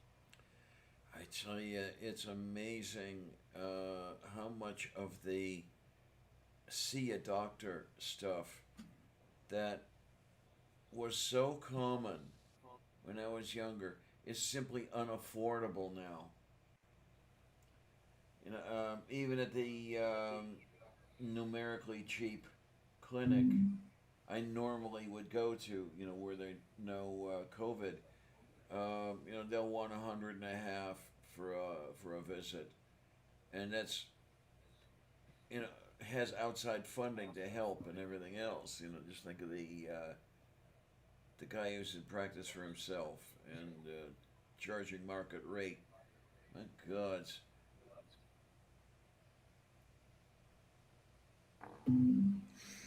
I don't know. It's funny. Like when I got to the point where I was in charge of my own medical decisions and all of that stuff, I had nothing to really do except the occasional checkup, right? So when it came to a point where I actually had to go to the hospital for something mildly serious, I didn't really know what the hell I was doing. My parents always used to handle that kind of thing.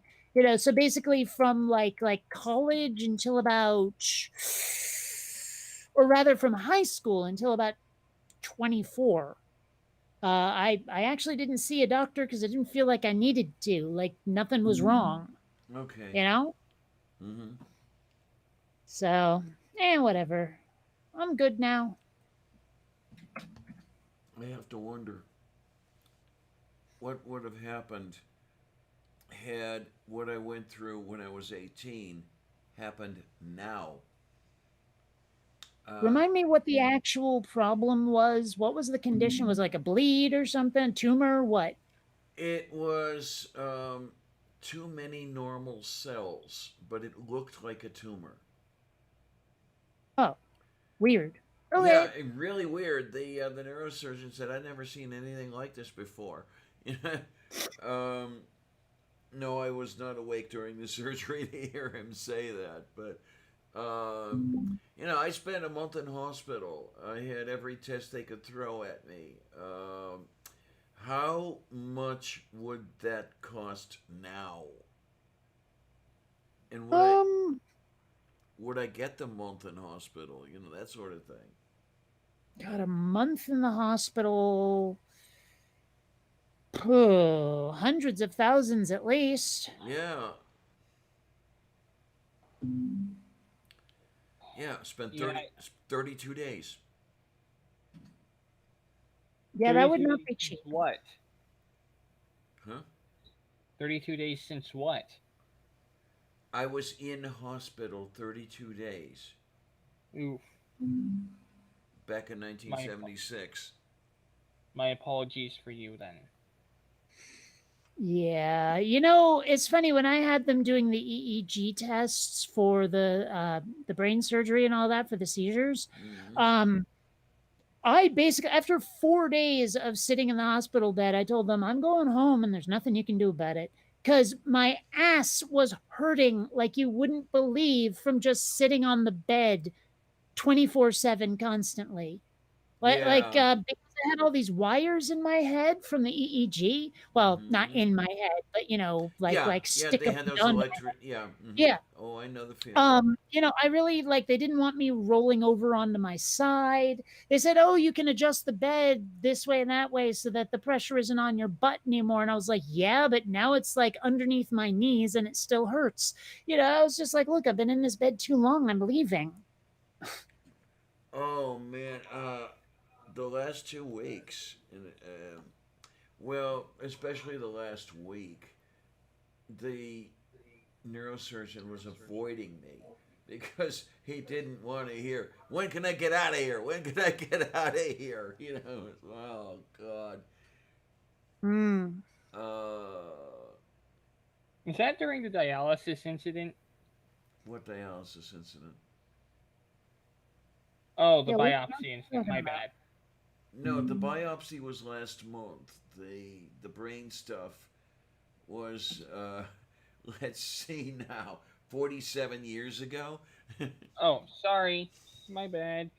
So, and never mind. I had somewhere my brain was gonna go, and then I lost it. I'm weirdly tired right now. Oh, I remember. Oh yay. Yeah, I would never get a biopsy. Maybe a Well, lesbian I opsy. was wondering if that's where you were headed. Yes. Yeah, Well, well, I'm out of here, guys. See ya. I've been on for quite a bit. Okay, Bye. night, honey. Bye, everyone. And as RJ says, don't accept any wooden penguins. There you go. mm, which ones? I actually don't think I know who RJ is, but it's also possible I know too many RJs. RJ is the one who does Evolution Hour, um, Oh, trying to find a good way to describe his voice. it's okay. I don't know who that is. Yeah, he's one of the movie night crew, but Oh, then I do know who that is, yes, but you I you've don't. heard him. Yeah, I've encountered this fellow before. he's out of Spokane, if that helps. Is he the one who always says moist into the microphone in that deep resonant voice? No, that's Sean. Sean, which one's Sean? Sean is Jess's paramour. Yeah, that doesn't help me at all.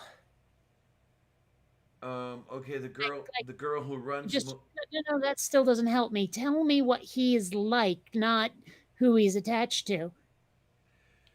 Okay, he has done some anti-flat Earth stuff and Okay, stop.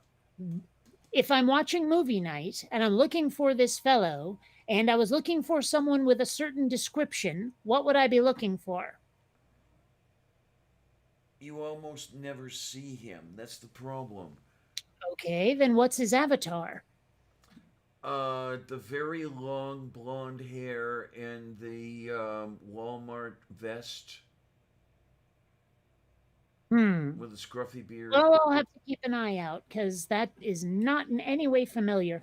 Mind you, most of the time when movie night's happening, I'm actually just listening and have my head stuck in VR. So, Agafu. yeah. Well, I mean, what can I say? It's like so few of the movie night videos actually need to be watched.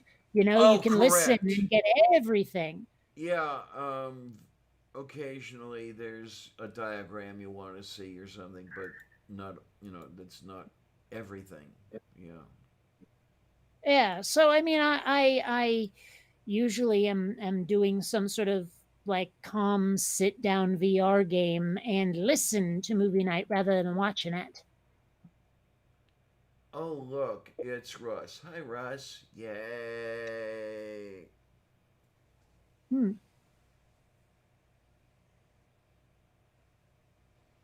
We, Uh, we get the people trundling in. Yeah, it's one of these things. I don't know that moving anything to any time would do anything. We'd have to do it 24/7 in order to get everybody who trundled in And What on earth are you talking about? oh, we've been on for 4 hours and there are still people stumbling in. Oh, I see what you're saying. Okay. Sorry, there were too many ways to interpret, well, the whole coming in part, because I thought maybe you were talking about like guests who would be on the stream with us Move beef. as opposed to the chat.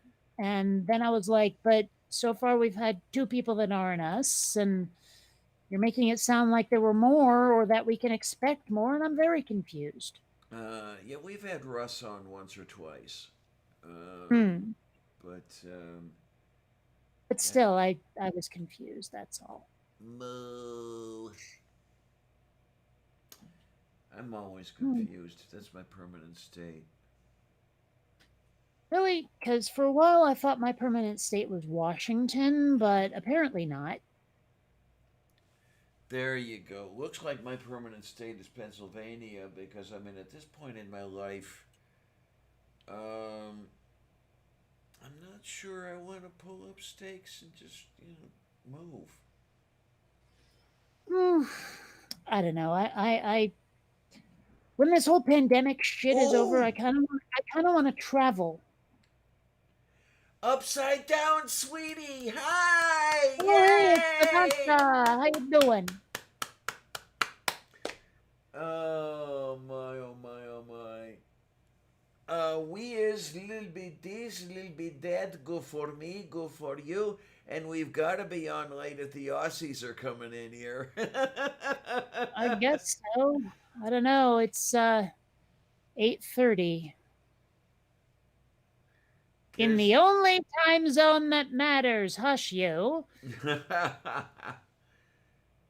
Oh my word, where you are, Natcha, it's what? About 3 p.m.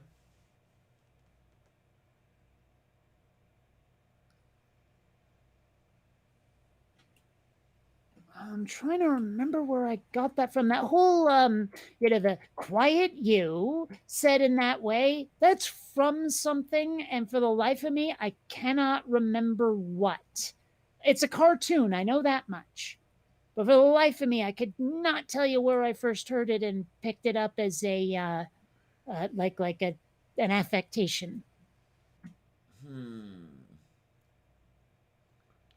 I seem to remember it was like one of those ones. You know how on Family Guy, which I barely watch, Brian just sort of like his voice doesn't really match what you'd expect a dog to have. You know what I mean? Like he's got Yeah. this sort of deep resonant kind of.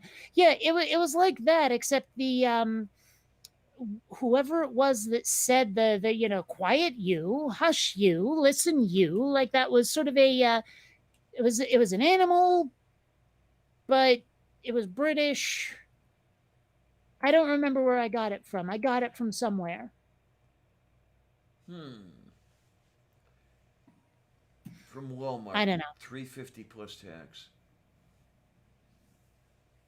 Yeah, I've still never been inside a Walmart to the best of my knowledge. You really don't want to be inside one. The only reason I'm inside one is because it's close.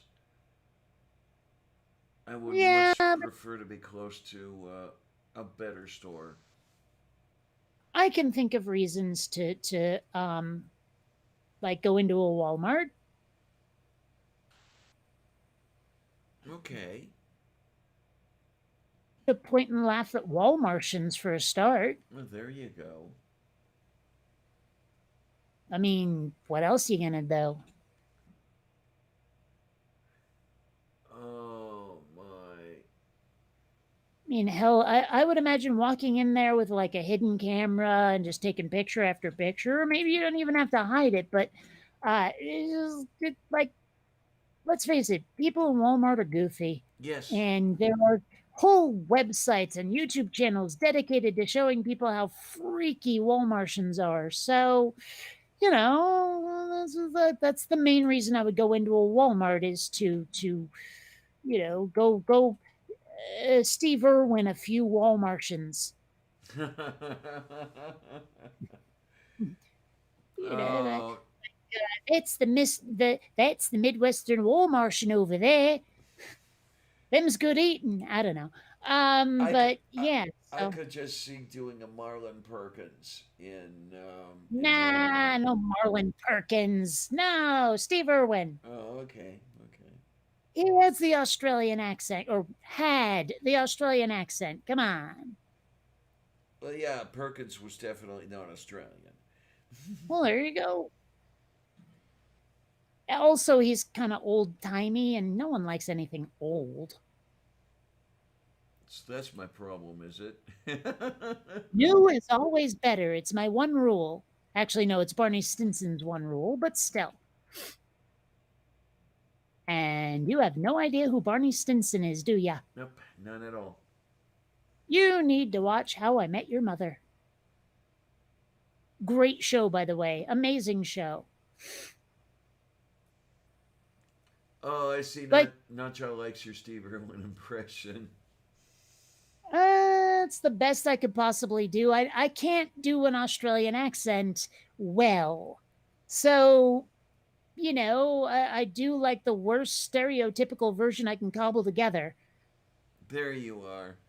I used to do a pretty Yeah. good Aussie. I used to do pretty good Perth, but Well, that was a long time ago.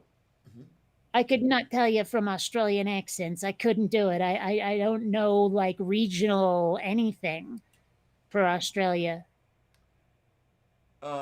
Okay. The difference between Brisbane and Perth, for example. Think of the difference between Natcha and Gentle Corner. Well, the problem with that, Nacho's always using that voice distortiony thing, and that's all I can hear. Ah, Is the weird like 1970s existential boy do we wish we were pretentious sci-fi movie dream sequence sound to his voice is about all I can really point at and go, yeah, that's what Nacho sounds like right there. So, you know, oh, Rum Demon is watching YouTubes to learn English accent. I know of many much people who learn to speak American by watching television. So yeah, you're in good company.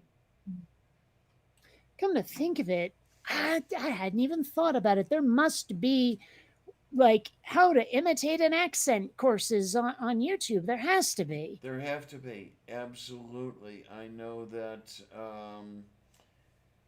at Juilliard, there is at least one course in how to do accents. Robin Williams talked about it. Hmm. Well, also, I mean, if you're inclined to go into something like voice acting, there is Facebook group after Facebook group and after Facebook group to help you out. Ah, Dobrasta. Okay. Yeah, well, I mean, when I was looking for voice actors for Quinn Redshift, I joined a bunch of those groups, and it's how I ended up ultimately casting my animation was through those groups. And there's constantly people asking for advice. How do I get training for this? How do I do that? Et cetera, et cetera. And so there's plenty of resources out there if you want to learn how to imitate an accent. Okay, it works. So, yeah. Liking it. I don't know. I wouldn't mind sounding Australian. I think that accent's cool. Yeah, I'm trying to think here. Would I want to sound Australian or sound New Zealand? Um, Honestly, the difference is so slight. I mean, don't get me wrong, it's there and it's apparent if you know what to look for, but it's so slight. yeah. Um, I'm trying to remember if any of the Aussies do the thing where the word that we Americans usually say pronounce as distant sounds like dustant. I know the New Zealanders do that. I don't know if any Aussies do. If Some, I had to guess, like, gun to my head, had to guess, um, I don't think so. okay. Remind me of the word again? Our distant. Distant, as Yeah. in like far away. Yes. and I've heard My guess would be that the I would come out more like an eh, distant, de eh. But that's just my guess. because I've heard Ray Comfort do it, and I've heard a few other New Zealanders I've known. Um, to me, it sounds distant. I'm saying distant. I'm not doing it right. Well, I know, but Well, when I hear Australian folks pronouncing certain letters, like say if they were to say the word that, I always hear it as that, T-H-E-T, that's that thing over there, that, okay, rather okay, yeah, it's is the way flattened. I usually hear it. It's flattened out. Yep. So, I mean, well, I don't know how to make that significant in any fashion, but I guess or relevant rather. I guess the point I'm trying to make is that when you say distant and how would they pronounce it, my brain goes to, well, maybe the I gets turned into something we'd never use. That's always possible. Yeah. Eh. Well, I mean, I'm always going on about how British folks can't pronounce Spanish words. Okay. Well, they can't. Like, again, for example, uh, Joaquin Phoenix, right? That's a Spanish name, Joaquin. But British folks, it comes out whackin'. They say whackin' Phoenix. And I'm like, that's so wrong, but okay.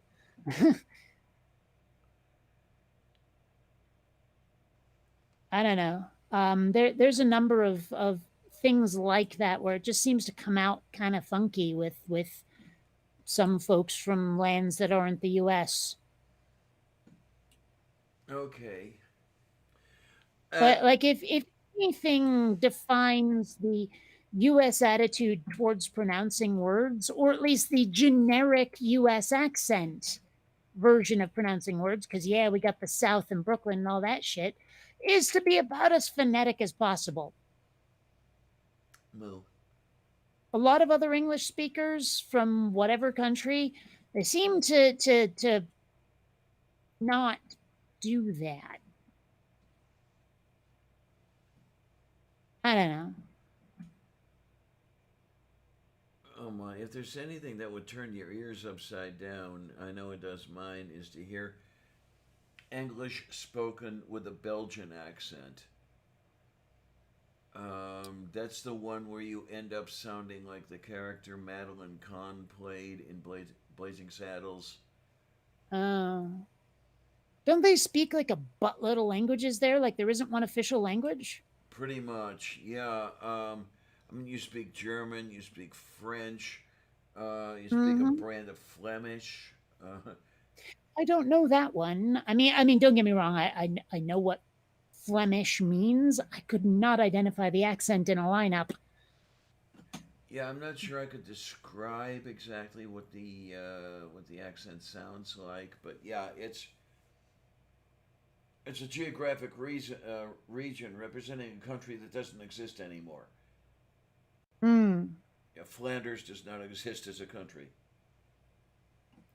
Now there's one Well, for you. hmm. You wonder about the ways to name the languages of the countries of their origins.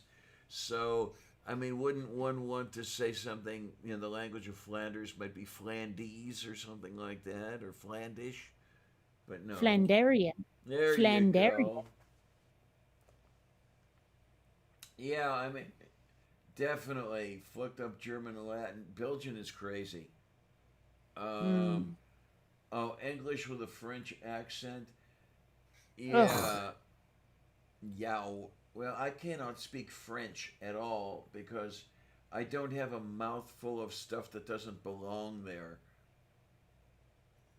Well, although I have to say one of the worst, like spoken English accents that has ever existed, South African.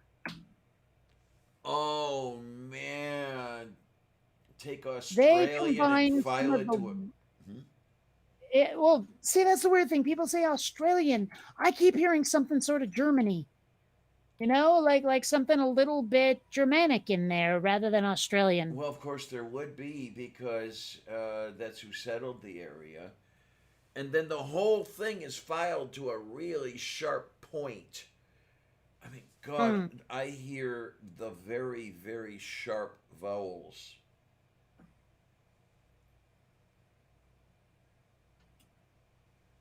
Well, what I know is that I hear an accent that makes me think like these might be the nicest people in the world. No, they're not. But their accent makes them sound evil. Okay, okay. Well, I mean, Purple Dan seemed to be a nice guy. It's too bad he's fallen off the end of the world. I have no idea who that is. That was a geology student who did YouTube videos on things geological. His Hmm. avatar, if you want to call it that, was a purple octopus. Hmm. Okay. But he, I don't know if it had anything to do with it or not. But I remember one point where he had found some pigeon chicks who had been abandoned or something like this. He was trying to raise them, and they both ended up dying on him. And he was kind Like of right on him. well, not exactly, but but he let it be known that it saddened him and everything, and then soon enough he wasn't on the air anymore. Because of the birds? Maybe he didn't exactly say, but it could be. Seems a little odd, but okay. Oh, by the way, you know what I'm not terribly happy about? What did I do this time? No, not you. Actually, Biden's dog. When was the last time we had a goddamn cat in the White House? Was it Socks? I think so. Ugh. See, that's the problem. That's the problem. Our presidents have all been dog people. Well, I tell you, there have been some pretty strange animals in the White House, though. Yeah, but the point is that what's the appeal of dogs for many people? They obey you. Oh yeah, yeah. Yeah, I think we need some people who appreciate the more independent animals in the goddamn White House. Moo. Just saying.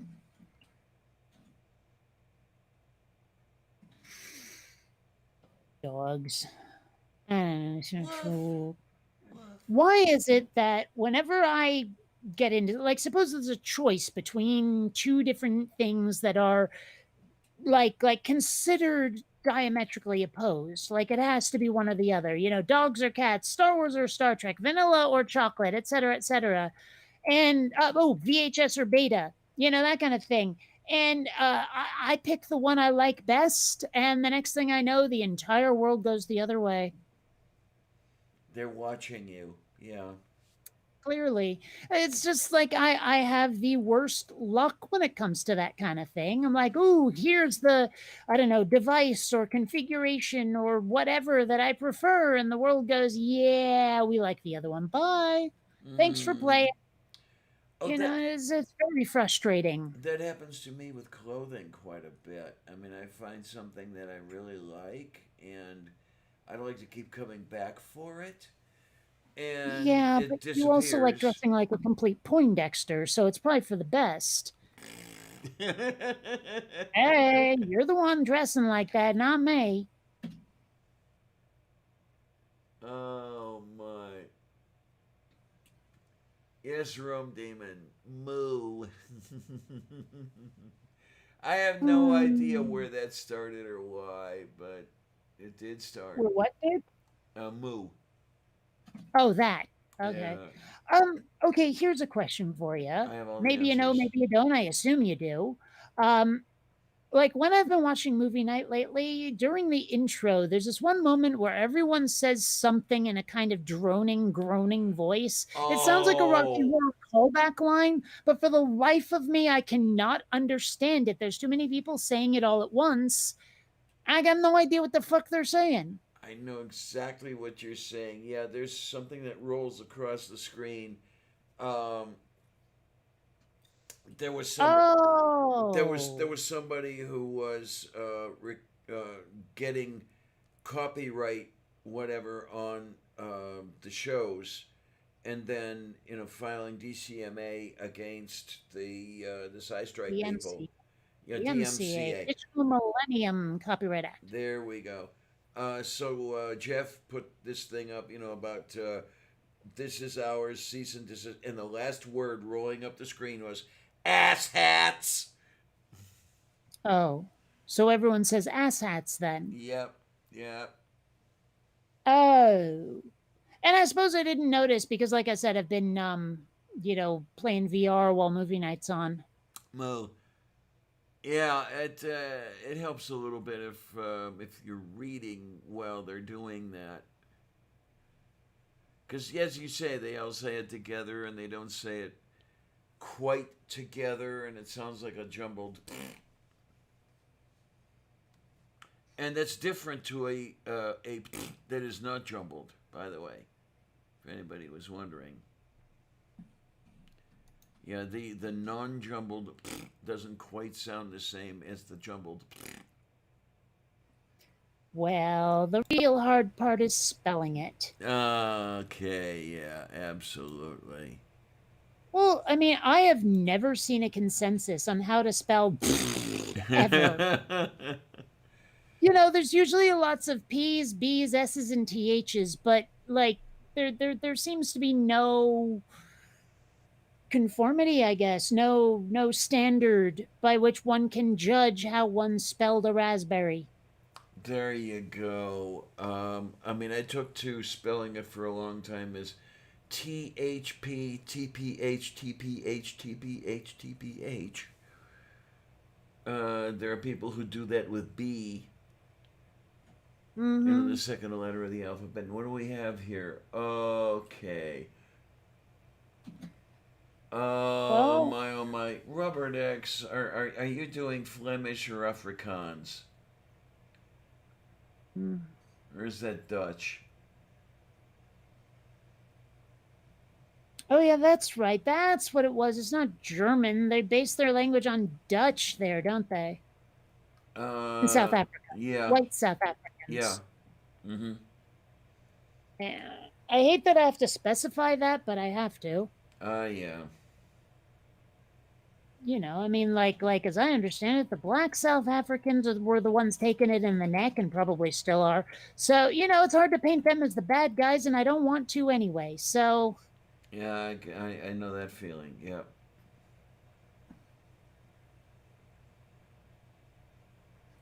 I don't know.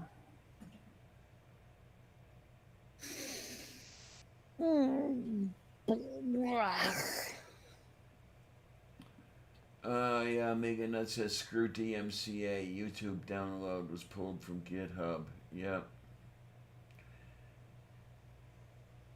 I'm sure that you could find, if you tried hard enough, uh, some tarball. Build it yourself, but I'm sorry, Tarball? yeah, tarball is the equivalent of a zip file, but using a different program. The program is called TAR, for Tape Archive, and the resultant. Why are we discussing it? Oh, because Amiga Nuts was ranting about YouTube download being pulled from GitHub. Okay. Somebody, And some so somebody somehow we ended up on compression formats? I don't see the connection.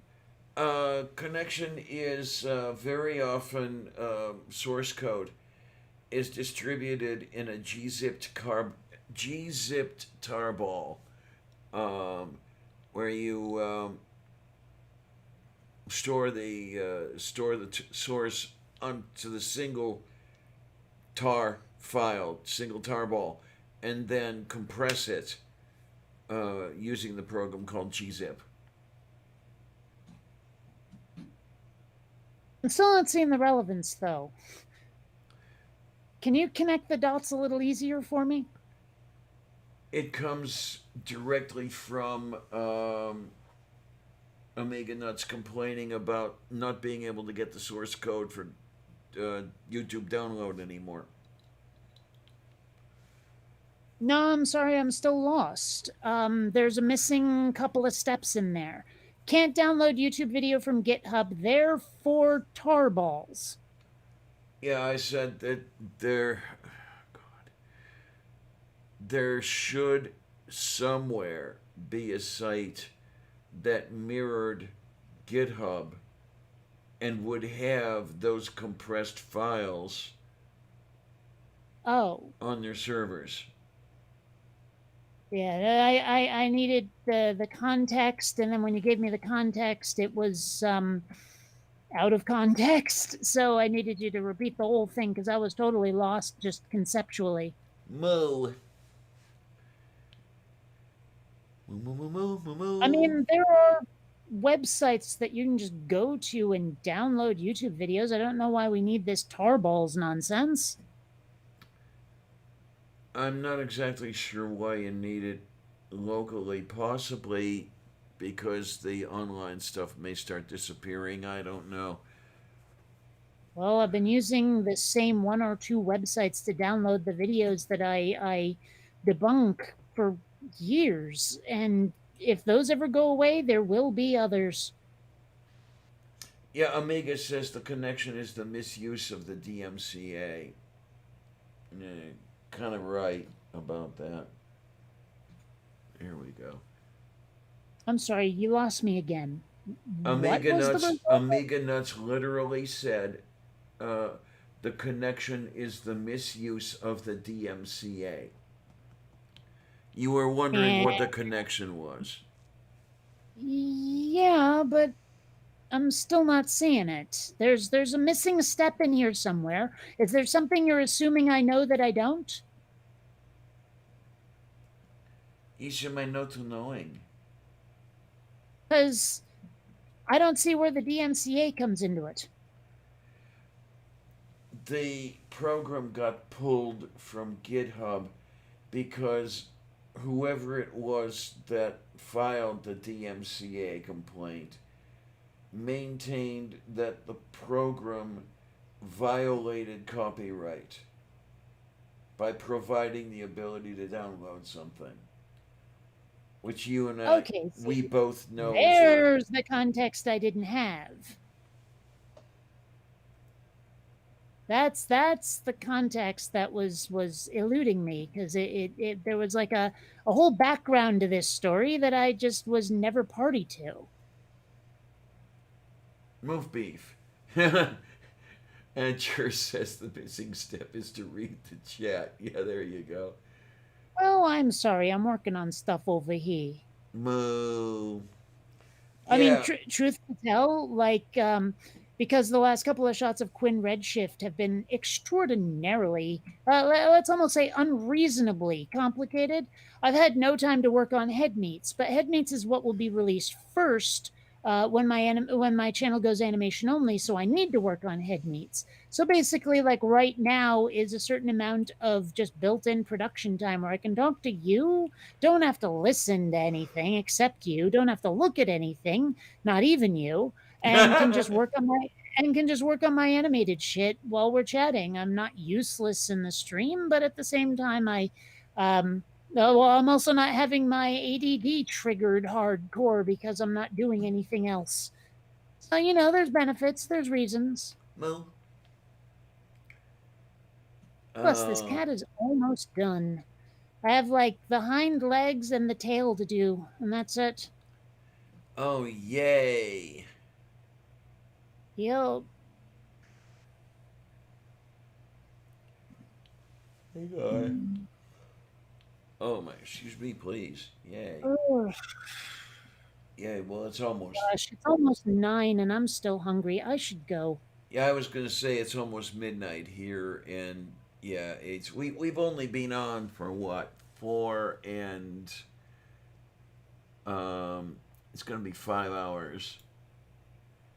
It Eh, just clicked over to 5 hours. There you go. So just a little bit more than half of our last show. Pretty much. All right. Well, I got to decide what I'm going to eat. I had a meal right before this shit started, but That's kind of been you know, digested already, hasn't it? well, I'm just thinking I should get a hold me over until dinner. Bowl of cereal maybe. Okay then. Moo. Uh, well, later's. Later, honey. See you Sunday if not sooner. Yay. Okay, there we are. And what I am going to do is, come on, you, over to camera two. Oh, look at that. Yay. It's all over the place here. I don't know what happens with all this stuff here now. Okay, let's. Ah. Okay, then. All I have to do is adjust it a tiny. No, don't do that. I'm going to go to the East Coast. Fire retro light is green. Roger, we've got all three here. Oh, yay. All right. Let's come on down here and see if we can fit this in. How do you like that? Is it going to work? I hope that works. Yay! Okay. Yay. And yeah, I think I'm going to kind of take it easy here in a minute or so. Because, yeah, it's been 5 hours and stuff like that, and time to go Betty by and make sure the kitty has something in the food bowl and the water bowl and all kinds of good stuff like that. So, what I'm going to do is I'm going to say that I want to thank everybody who's here, and I want to thank everybody who's not here. You're great. You're great kids. Every one of you is. And even the people who send stuff over here. I mean, you're really really great. It's not that those of you who haven't sent anything over are not great, but you know how it goes.